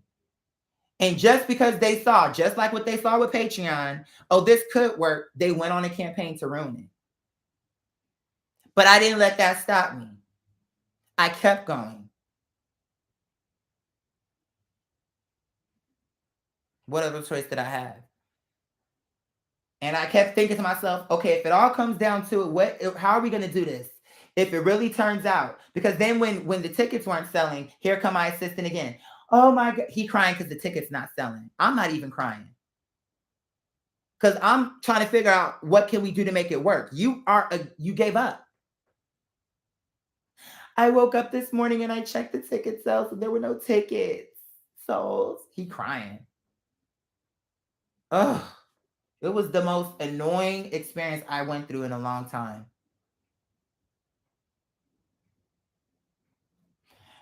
I'm not going to address any of you. If you put it together, you know who these people are, but that's not why I'm telling this. I'm telling this because in order for God to get the full glory of what happened to me, you have to know what I was going through. So they're not important enough for me to, I want to get revenge. If I wanted that, I would have did it right away. It's about the fact that now it makes sense for me to really share in more detail what I was going through so you can understand the power of God. I had nobody. All these people around me were snakes and Judases who really never intended to put in no hard work with me. They wanted to put in light work. They wanted it to be a pizza pie. Like they show up and the shit is already done. Okay, you may not want to sew, but you can sew for me. But I didn't push the issue because my thing is I'm not going to make you do nothing you don't want to do. I'm not going to even try. But in my heart, I'm thinking, no one's saying you have to have a fucking fashion line, but you still could sew things for me specifically as your artist. But if you don't see that, I don't feel the need to express that to you because the same way I can understand that, you can understand that. But she did give me some little pieces that she don't wear, whatever, that are actually cute. So I will give her that. But still, it wasn't enough for what I contributed to her. It wasn't equal. It was too imbalanced. Like I was the way more given one in every area. Like, and it felt more like if you didn't know who was the one, you would think I was her assistant or manager or something like that, instead of it being the other way around. The only way you would know is when you see, it's because it's not about you, baby. Respectfully, I'm not saying that to be arrogant. You got to be, if you're going to be a manager, you got to be selfless and you understand it's about that client. You can't do that. You shouldn't be a manager because that's what the job entails. Same thing with an assistant. I'm going to always give you honor and dignity and always make you feel okay with it. Like where's my water? I'm going to always be respectful and generous, but I do come first. That's what you don't get.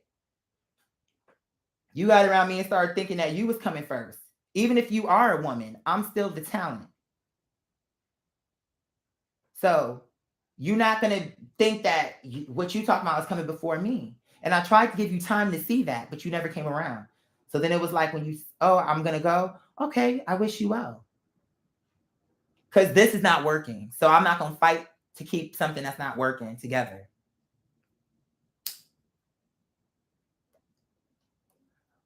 Me and my ex are not together, but we work. That's why we're still working together. There's your proof. Here's the nigga who actually, and it shows you that I can forgive and that I am benevolent, because even though he has changed, if I would have just, but it shows you how God knows best. Even though he changed now, at the time when I broke up with him, we had a lot of issues, but I don't live in the past. I gave, who was calling me this time? Unknown caller. This might be something important. Hello?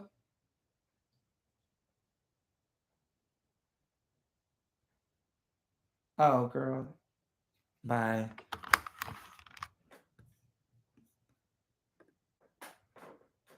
These bitches gonna learn to leave me alone, honey.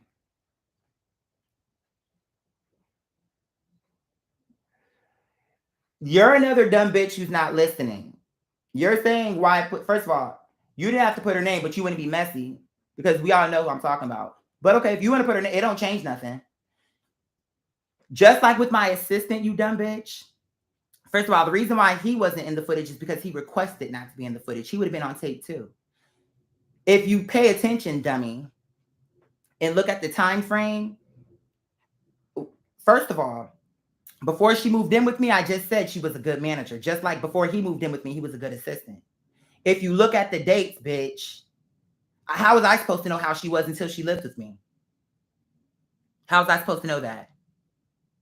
Because again, I'm a person who gives chances, and I let her show me that. So would you have preferred me to just judge her from the beginning? Like what you saying? I already told you at first. She made me my jacket. She went through all this trouble for my jacket and decorate my jacket. But then as soon as she moved in, she exposed to me that she didn't want to do that. How could I have known that? So you acting like, oh, if she was all this and all. Well, bitch, I had to find out first.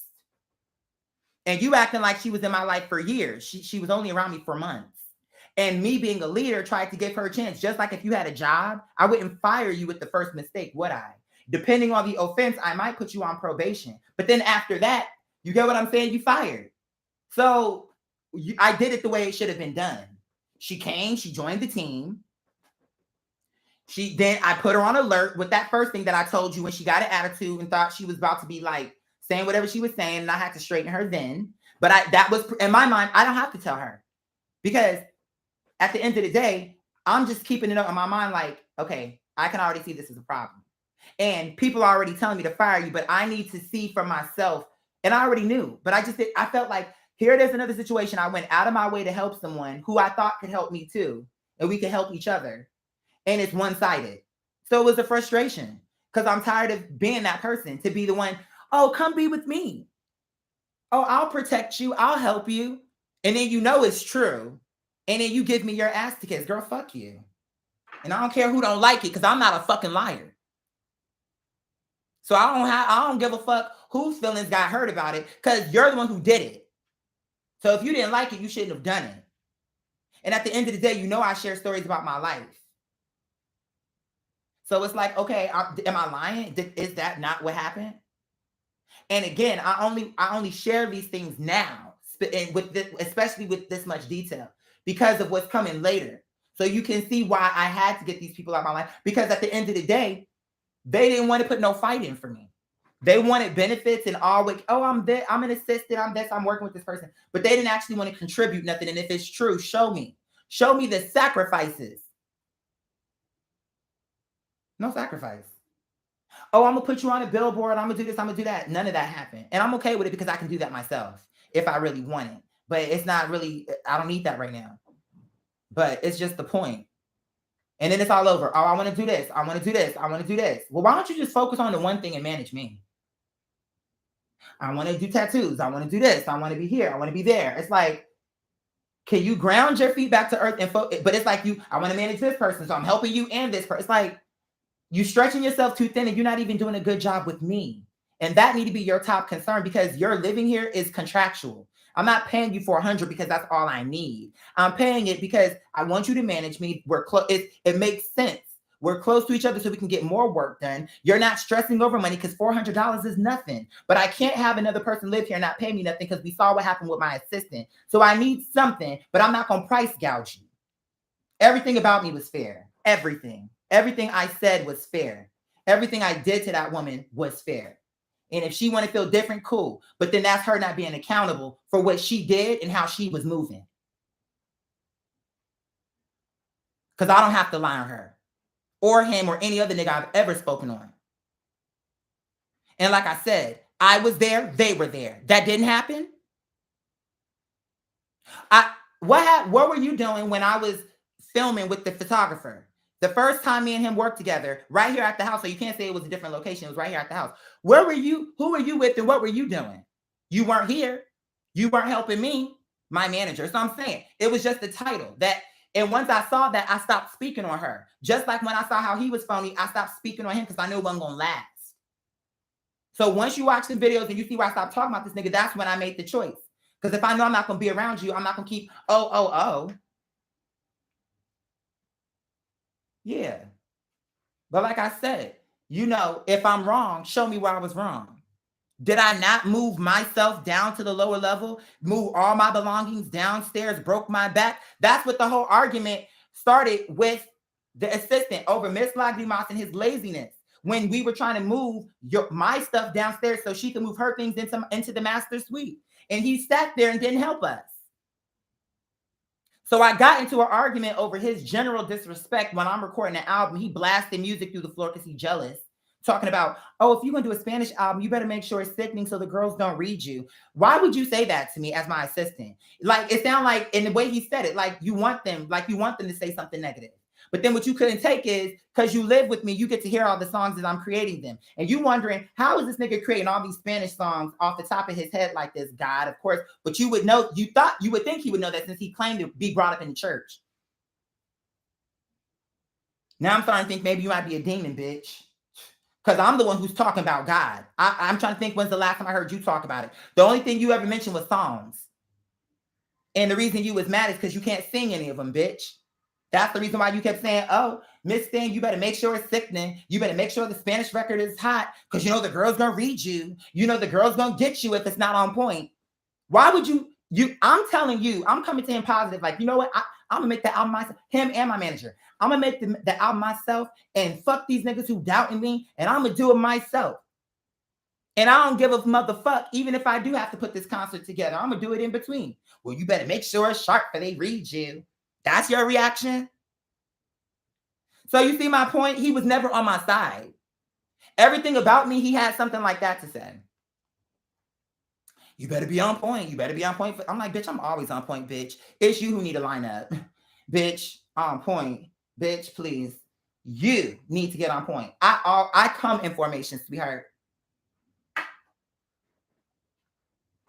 Oh, yeah, because, I used to speak Spanish in Puerto Rico when I was out in Puerto Rico. Bitch, you ain't Puerto Rican. You want to be Puerto Rican so bad. Shut up.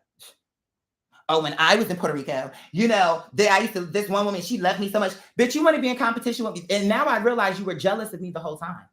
Because you were jealous when we were in Texas, really, when we went to that club. And that's the reason why you bounced when you saw the crowd come around me. Because you couldn't take that. This is your state. These niggas don't even know me from YouTube. And just because of my energy, I drew a fucking crowd. And I was wondering, I wanted to believe you weren't a hater. So when you disappeared the way you did, I was like, maybe he's being genuine. Because I'm used to being hating on, but my own assistant who's a fan, what would he stand to gain from that? If they like me, that shows him, wow, I picked the right horse. But he disappeared for the whole time and missed the whole thing. They get none of it on tape. Didn't even cross his mind. Lazy, jealous, didn't care. He hated that. He thought he was the light-skinned one. So therefore, I was supposed to have some kind of inferior bitch. That will never happen. I don't give a fuck if you was as light as the motherfucking light bulb, bitch. If you was glowing, bitch, like a fucking glow stick, I will never bow to you. So that's what you couldn't take, is that I put you as an equal. And then you couldn't take that when you let me borrow your clothes, bitch. I look better in your clothes than you. Don't think I didn't pick up on everything about you. I saw everything. I just didn't address it because I didn't want to make you, I didn't want to trigger no jealousy. I didn't want to trigger you into that because I've been around niggas They won't tell me, but I know what it's like. I know what it looked like. You wasn't thinking that shirt was gonna hit me like that. And I'm trying to gas you up. Oh, you have such good taste. Thank you so much for letting me, so that you don't feel a way about it, but you still can't take it. Then we go to the club and we supposed to be having a good time. You can't take it. These bitches like me. All them free drinks, what we got was because of me, baby. And yeah, that one girl, she might have tried to flirt with you, but that's only because she couldn't have me. Because her one friend was being too dominant and she just kept wanting to get my time. And I guess she didn't want no problems with her friend. But neither one of y'all was going to end up getting me in the end. But the point, because I'm just nice, so anyone can talk to me. I don't care about that. You know, and that's why they felt safe. They didn't know me from a can of paint. They didn't know nothing about YouTube. They just thought your energy. And then it was like, we needed to know who these legs belong to. That was the excuse what they said. Whose legs are these? Because I had shorts on. I so rarely wear shorts, but on this day I had them on. Anyway, you know, which it's just maybe that's the Muslim conservative part about it. I'm okay with like the top part, but it's really rare. But okay, so fine. So boom. He's like, well, we didn't find this out. They came over just off of that. So it started there. Then from that crowd, then the white girl came over. So that shows you it crossed races. What's going on over here? She just wanted to know what's happening. Next thing you know, by that point, the men already knew I was an artist because they were asking about myself. Well, I'm an artist, da, da, da, da. But they didn't know how I sounded. They had never heard my music. They just knew I did music. So when the girl came over, they jumped in as a manager. And I should have hired them, but they live in Mississippi. I'm like, if you niggas would pack up, but then the problem with them is they're going to be trying to sleep with me.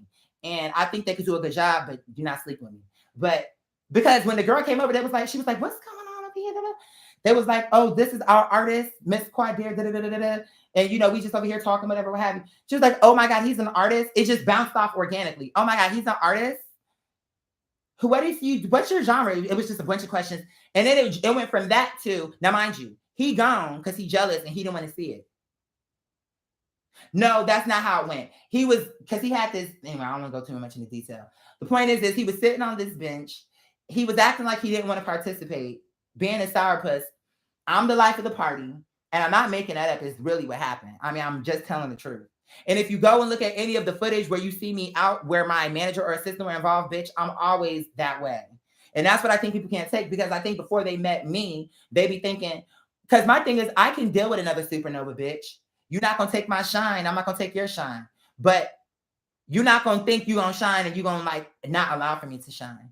So, bitch, you can clearly see people love me, despite what these bitches keep trying to say. But when you look at the footage, you can see people actually like me. And it don't be no problems. And people don't be looking crazy because, in fact, they want to be around me. That's what they be thinking at a distance. And he is in my state and it's a crowd and it's all of this. And it was a crowd. Because then we ended up getting sucked into her bachelor party. That's when he left for real. Because once it started getting too big, and if you can't handle it, why assign it to be my assistant? Bitch, I'm a star. And not in an arrogant way. I'm talking about I'm a star in the cosmos, bitch. Everything in spirit got to translate in material. So, bitch, I'm a star. And you got lucky to be a part of something. I don't even know. At that point, I didn't even know the full extent of what God was doing. But I knew it was going to be big. And I told him from the beginning, I promise you God is not going to disappoint us if we work hard. If he says I didn't say these things to him, he's a fucking liar. I was always talking about God, always. Saying how God was going to bless us if we just worked hard. Someone call me a liar. I dare. Oh, I didn't?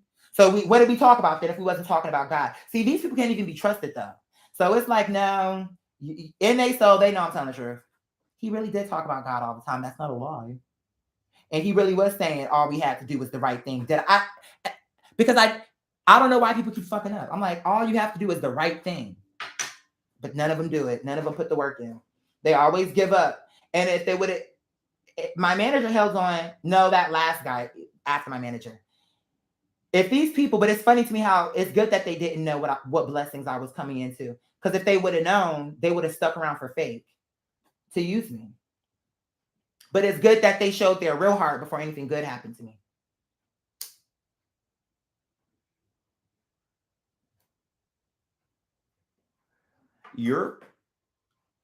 Because I'm too sincere. And anything I have, I want to share it with people if I can. And it's good that I didn't have no real resources to give them so that we can see how they operate. When they have nothing to gain right up front, they got to put work in and work for it. I got to see what that looked like. Yeah. Because now Guaranteed, everybody that walked away, when everything come out about what happened to me and how this ended up, I bet you they wish they never did that. I bet you they wish they would have stayed where the fuck they were. Because they gonna realize I really actually did feel safe. This person really did try to work with me. That is not a lie. That is true. He did not lie on me. I may not like the way it sounded, but he really didn't lie on me. The best thing you can do is repent and just do different, do better. For the next person you come into their life, don't do those things if you really feel bad about it. Or you can just keep doing the shit you've been doing and being all the person what I got to see. I don't care. I don't care if you would have been dirty, stank, all them things. If you genuinely believed in me and would have put work in with me, I would have given you anything you needed that I had in my possession. Because it would have showed me your genuine heart towards me, which would have just only opened my heart up all the more towards you. But when I see you trying to cover it up with all your, like all that, this person got a nice job. So I'm thinking, okay, and he talks soft, but you a scheming ass nigga and you fake. All that soft voice don't fool me, bitch. That's why I was okay to cuss you out. Because I know deep down inside, you're not as innocent as you putting on. And how I know is because you was shit talker. And a nigga who was pure wouldn't be doing that, especially to a person who you know loved you as a brother.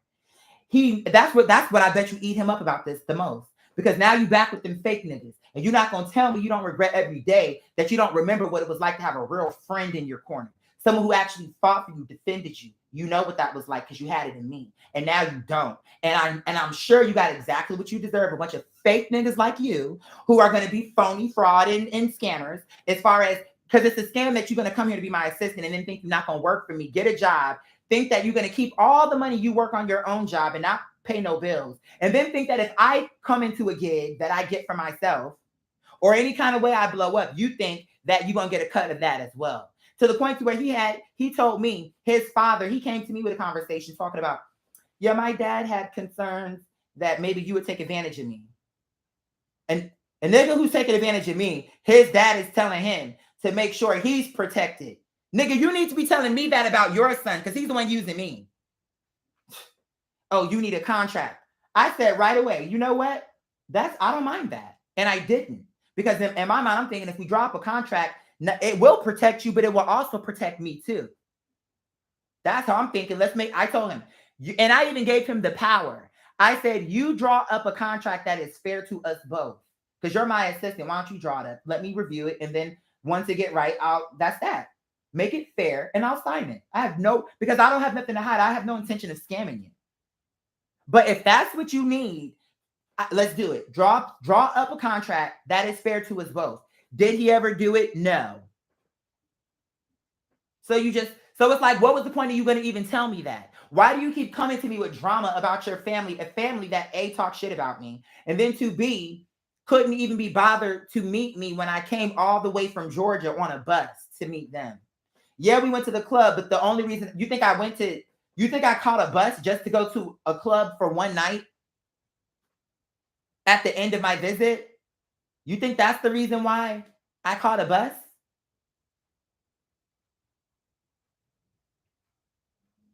Oh, my mom flew out of town.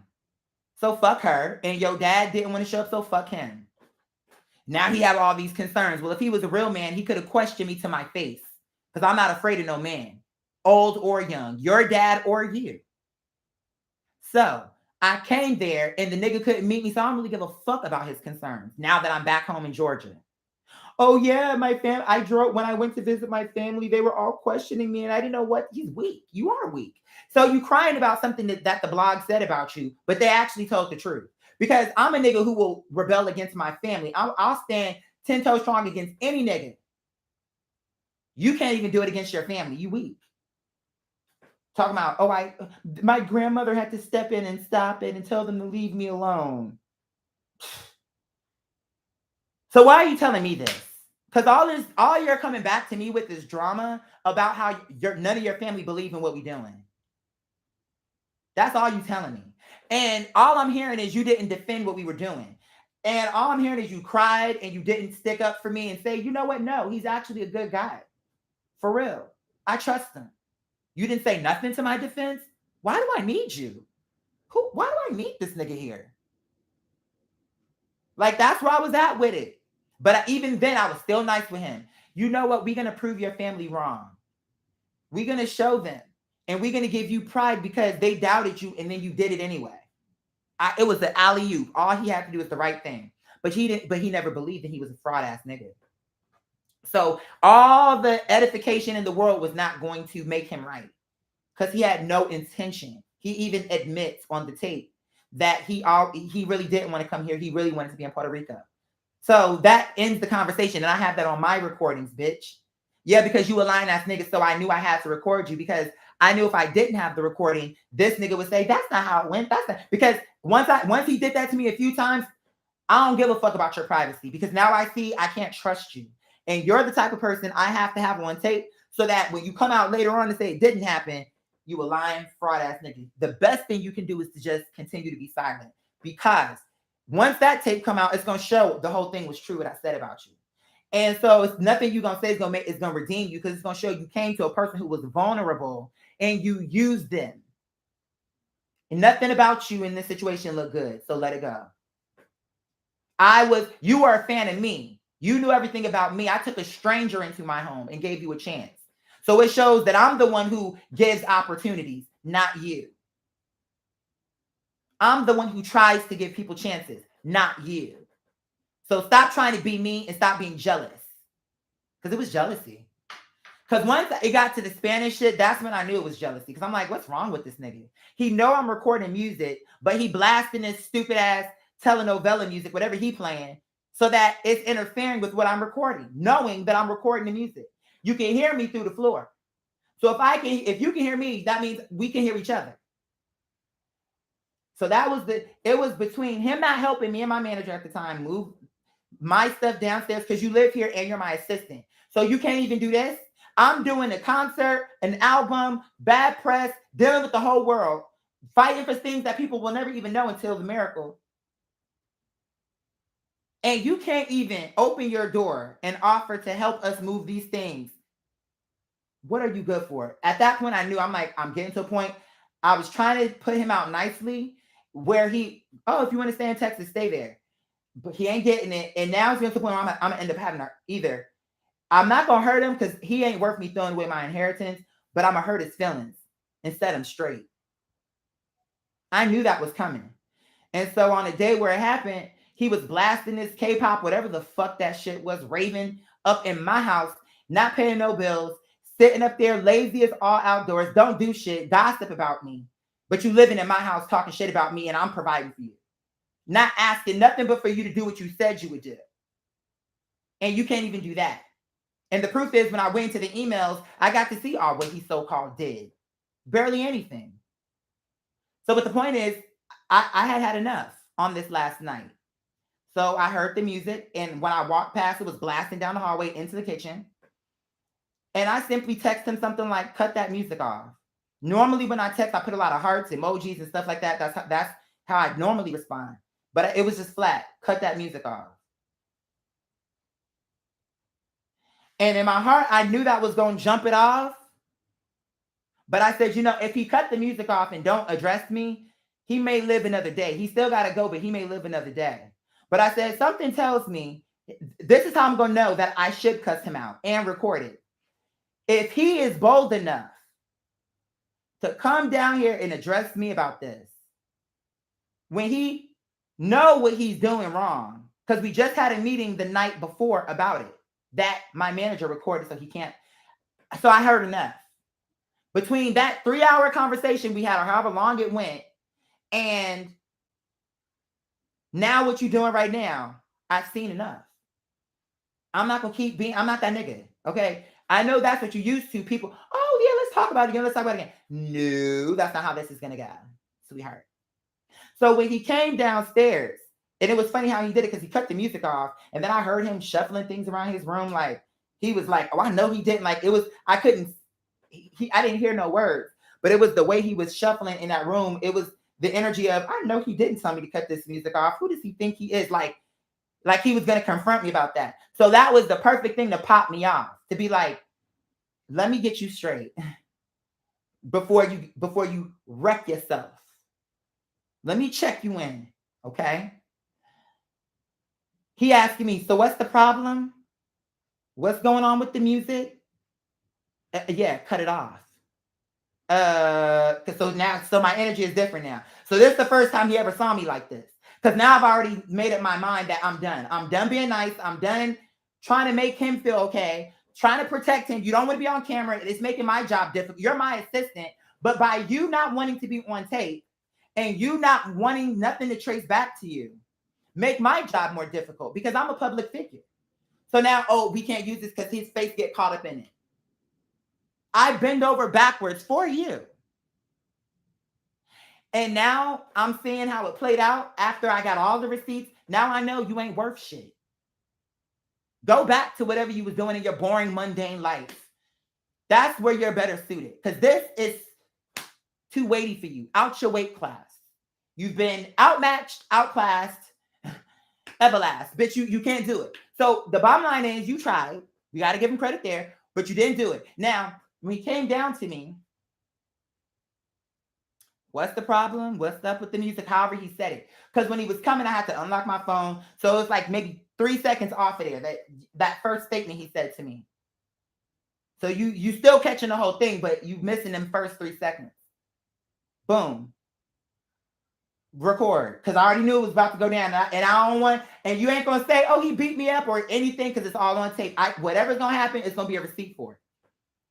He come down. What's the problem? Blah, blah, blah, like I told you.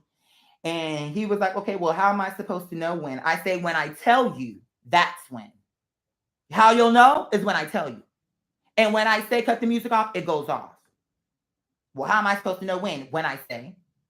Then he hit me with the narcissistic, wow. Like, he don't know. He don't understand why I could be frustrated with him, right? Okay. But bitch, I'm beyond you. I'm smarter than you. So I already know what you are going to do. So I'm not impressed with that. Okay, wow. What does that mean? Wow. Wow, what? You heard me though, right? When I tell you is when. Okay, so wow all you want to. Wow, moonwalk, wow, bitch. Twirl, pussy pop, do what you want to that bedroom. But you heard what I said, right? Because that was my energy. That was my conversation. Period. Okay, so she says to me, wow. I'm like, wow. I'm repeating after her. Wow. Yeah, nigga, wow. I'm parroting him like, what you mean? Wow. Yeah, it is wow that I got a bum in my house. Wow. You're right. I don't see why you shocked. Like, I'm like, yo. So, all right. So he's like, wow. I'm like, wow. And he's like, this, like trying to get ready to say some stupid shit to me. Like, oh, this is what people were talking about. You know what I'm saying? Like getting ready to say something dumb to me, but I cut the nigga at the knees. I said, there's nothing. I don't give a motherfuck what you say. And I for damn sure don't give a motherfuck what you do. Flat, just like that. I shut him down. I shut him down. None of them little narcissistic things is gonna work. I'm too smart for you. So you gonna bow to me because I'm humble. I'm worthy of that because I don't abuse my power. You thinking I'm about to be your fucking servant. I'm a servant of God. And I don't mind serving God's people, but I don't like laziness, liars, phony, fugazis. Okay? So, now it's starting to pick up because now I'm like, now I'm about to get this nigga because the fact that he really his issue right now is that I told him to cut his music off. Not that he's literally letting the dishes pile up. He can't, so he think he's too good to wash dishes. He want to get a job and have, he's selfish. He don't want to help me do nothing. He don't want to clean. He don't want to do dishes. He don't want to do nothing, place no phone calls. He don't want to do no emails. He's a lazy nigga. And then he know I'm recording an album and he's jealous about it. So now he want to play Spanish music over my Spanish music. Because he don't want to think that I can do it. And he on my team and hating that a stealth ass hating nigga. I don't give a fuck. I'm telling how it went. So the straw was after we moved all my manager stuff out of my master suite, or when we moved my things out of my original bedroom into the downstairs bedroom, and to this day they're still down. My things because it's a lot of stuff. And it's gonna take me to get my mind right to move it all back because it was a lot. And this nigga thought he was too good to help us move furniture. He can't, that's not his job. In my house, using my water, my electricity. but he can't help to maintain the house. So y'all gonna say I'm wrong for feeling like that? Come on. So anyway, so when I'm cussing him out, this is what I'm thinking. Like, you a lazy fucking fake ass nigga. Like, I'm telling him the reason why he getting this. Like, it's not just me cussing him out. I'm like telling him why he getting it. And I'm telling him direct to his face. Like, I'm not mincing no words. And I have the tape. So he don't have the, I have the receipts. Me. And if he want to test it to see if everything I'm saying should be on that tape, right? Okay. So boom.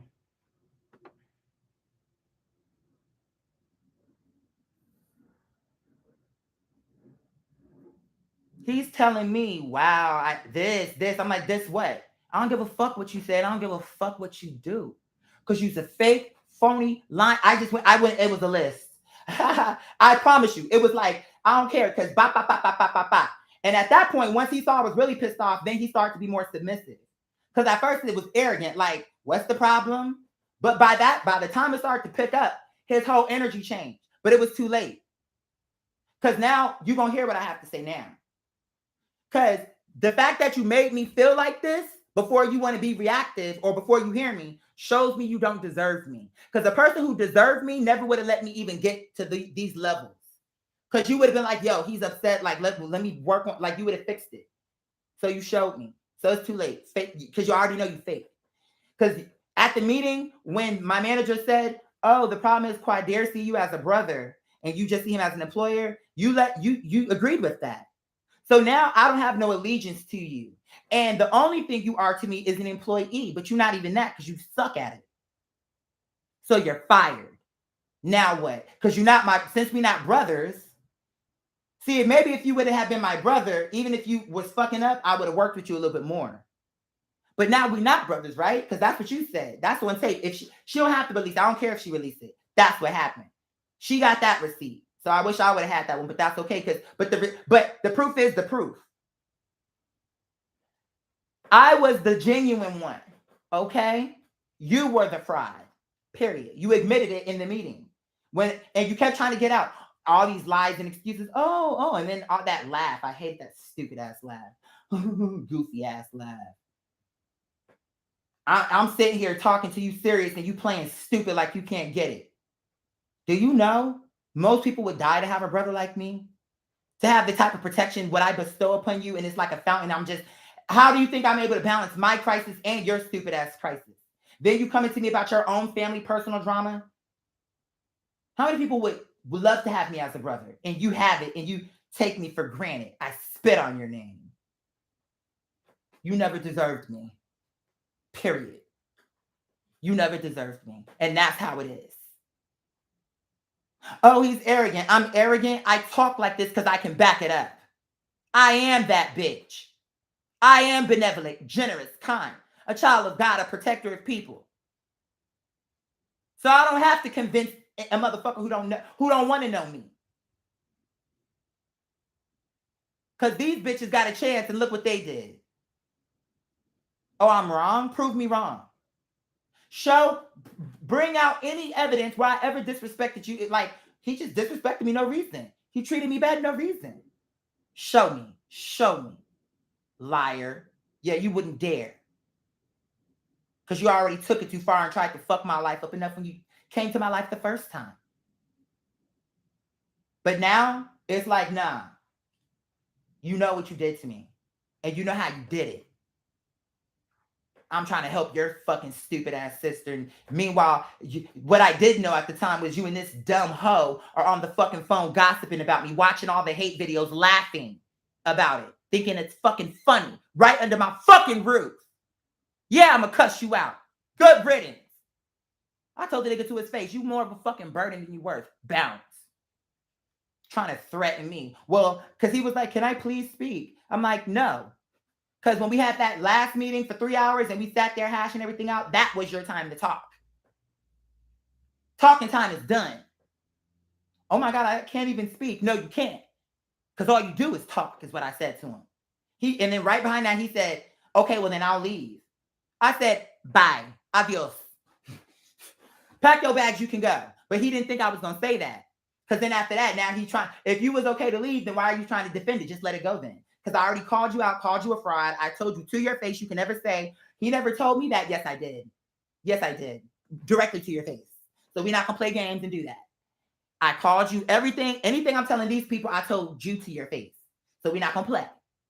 So, and anybody who's gonna be fair, if you had a nigga with you in your house like that, you would have did the same shit. Or maybe you wouldn't. Maybe you would be too weak to put someone out your house and be too afraid to do that. But I'm not. I've told a buff nigga, I've told 2 buff niggas to get the fuck out my shit. And then I guess by the end they both thought I was crazy. Yeah, well, crazy for the Lord. You're not gonna get out of my shit.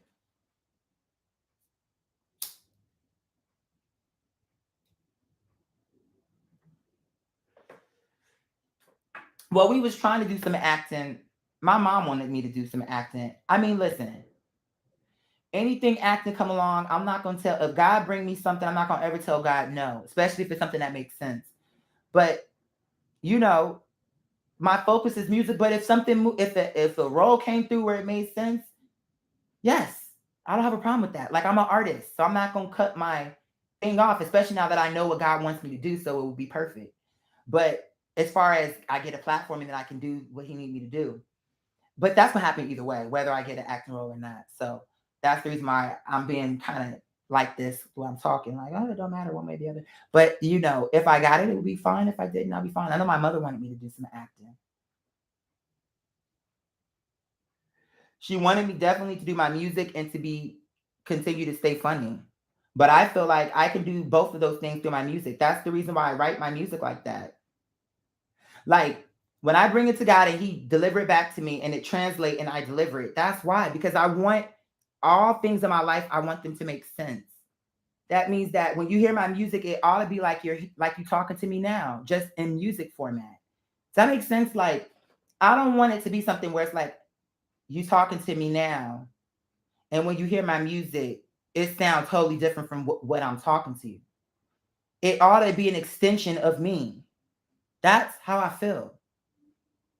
And if it's an extension of me and I'm an extension of God, then the whole thing is a representation of God, and all the glory goes back to the Father. See how that happened? So if I do it right, that's what I'm saying. It's like I'm dead ass serious about what my mission is, and people keep taking me as a joke, taking me as a joke. But now God is setting it up to where it don't matter what man says. Because at the end of this, whether people want to help me or not, I won't need their help. I'll be able to do everything on my own. You know, so help me now. I'm not saying don't help me now, but do it because you really want to and you believe me. Or at least you believe in me. Like, okay, maybe I believe in him, but he might be a little crazy. Even though I know that I'm not. You'll see that in time, but fine. But support me because you love me and it's genuine and it's integral. Because if you do it in any other intention, God is not going to bless it how He could have blessed it. He going to bless me because I'm telling the truth. But for the person who made that contribution out of their own, like as a sacrifice, because when you take it out of your own pocket, it's a sacrifice. But what was the point? You're going to make a sacrifice and now you thinking bad about it, like, oh, yeah, I just did it just in case he really is who he said he was. I want to make sure I put my little donation in there, girl. God heard that. God don't like that. That shows you fake. Because you just did it just in case I'm telling you the truth. Like you fake, like you hedging your bets. Like I put a little money here, put a little money there. But you're not really believing nothing altogether. You just like, well, I'm gonna put money in each category, and whatever one turn out right, I'll tell God that I donated to both. That's not really how it works, man. Because God is saying you just being fried. Like you just trying to do what you trying to put money to like buy your salvation. I helped them.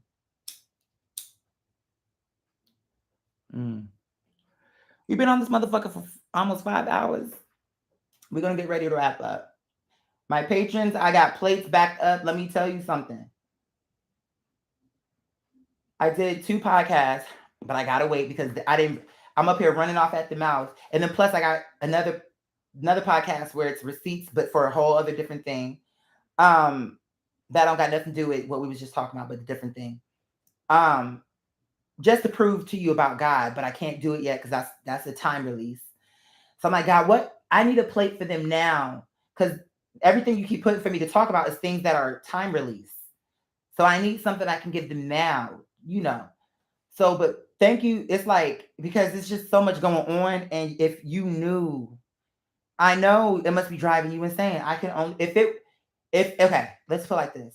If I was watching a nigga like me, and he was exactly like me, and his heart was just like mine, he was saying what I was saying, and I'm the audience, and he said that, it would drive me nuts because I would believe him, but I would be thinking, what is it? When are you going to tell us this thing? Like, come on, when?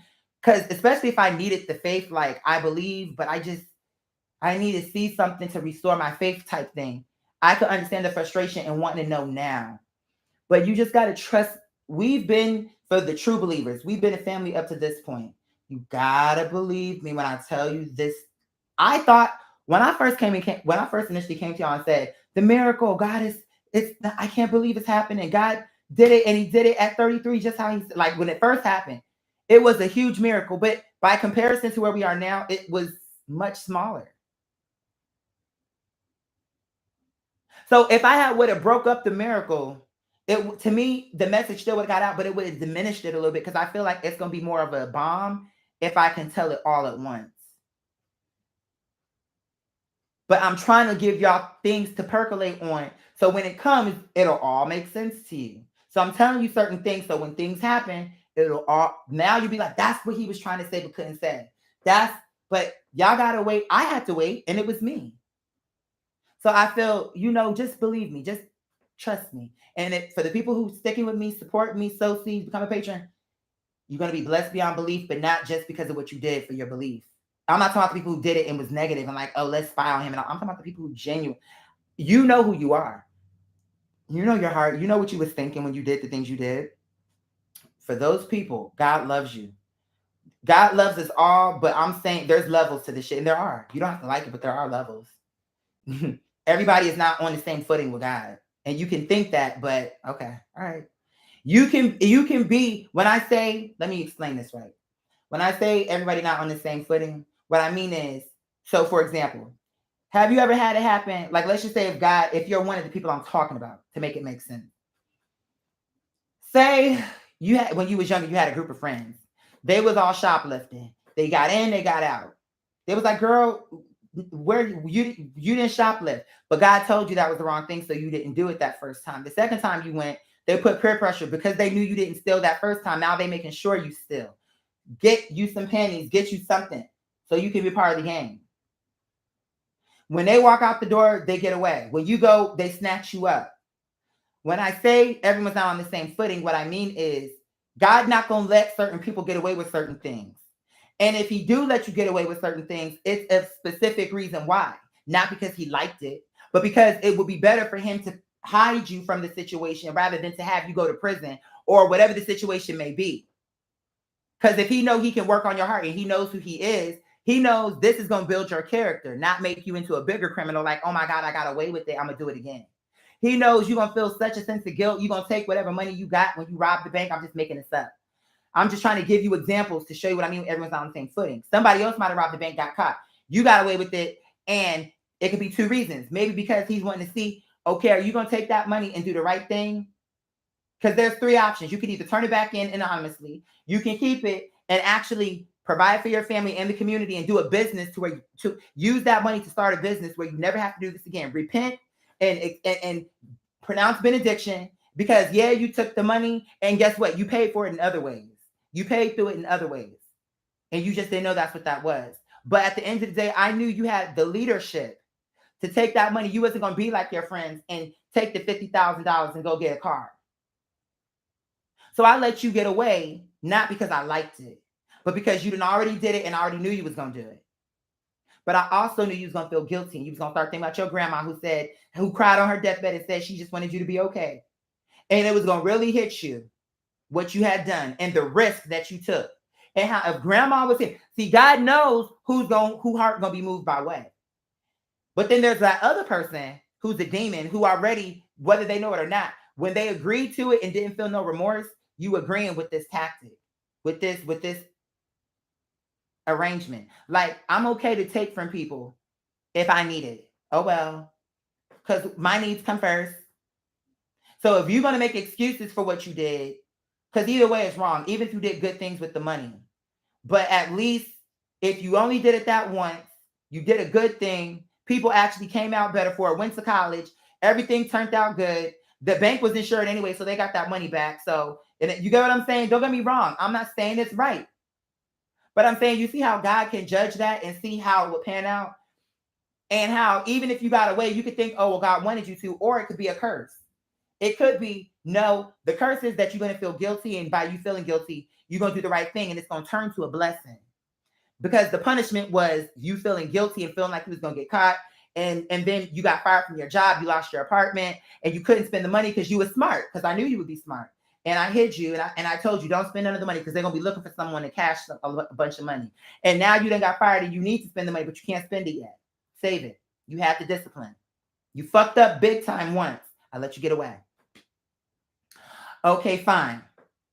So now, some months done passed. You done been in the wilderness. You done been in the streets, because you was like, I'm not going to go to jail over this money, so I'm going to just let it cool off, let everything cool off. And when these niggas see me in the homeless shelter, see, he was smart about it. When they see me in the homeless shelter, they're going to say he clearly didn't take the money, because he would have went to a hotel. See, God bless you with the inspiration to get away. I'm not saying, let's be clear, I'm not saying rob a bank. I was trying to explain to you the levels and how it translates. And how, okay, let me take it back to the shoplifting. How sometimes God won't even let you get away with it. And it's not because, and someone could say, the criminal could say, we got away with it because God loved us, and you got caught because God didn't love you. When really, no, God didn't love y'all. That's why he let y'all get away. It can go, it depends. You have to look at your life and see how it played out. That's how you'll know. But I'm giving you scenarios. Okay, you could say, God loved us, that's why we got away with the package, and you didn't. But you could also say, no, God loved her because he corrected her. And if she would have got away with it, maybe she would have became a thief. But when she got caught once, her grandmama beat her ass in front of all the security. They felt so bad, they took the handcuffs off because they felt like that was enough punishment. And it changed her life. So who does God really love?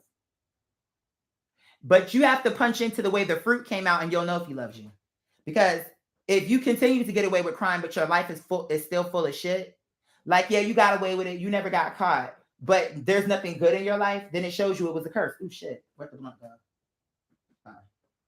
It shows you it was a curse.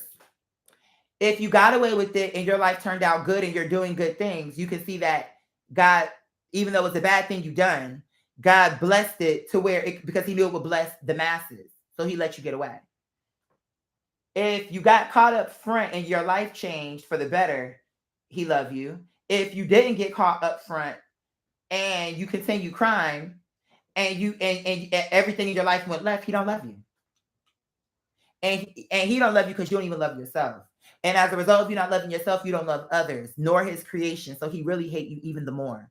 Because now you're not just someone who doesn't love yourself. You don't love him because you don't love his creation. Because if you can disrespect me, you can disrespect the planet, and you can do all these things. It's not just the planet you disrespecting. You disrespecting God because God put that there. So it's all a culmination. And yes, God don't love you, especially if you're not going to repent. And especially if you think you're bigger than God, where it's like, I don't need God. I can do it all on my own. I've been doing it. Okay. So don't be asking for no repentance at the end, because I warned you and you still want to act like you were somebody.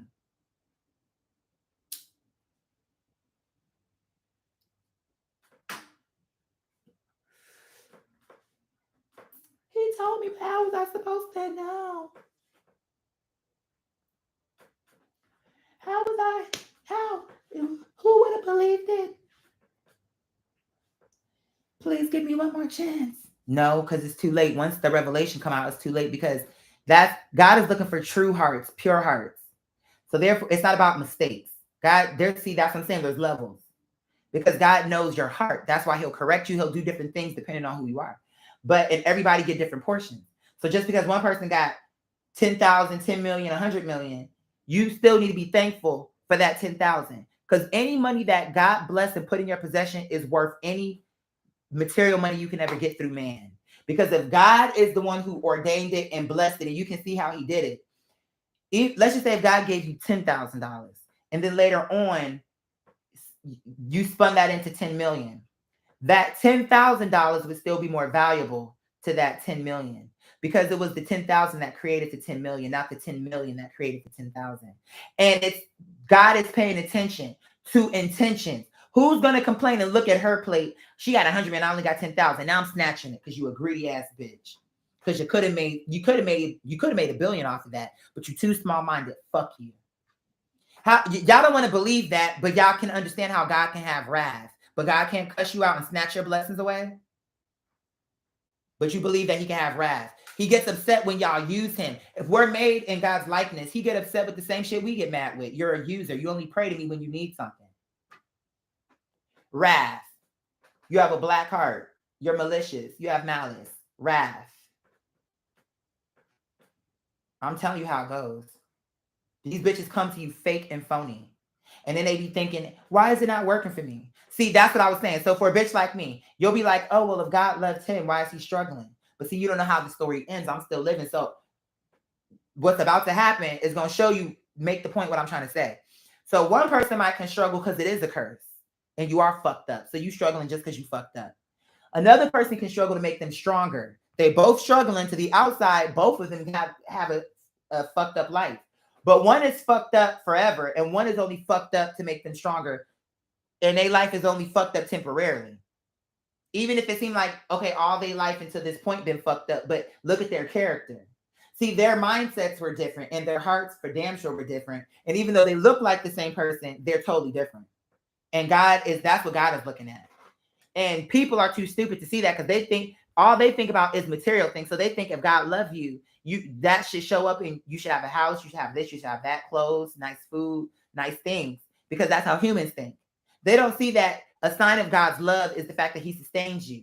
Even if you're struggling, because girl, it could have been you. You think that you're exempt from being on the street. It just really can't be you, that you could never starve. So even if you barely make it into the finish line, it's the simple fact of the matter that he says he gives you grace to survive, to even get to another day, and to have the time to compile a plan and say, you know what? Okay, so yesterday I tried to think about it and put it together. But what do? We take time for granted. We think we got all day and night. We don't plan. God continue to give us day after day after day, and you start to think I have hundreds of days left. How do you know that? I'm not trying to be scary. I'm just telling you facts. How do you know? Because we can log right off from here and I can drop dead. So you have to always give God praise at all times because you don't know when your hour is coming. You don't get to hold God's plan off for when you feel like it.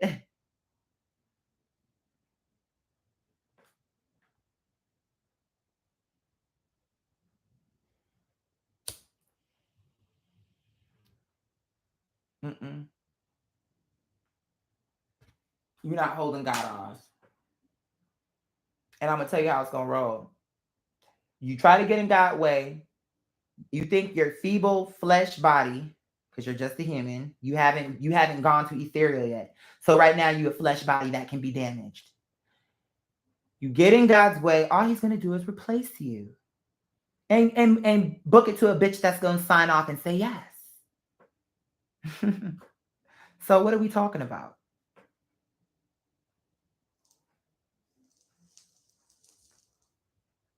What are we discussing?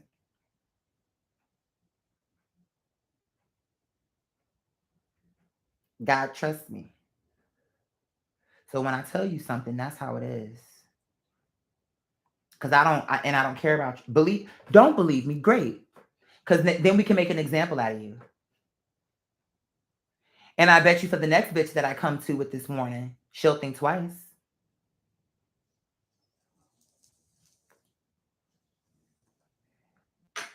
I hear you. I don't have to touch you. Oh, that's a threat. Girl, shut up. You weak. And you scary. First of all, you would be afraid of a human. What should you fear in something that cannot be put in a cage? What should you really fear? You know very well that there are things that exist that are in your presence that can't be seen. You know that. And how I know is because God put certain things in my path to confirm. Why don't you release all the biblical scriptures so we can see all of it? You're not going to do it because you didn't like the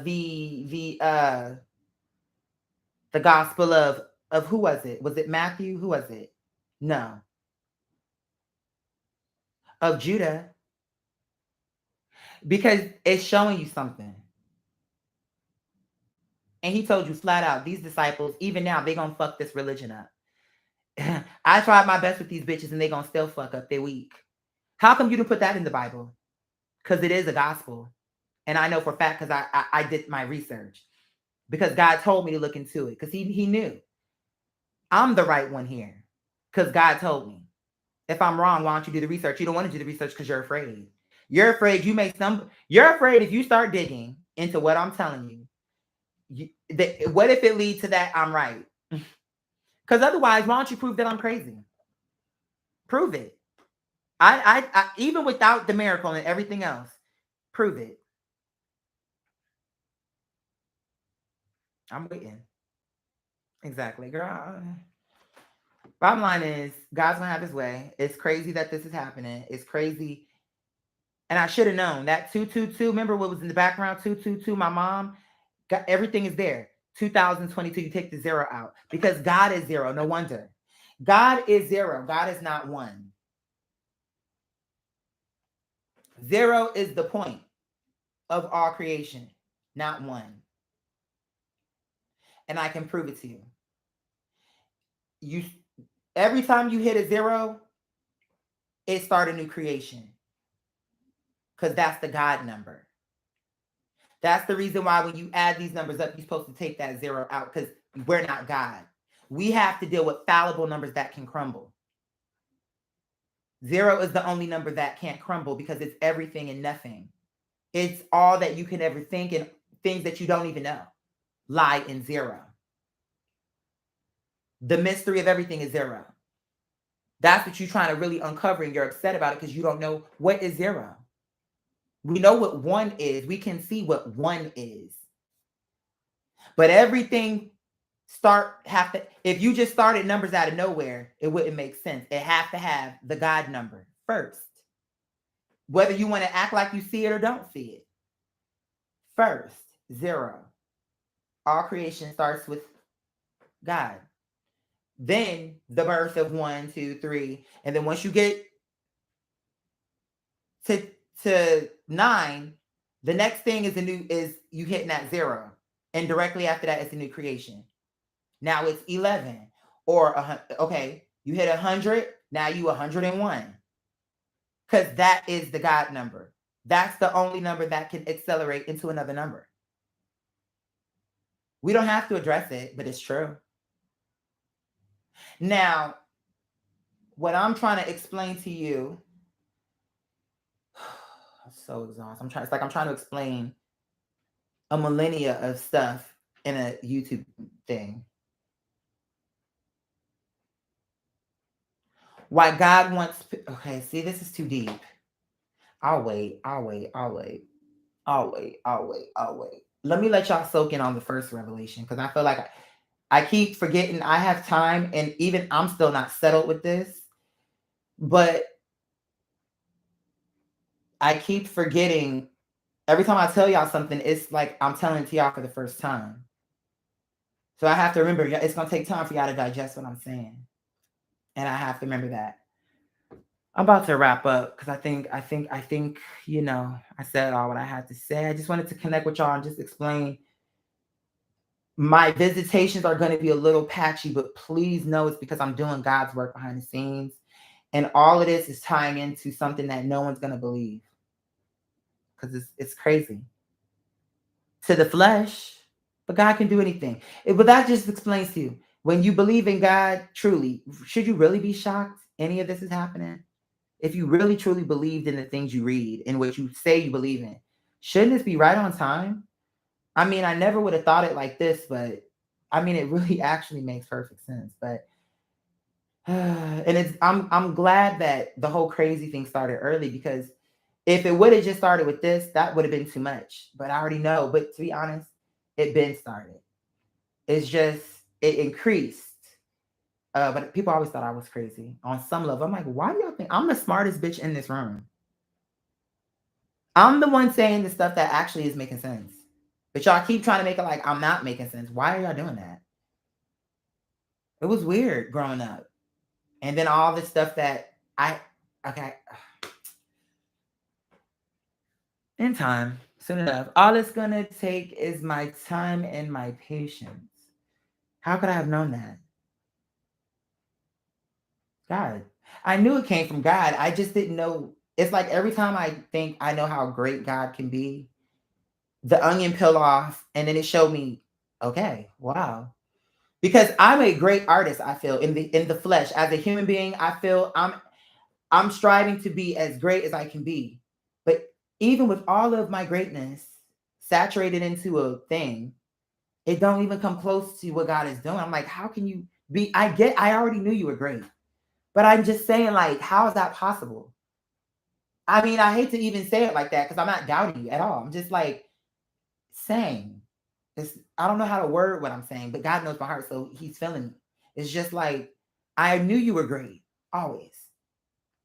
But I feel like I'm the mystery cracker. I'm the one who can always see the truth and who always come to be fair, of any living human, I came to it first. I don't, or maybe I'm not. Maybe someone said it in the comments and I just didn't see it. So maybe I wasn't the first one to know. Maybe y'all knew before me. And maybe y'all told me something and I just was in my thing. I didn't see it. And maybe God didn't want me to see it. Maybe God didn't want me to see that y'all were suspecting something about me. Like, there's something with him. He might be somebody. Because maybe if I would have saw it, then I would start asking, why are y'all saying that? And it's funny that the thing I did see was the cult thing. Like, God wanted me to see the negative part. It was like he hid the, if, I'm not saying y'all said anything like that. I'm just saying if somebody said something like that, it would be funny because it's like God didn't want me to see any pop. He didn't want me to have a clue. Not like that.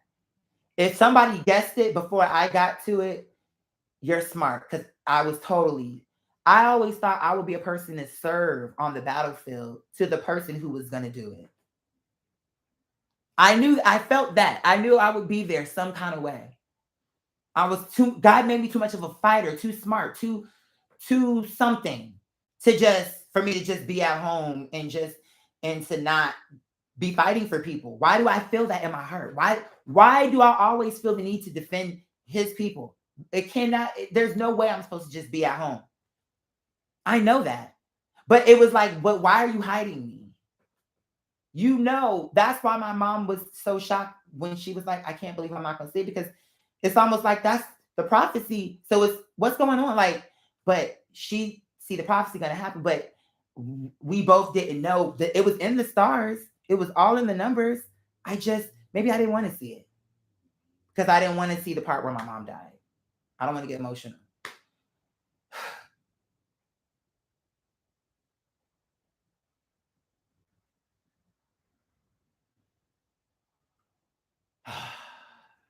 But I never gave up on God. I said, you know what? Because I knew once she told me, I'm like, okay. So at this point, my mom is about to die. But I had years to prepare for this because she told me she would not, if she ever got sick with this, she was not going to do chemo. And that if naturally healing her wouldn't do it, then it would be her time. So I remembered that because I don't forget anything. So when she got sick and she told me what it was, I'm like, so that means I know she's going to do natural, but in my heart, I feel like if it really is like, if me being around didn't heal it, this the third time. And not only that, anyway, I'm not going to jump into that. But the point is someone else had a cancer scare right before my mom. And I prayed on that and I'm like, I know it played out the way it was supposed to, but a part of me was thinking, I don't regret it because I know God doesn't make mistakes. But was it that I spent that third time on someone else's parent?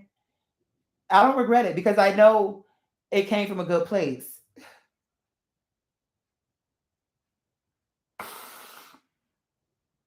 I didn't know at that time my mom it was gonna happen right behind that, like that. And even if I did, God knew my heart. I did it for the right reason.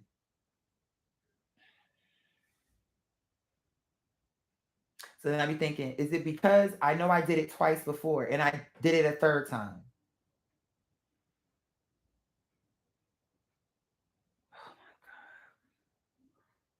But the third time was not on my mom. It was for someone else's parent. And that's okay. I don't regret it. Because that's what God would want.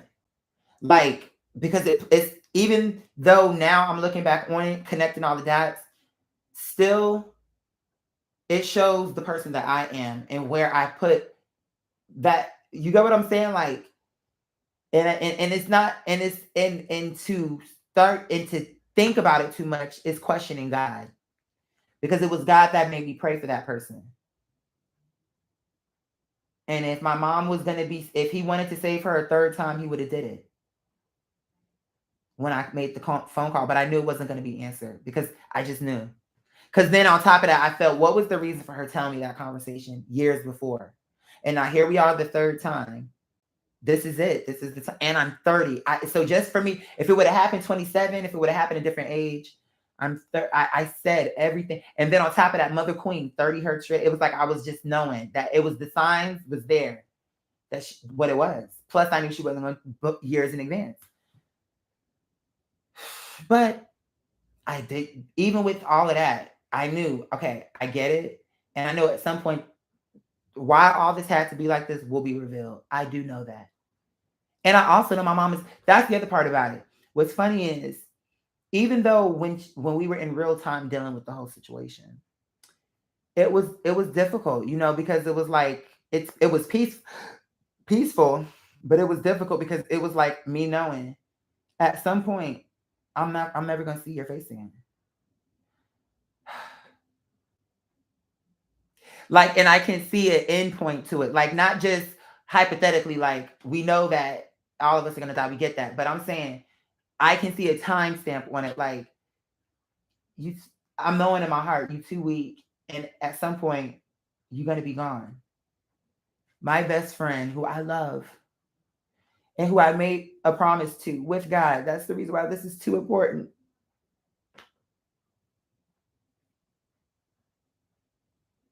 Because y'all don't know what's going on right now.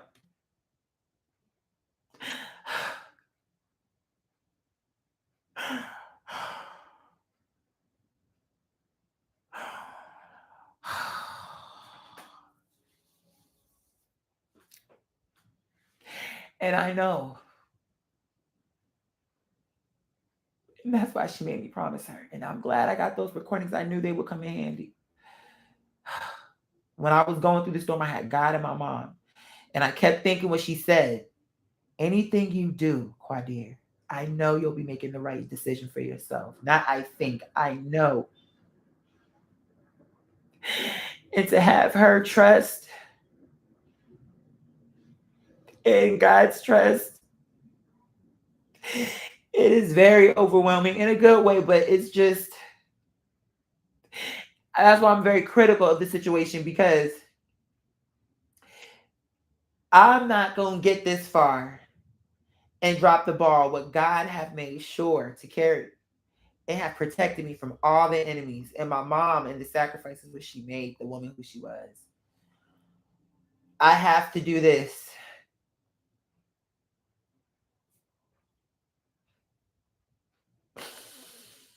And people aren't going to understand.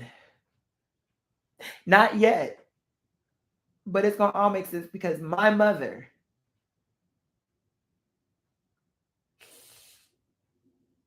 she deserved it all and was so humble. Y'all didn't get to see her how I got the honor.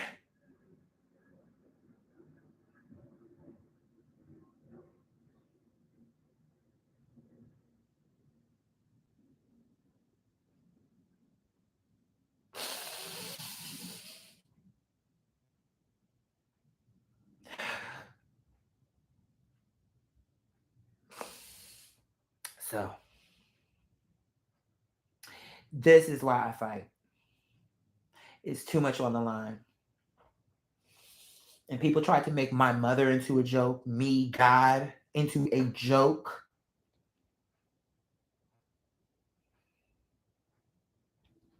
Okay. Now we're going to see who's going to laugh last. Because he who laughed last, laughed best. Remember that one. Yeah, you heard it before, but you didn't quite process. Because you bitches was laughing all the whole time, trying to destroy my life, calling me a cult, calling me a lie, calling me all kind of things. And you knew it wasn't true. You knew that. You fucking assholes. Look at him. He's crazy. He's crazy. Yo, mama crazy, bitch. Yo, daddy crazy. They was crazy when they thought they could raise a child. Look what happened. I'm crazy. I'm the smartest nigga you ever met. I'm the most sane nigga you have ever laid eyes on, my nigga. Let's not play those games. Play games of intellect. Who's who? Because you're going to always come up short.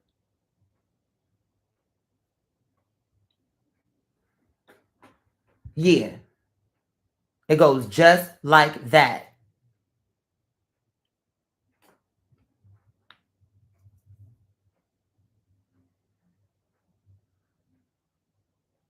I know what I'm dealing with and what God is doing for me and what God is revealing to me. I don't give a motherfucker. Y'all, no one had to sit here. No one cradled me, held me, cried with me, told me it was going to be fine. I had nobody but God and my mom. My ex helped financially, but I'm talking about emotionally getting through all this shit. And I don't blame him. It was a lot. And he was doing enough where he could. And I was like, hey, he helping the family, so I'm not going to get on him with that. I'll just keep it with me and God and my mom. But I know what I endured, what I witnessed, how I was used and taken advantage of. So no one can tell me shit. You didn't live it. You aren't it. So what the fuck are you speaking on some shit you will never endure? You not built like me. You can't last. You won't last.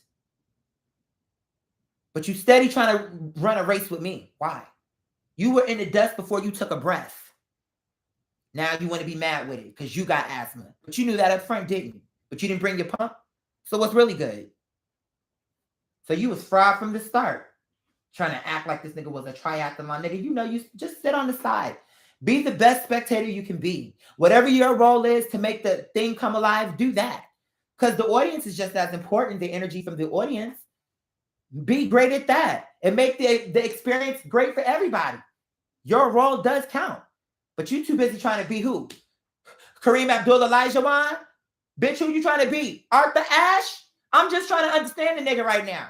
Who you trying to be? LeBron? Who is it? Because you was never going to be in the NBA. But instead what you did was you jumped in front of the way of a nigga who was. You knew this nigga had the potential. What you come talking? Oh, yeah, but you know his little knobby knees going to slow him down. Bitch, you don't even have knees. You can barely walk. Talking about a nigga who's on the court dribbling. You jealous. Yeah, he good now, but let's see if he can. They keep moving it. Oh, he good in middle school. Let's see if he can go to high school. Then go to high school. Oh, he good in high school. Let's see if he can go to college. Oh, go to college. Now, once we get to college, now that he good in college, but let's see if he good in the NBA. You keep trying to challenge a nigga who the reason you don't think he can do it is because you knew from the beginning you could never do it. So it was from a jealous heart what you speak from the jump. Cause bitch, a girl like me, if I'm seeing her, I know she going to the NBA. I'm not a hater, bitch. So I'm like, Miss Thing, congratulations, bitch. Stay humble, cause God is going to bless you. Stay away from these chicken heads. These confirmation. Stay away from the chicken head. The chicken head. Stay away from the chicken heads. The chicken. Let's stay away from the chicken heads. It's like for real. See how God can, that's why it's mis lágrimas, my tears. Because tears can be, either way, they're going to be fertilized and fertilizer. But it can go from tears of pain to tears of anger to tears of joy. It's all on how you look at it. Just because you cry, you're not weak. It's an apparatus, it's an outlet for you to express. And there's too many things. I can go deeper on that, but I want to wait until it's the right time. But I'm just saying, it's a way. That's my mother. I can cry where if I want to. When I want to.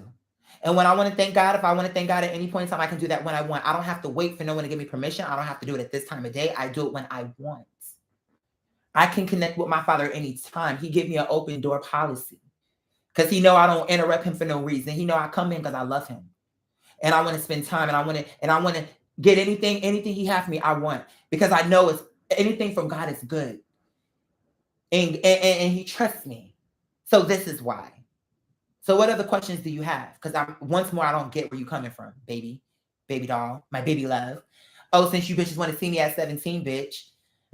You bitches were, I was ahead of you then, I'm ahead of you now. You was dusty then, you dusty now. I don't understand why I keep seeing the same bitch in front of my face. Because you was a dust mite from the start, you a dust mite today. And you keep stepping in the way of a bitch like me, like I said before, who got the potential to be someone who is someone. Because you don't think that you're important enough, but that's your fault. And I'm done trying to talk to you, reason with you, get you to see that you can be somebody because you clearly want to be a basic ass bitch with no discernible talents. You don't even want to find out what you could do good. And for what you could do good, you use it for evil. So fuck you. You're just a dumb hoe. Dumb hoe doing dumb hoery, bitch. We're at the hoe mill. Just browsing down the aisle, seeing what hoes on clearance and for how long, red tag, green tag, yellow tag. Because that's how these bitches act. That's how they act. They act like they're at the hoe mill and they selling pussy in the spirit, spiritual pussy, and they want to cheat the system, and you can't do that because anything you trying to offer God offered you first. He made you, so you wouldn't have no pussy to offer if God didn't give you your pussy. So you keep trying to fraud the house. The house always wins. This is the kingdom of God, and we don't deal with card counters and frauds and bitches like you who want to get over on the house because we're gonna throw you out because you don't want to play the game. I'm throwing you out, bitch. I'm throwing you out. I'm throwing you flat on your ass. Because you a hoe ass nigga. Why can't they take me? Why? Is it because I'm too much, Maya Angelou? Is it the scarf around my neck? Or is it the hair on my head? Phenomenally. That's me. God built me before the foundations of the world. I hate smoking weed like this because this burns too much weed and I don't like it. I just don't. I only like using this when I put a blunt in here. But when I do it like what I just did and try to pack it, it don't smoke how I want it to smoke. Let me try it one more time. I'm going to cash it no matter what, but I don't think I'm going to do it again. I think I may have to go to the gas station and get me some wraps and get back into what God is, the stuff that y'all don't know about. But it's soon enough. Well, I hate saying that because I don't know how long this is going to draw. I imagine it'll be over soon because I don't think nobody's going to want this to continue on. So, yeah, there's that. But in addition to that, I don't like smoking weed like this, for real. And I appreciate I'm seeing someone say, I love your music. Thank you so much. Because that's my number one. And here's the thing, I'm actually really good at it. Spider bite. I'm just trying to feel where it was. One. Where'd the other 2 bites go? 1, 2, 3. There it is. Boop, boop, boop. He got me really good.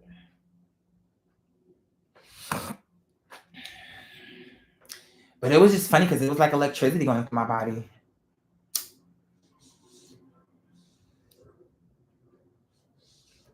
You be washing a dish and then it's like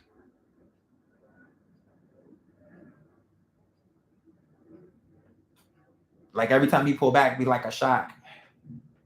Then it went through my neck. I'm like, the fuck? Let me keep cleaning this chicken.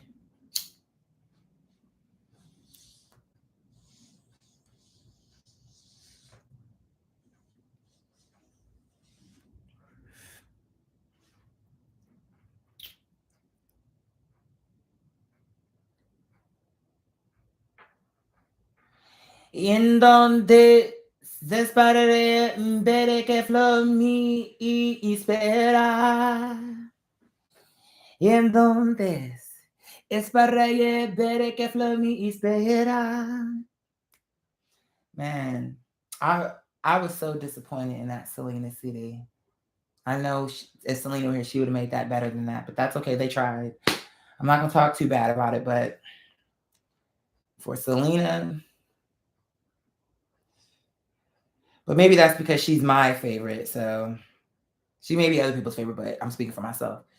Um, Maybe that's why I feel so protective over her. But that's her family. I'm not gonna do them too dirty. At the end of the day, they did their best. They did what they thought was best. It wasn't really my taste.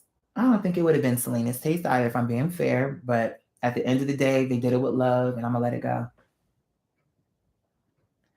Yeah, I went. I didn't even get to listen to the whole thing because I was just going through it. I'm like, oh, I do not like this, and it was making me feel bad for Selena because I wanted it to be Legacy, an album that I would play and play like how I play her other albums, like all the time. And I listened to it once. I haven't even listened to it again since that last time. So it's unfortunate, but like I said, I don't focus on that. You know, the truth is, it wasn't that great, but I'm not gonna bash it. So that's that.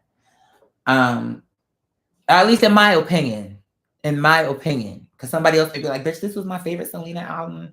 I prefer this one over all others." Okay, my taste, not it wasn't my speed, but like I said, for sentimental purposes, they tried. That's their sister, who's an icon and who was taken away too soon. And I think overall they've done an amazing job preserving her legacy. I do. I think all things being considered, this album maybe wasn't my favorite. Even the artwork, I wasn't a fan. But okay, because I'm like, you got way better. Come on, this Selena. But all right, that's what y'all wanted. Um, but it's not the end of the world. And like I said, all they got the museum. They've been honoring her. I think they've been doing a great job. Like I said, all things being considered. So, this was a miss, but they get more things right than wrong where their sister is concerned. And actually, I ended up listening to one of AB's songs with the Cumbia Kings, and I was like, bitch, no tea. Even though I was looking for, yes, I was looking for a specific Selena song. But for some reason, that song wasn't there. And I'm like, what? They must don't own this song. And why can't I find it on iTunes? But okay. So anyway, but when I searched it, what did pop up was the old version of it. And then it was the Cumbia Kings, AB, Quintanilla, and the Cumbia Kings. Then it was that, and it was the old one. So I downloaded both because I do love the song. And I guess I was like, I'm gonna support Selena's brother, and I'm gonna support the original artist and get them both. And then actually, I end up loving them both. It's totally different but see, that's what I'm saying. So I know AB can do it because he was remaking the song that he did with Selena, but he wasn't doing it with her voice. He was doing it with just him. See, I think he does it better when he does it just with his band. I think he should take, if he's gonna do that, that I could actually get into. Now, let's just say if he did what he did for that song, the song that Selena remade in the 80s, whenever it was, okay, and how he remade it with the Cumbia Kings.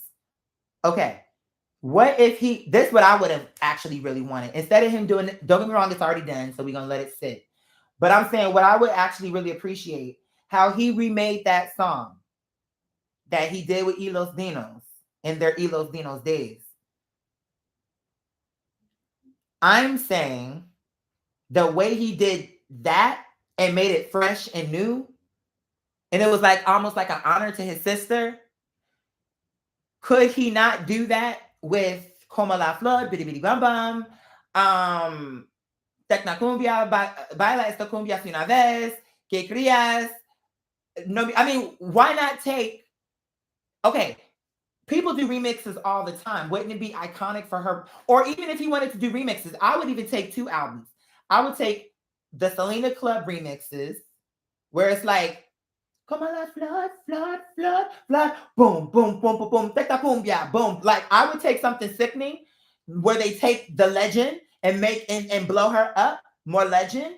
Or I would take him doing what he did with the Cumbia Kings for that song, what he did in Los Dinos in the 80s.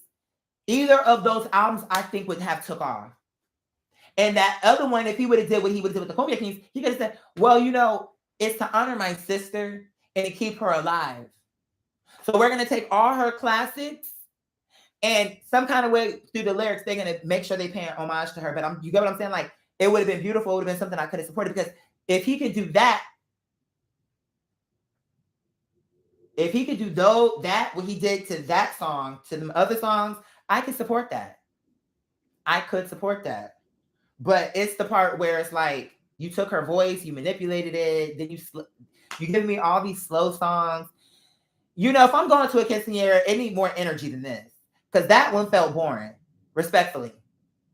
I felt like he was trying to give her, I know where he was going with it, but I'm like, AB, you are AB, you are a legend, okay? So I need you to step into the quinceañera energy. Remember your father, Abraham, the legend? I need you to remember how you was hungry for it in the beginning? You had to be creative and think like that. I need you to go back, pull out the inspiration. You said, did you see Nicki Minaj called Big? What? No, I don't know nothing about that. I saw a TikTok with 200,000 likes of people saying it was trash. That's what I was afraid of. I'm not gonna weigh too heavy on it, just out of respect for the family, but it wasn't my favorite album. I'll say that. I think that we got to give them an A for trying, though, because it is their sister. And it's like, remember when we were kids and a kid would draw a little thing and it's like, oh, that's so cute. And it's like some macaroni is glued to it, maybe a little mint is glued to it, little house is drawn on some stupid shit. And it's like, oh my God, that is so cute. And you love it because the attempt. So I think no matter what Selena maybe it wouldn't be her taste, but she would love it for the fact that all these years later, here her siblings are trying to figure out, how can we add to her legend? What can we do to keep her alive for a new generation and keep it going? I can respect that. And I think Selena would respect that too. Whether the album do good, whether it do bad, whether the fans like it or don't, even just on principle for what it represents, that her siblings are still, you get what I'm saying? Is it my album? No, but I can respect what they were going for. Let's say like that. You got this neighborhood after what?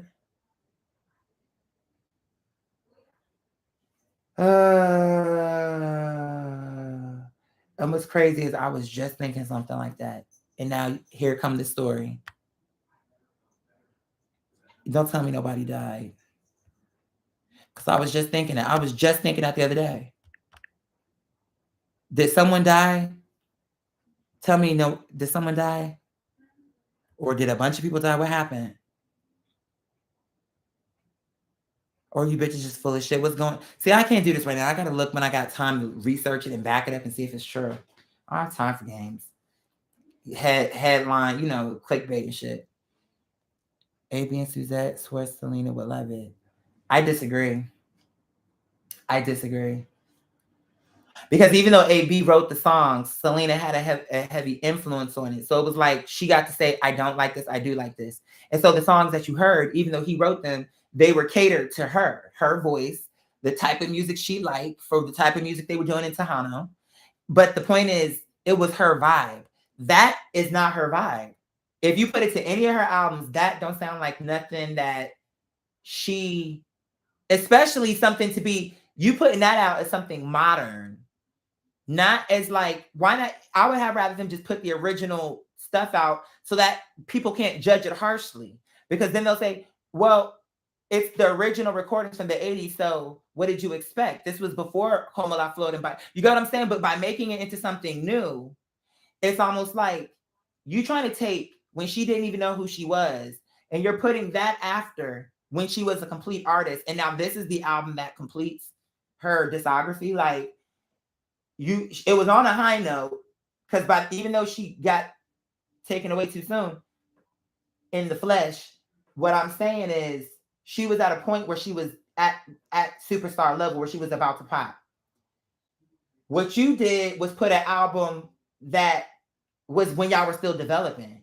and you thought you would mix it down, change the tone or the tempo, and make it into something new, but you can still hear that this is not as good as the music that came later. So if you were going to release it, don't release it as something like this. Just put it out like what the music was and how she sounded. If she sounded young, let her sound young, because this was before all the big stuff happened. But by you trying to make it like this is the type of music she will be doing today, I think that's where they got it wrong, because no matter how you cut it, this is not the music she would be doing today, because it's literally the music she did before. You get what I'm saying? Like, when I say before, what I mean is this music came before all the major hits. So why would she blow up and then go back to some shit that didn't blow up for her? That's the point I'm making.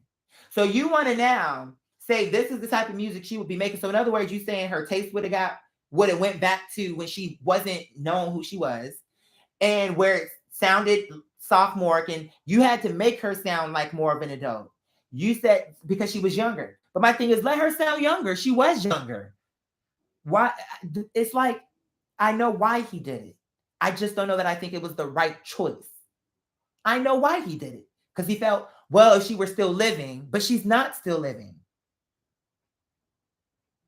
And by you doing that, and the point you're trying to make is this is how she would sound today, and this is the type of music she would be making. But it's like, that would be like saying this. Let's just say if Michael Jackson, I'm just making this up, if Michael Jackson has some rough demos he did when he was like 6 years old that he was recording in Gary, Indiana. But on them tapes, it was him singing stuff like Twinkle, Twinkle, Little Star. I mean, I fuck around, make it sound good. So I'm just trying to say like something kiddie, like something a kid would sing. And then as he grew into a grown-ass man, the music, obviously, because he got older, got better. I mean, if you're serious, that is. You'll get better if you're serious. But I'm saying, okay, so as he got older, he got better. But let's just say if he would have passed with Thriller. Let's say that let's say he would have passed right then when it blew up, Thriller. And then his family decided, but see, we know about Bad and all them other songs. But let's just say if he would have died before them songs. This would be the equivalent of his family saying, we're going to take them demos from when he was in Gary, Indiana, when he was figuring shit out and when he wasn't really that good. Like, he was good because he was always talented, but he wasn't who he is, who people found out at Thriller.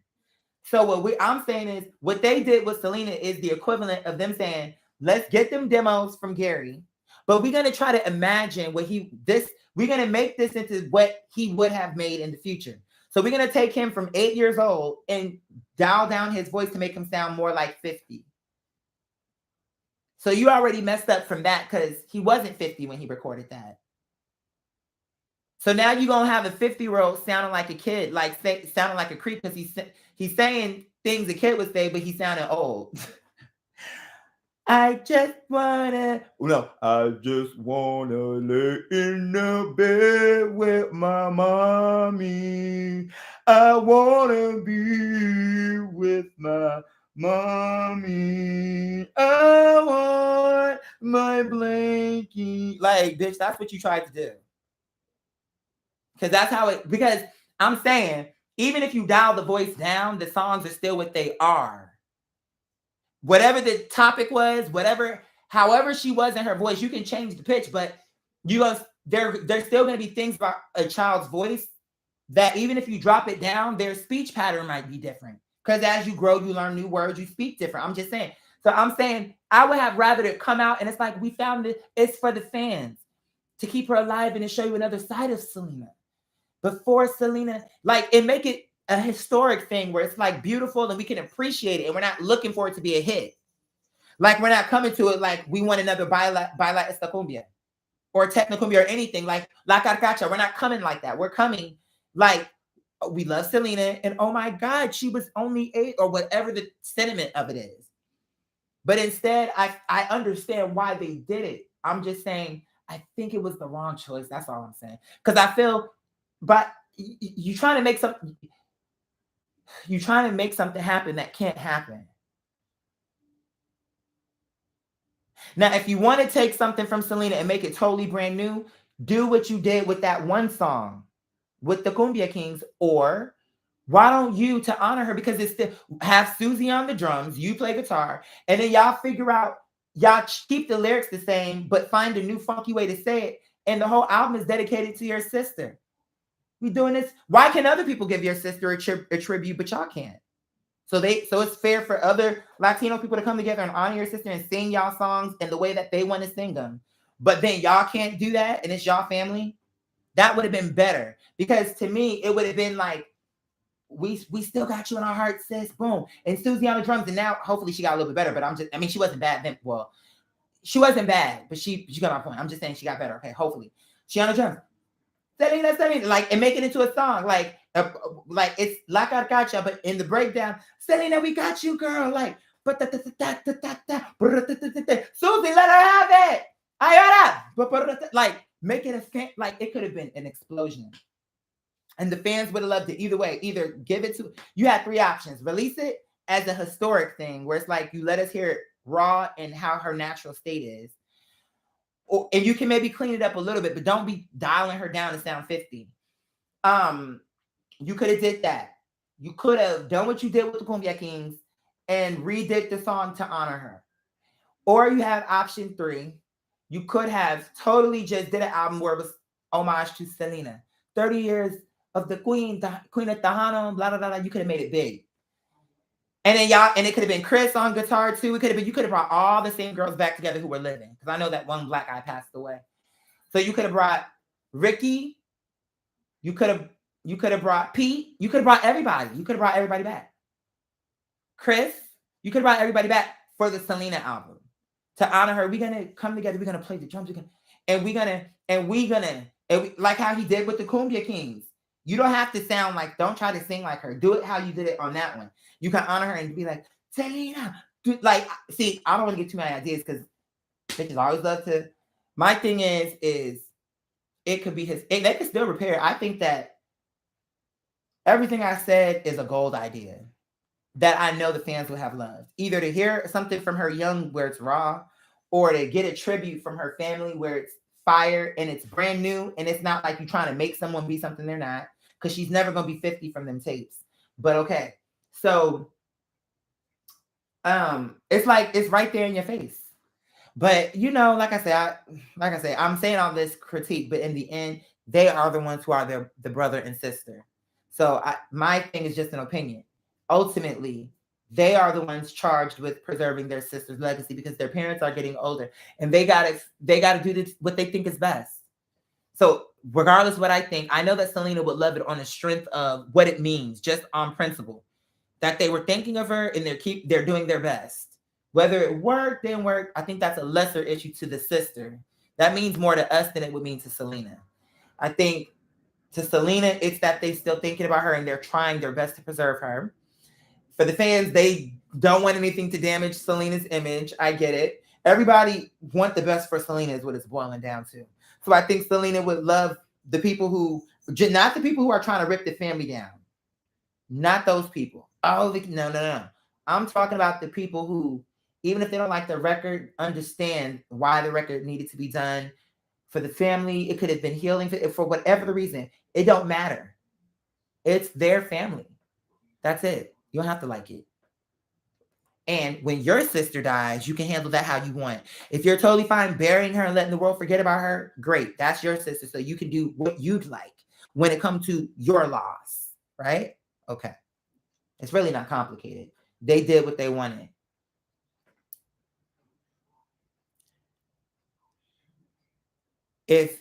Now that will piss, I'll be for real with you. If they let Kim Kardashian wear Selena's dress, that will piss me off. Why? I don't think Selena would want that lady wearing her dress. Keep her dress in the museum for the fans. You think the last body that needs to be in that dress need to be Kim Kardashian with her sweat on top of Selena's sweat? That would piss me off. Ultimately, they're going to do what they want. I think that should be a big fat no. Now, if she went and build a replica, go ahead. But why should she wear the original? Who is she? No. That need to be a flat no. I don't think so. Now that I don't think Selena would like at all. Some other woman in her things who, no, I don't like it. I personally would like if Kim wore it, but I know I understand why. Yeah, I don't. I'm totally against it. Why can't she make one? Why does she want to? What's the point of her to want to keep wearing these dead women's dresses? And if you must, why she got enough money? Why can't she have a nigga? When Selena had the dress made, it must have cost her a few thousand. The dress is only expensive now because it was Selena's dress and it was her first and only Grammy dress. So why can't Kim? It's the arrogance. It's the ego. Because I'm going to tell you up front, I don't want nobody in my fucking clothes. If when I'm gone, I don't want nobody negotiating on, I want to wear the mother Pat outfit. Can we take it out the locker and give me the dress and give me all the accessories so I can put the earrings that went through his ear through my ear? Bitch, please. You're not putting none of my clothes on. And guess what? And when you put my clothes on, and they're going to give you all the shoes and give you the whole outfit because these bitches went against my will because I told you not to let nobody wear my clothes, but you let this bitch into my clothes. So now they getting punished, you're going to get punished. Bitch, you're going to break your neck and you're going to be just like Christopher Reeves, right up in that little wheelchair because, bitch, I told you not to put my clothes on. And was it worth it? You're going to be thinking, all I had to do was not wear this dumbass outfit. You said Marilyn already ate Kim from the grave. Now she wants Selena to do it. Yeah, I'm over. I'm like, why do you need to wear these women dresses? What's the reason? What's the significance of you to say, I wore Selena dress? Why do you get to share in her legacy? She had to die for that. That dress mean what it mean now because it was the first and only. And that's her legacy. If you're a fan, great. Go to the museum, take a picture next to it. Or if you want to bitch, you got fucking money. What do you want to wear her actual clothes for? Bitch, Jennifer Lopez didn't even wear the real clothes. So why should Kim? What's the reason? Just so she can say, I have Selena dress on? So it's annoying.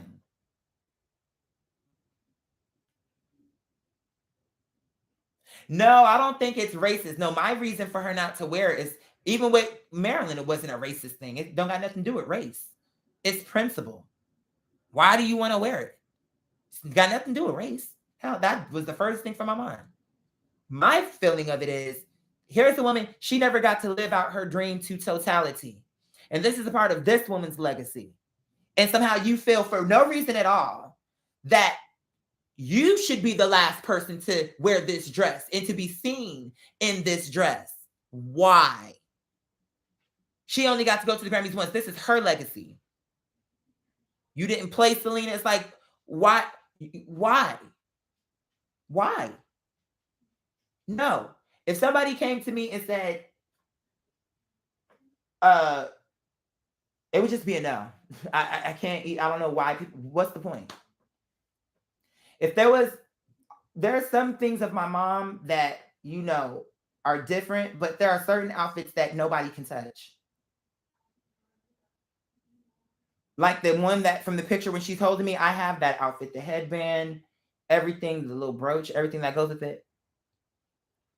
No one can wear that. Oh, I want to wear the same. I want to wear Sabrina's dress to my church thing. Why do you want to wear my mother's dress? Why? I would have questions. Why? It ain't like if you would have said God, if it would have been something with God and it would have made sense, then I would say I would be honored to let you wear the dress, because I would think my mom would want that too if it was true what you were saying. But if it's just to say I wore Sabrina dress, fuck you, get out my face. You're not touching nothing in my mother's. But that's what I'm saying. Why do you want to put this lady clothes on? What was it? And she the only one trying. You want to wear Marilyn dress. You want to wear all the icons. Why? Why don't you stand on your own name? Why don't you wear something that's so iconic that bitches want to look like you? And come and when they show up, it's not them being confused. It could be Lotto. It could be Cash Doll. We don't know who she got inspired with this big butt, because you ain't the only bitch with it. Selena was her own person. She inspired people. Make your own legacy. that people want to, oh, I want to do this like her. Stop trying to ride off another bitch wave who even from the grave really got more clout than you. And she been dead almost 30 years. Build your own. You got all that money. You can make, and you run through clothes. You don't even wear the same thing twice. But you think, oh, I'm bored. I've worn all the designer clothes. Now the only thing that's going to satisfy my fashion craving is to wear bitches that been dead. So I can say, oh, I was in Selena dress. Oh, let me tell you what it felt like. You know she gonna fart. That's what I'm saying. So if she farted in a Maryland dress too. So I'm saying now you got the dress back, and it got, even if the fart came out, like the smell came out, all I'm saying is, do you think Marilyn will really want that another woman put her dress on, sat in it all day with all her little tan and perfume? Now it's a whole new perfume on it. Plus, you're not going to, even if it was a silent fart, that bitch didn't sit in that dress for 10 hours and then fart once. Maybe when she peed, she got a little pee on her dress. You don't know what happened. I don't want to take the chance with Selena. You already soiled Marilyn. And it's not a race thing. It's, what's the reason? You want to put her dress on. Why? So now the last person in that dress was not Marilyn Monroe. You could say it's her dress, but to me, now it just make it a regular dress. Because it's like, oh, it's a rental. Like Marilyn wore it, Kim wore it, Beyonce wore it. You get what I'm saying? Like, what make it special is this is Elvis. This is James Brown. These were his. But what's going to be the point if everybody that come to the James Brown Museum, we let you brush your hair with his brush? We done got all his little perm up out of there. Now it's your hair in the brush. And some other bitch, I don't know. Why would you do that? Why do you have to use James Brown's brush? Why you gotta use Little Richard makeup? Because once you use her makeup, now it's not the same thing. It's never gonna be the same. Oh my God, we had Little Richards. Oh my God. See, that's why I can't trust you bitches, because you don't know how to just look and don't touch. Can't be trusted. Little Richard. Now these bitches, is that her perm set? Can't you see it's in the glass? So you're not supposed to touch it, right? But you want to lift off the glass, you broke the glass. Of course, clumsy. And here she come, want to open up the perm. And the point of it was, this was the last perm Little Richard used. So it's special. Any perm we can get any perm, but this one is special because this one is from his last perm. And you see how he left a little bit? So you can see his finger. To all the people who knew him, the legend is if you open up the lid, which you're not supposed to do, you can see Little Richard fingerprints go up in there for when he put the last time he put for the glop of the perm to put to his head. And here comes this bitch who done all follow instructions. She done not only broke the glass, took the thing off. Now she done open up the perm, put her fingers in it, done wiped away Little Richard. We may as well throw it away.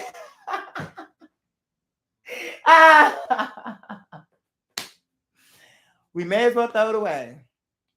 Because the point was, there was some perm left. We ain't gonna, it's not supposed to just be trash, bitch. The point is, we got his fingerprints in it. You done put your hands on it and took the glass. Ah! Oh my God. Look at this. This was Madam C.J. Walker nightgown. So what? Now you think you're supposed to sleep in it? Because you somebody special? Girl, I want to sleep in her nightgown. See what it feel like to be the first Black female millionaire, bitch. And you never gonna know what it's like because the nightgown is not what made her that way, bitch. That's your problem now. Oh, I'm gonna slip into her clothes and see if I can feel the money. See if the money can come to me. No, you're gonna get a curse because this bitch wants you out her clothes.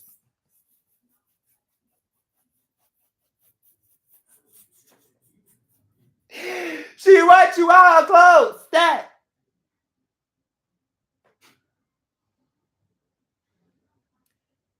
You know?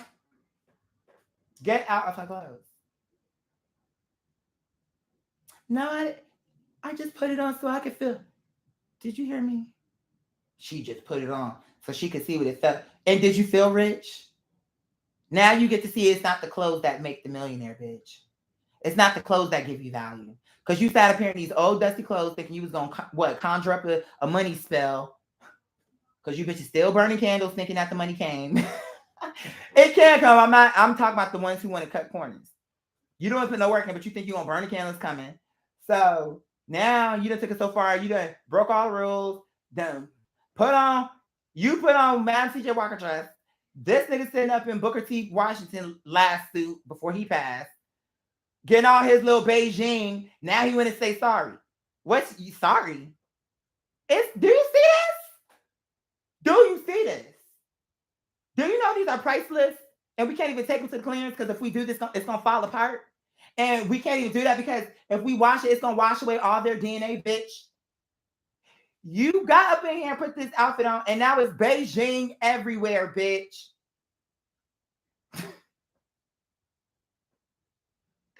It's Beijing. And you know what? And your wife, I'm tripping on because I saw this bitch when she came to the museum. And I knew. I said, you know what? Keep your eye on this bitch. I said, no, you being judgmental because she ain't did nothing. But I sensed her nasty ass spirit. And what did she do? Y'all went and had some cheap ass Brazilian before y'all got here. Now this bitch stomach is upset. And the whole reason how the operation exploded was because there was a line at the bathroom. And this bitch put on Madam CJ Walker dress. And now she got a shit. And she can't get out the corset. And she done shat all up in the motherfucking dress. Oh, you didn't hear that part. You thought we was just confronting you. No, your wife is in trouble as well. And now I see it's a pack of y'all. Because it's a pack of y'all. Yeah. Okay. Yeah, because no, bitch, I'm explaining to you what your dumbass wife did. And we know it's Brazilian because, bitch, she didn't even finish diet. Bitch, what she had? A surgery? Her food is not even fully digested. I see rib on the floor. Then she ended up shitting in the trash cans. And you got to go. We suing you, too. And you're going to jail. Because one thing about it, you destroyed historical artifacts. It's Beijing off in the collar, bitch. We told you there was something wrong with the AC before we got up in here. Because, you know, it is what it is. Y'all decided to come anyway. The Beijing started melting through her head. Now it's dripping into the little collar and into the bow. And he didn't even realize he was dripping to the point where his little Beijing done dripped onto the artifacts. It's like, bitch, oh my God. Oh my God. For real. Because you mean to tell me you got hair grease?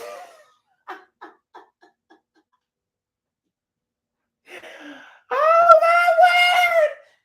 You telling me you got hair grease all over Booker T State of their Dress Union? Oh my God, lock this nigga up and give him a lobotomy. I'm tired. I'm telling you, that's gonna be the wave of the future. When you bitches make mistakes that are too big, you get a lobotomy. For real. Because I'm tired. Because that way you can just go back into the world and be okay and not be disrupting shit. I'm tired of arguing with you. Gonna sit here and open up the clothes and say, we didn't know. We didn't know. You didn't know. What didn't you know? It say, do not touch, dumbass. Everything in here say, it's about 35,000 times. Do not touch. Then come to find out, they was in the other part of the museum having lunch, playing with the real antique set. Do you know this is 300 years old? And she got Coca-Cola and root.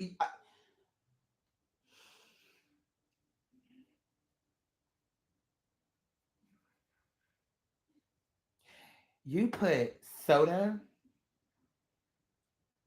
into this handcrafted fine china that George Washington Carver sent to Booker T from the Tuskegee, from when he was on his flight with Gandhi or whatever, how it went. Okay. I'm just making that up. I'm just saying. Okay. You put Coca-Cola? Okay. I'm just trying to make sure I understand. You got to get this bitch when she don't know. I have to make sure I had it all right before I slapped her and her husband. I have to make sure I had it all right. Okay, so do I understand clearly what you're saying? Hair grease, Beijing, Dookie, Brazilian ribs. Okay. Yeah, it's a cancellation. Yeah. Mm-hmm. Yeah. Fam, I'm getting ready to wrap up. I pray that y'all have enjoyed. Please do support us. Understand that in these next coming days, I'm not going to be as present because I have this thing has continued to grow bigger than what I knew. And I couldn't have known it because, again, that's the reason I'm glad I didn't say the miracle at the time, because it got, anyway, the point is it's a lot I'm dealing with. Just believe me on that. And so I'm doing the best that I can. Patrons, I definitely have a plate coming to y'all, but I have to give y'all something that don't spill the tea. So I have plates stored, but I'm like, fuck, that don't help me now because those can't come out. And I don't, and we have ops. So I don't have faith that we'll put it out and they won't. I don't believe that. We tested that with Selena and Shelly Lades. And we saw how we had right there in our audience, Judas's that went right around and tried to destroy that. So unfortunately, it's like, damn, I have the podcast, but I got to hold that until it's time. In any event, I love you guys truly. And God loves you. Keep doing the right thing. You know what the right thing is. It don't mean you're not going to make mistakes. Let's be clear about something. You don't have to be perfect. But your heart got to be clean. Like the things you do, your motives got to be right. If you fuck up, you make a mistake, maybe you thought a bad thing along the way. Okay, but repent on that because you're not perfect. We all have things. We all think things. What's wrong, baby?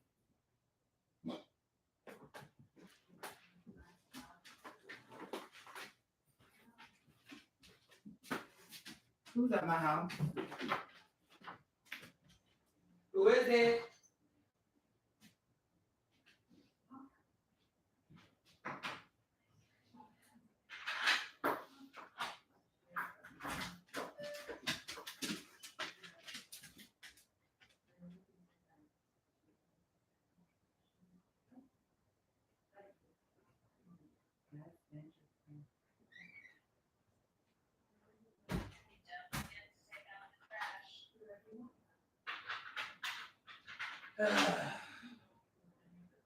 That was interesting. Excuse me, sweetheart. Whew. Okay, that was interesting. Y'all heard my dog bark, right? What's weird is I heard someone knock at the door, but I didn't see anyone walk to my door. And when I opened the door, I didn't see anybody running away or any. Wait, that was interesting. Did y'all hear my dog bark just then when I got up? Because I'm thinking, okay, I'm not expecting nobody, so let me just come right. Excuse me, sweetie. You're okay, sweetie. I'm just moving this thing. Why are you jumping around like that? Okay. So he barked first. It's okay, sweetie. He barked first, and then I heard a knock. Careful. Be careful with your head around this glass. Move. You're not in trouble. Move. Just thank you. Because especially him with his tall self. And you see how he is. He's so jerky that I'd be afraid he's going to swing his head and poke his eye at the corner of this desk. So I always got to keep my hand on his head so that there's a barrier. Because he's too big, too jumpy. He don't mean to, but I actually I've grown. I didn't never not like it. It's just I didn't understand it. But now it's a part of his charm, really. Mm-hmm. I love you, sweetie. Ooh. You licked me right in my mouth, so I was trying to kiss you. Mm. Okay, calm down, because I got to wrap up. Calm down. I love you. Calm down. I'm about to wrap up.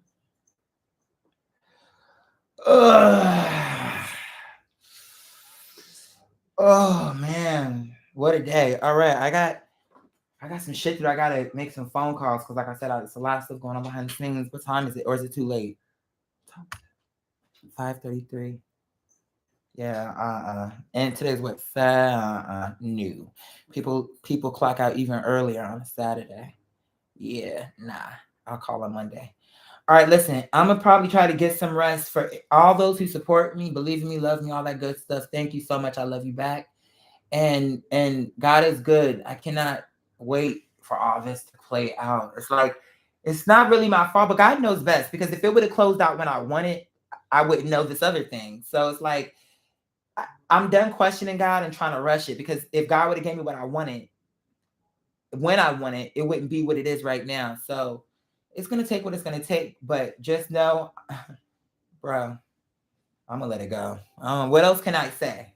There's no other English words. I'm thinking, did I not say anything that God wanted me to say? I've been here long enough.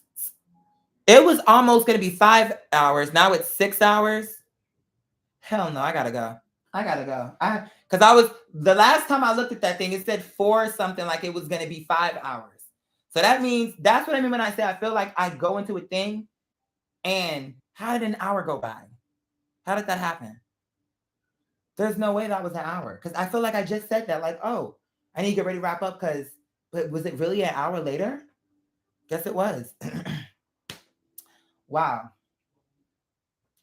Anyway, listen. I love you. Be safe out in the world. He always knows I'm about to close. That is so funny. No matter what I say, it's just he knows my energy. That's so funny. He reminds me of my mom. It's like he reminds me of me and my mom for different reasons.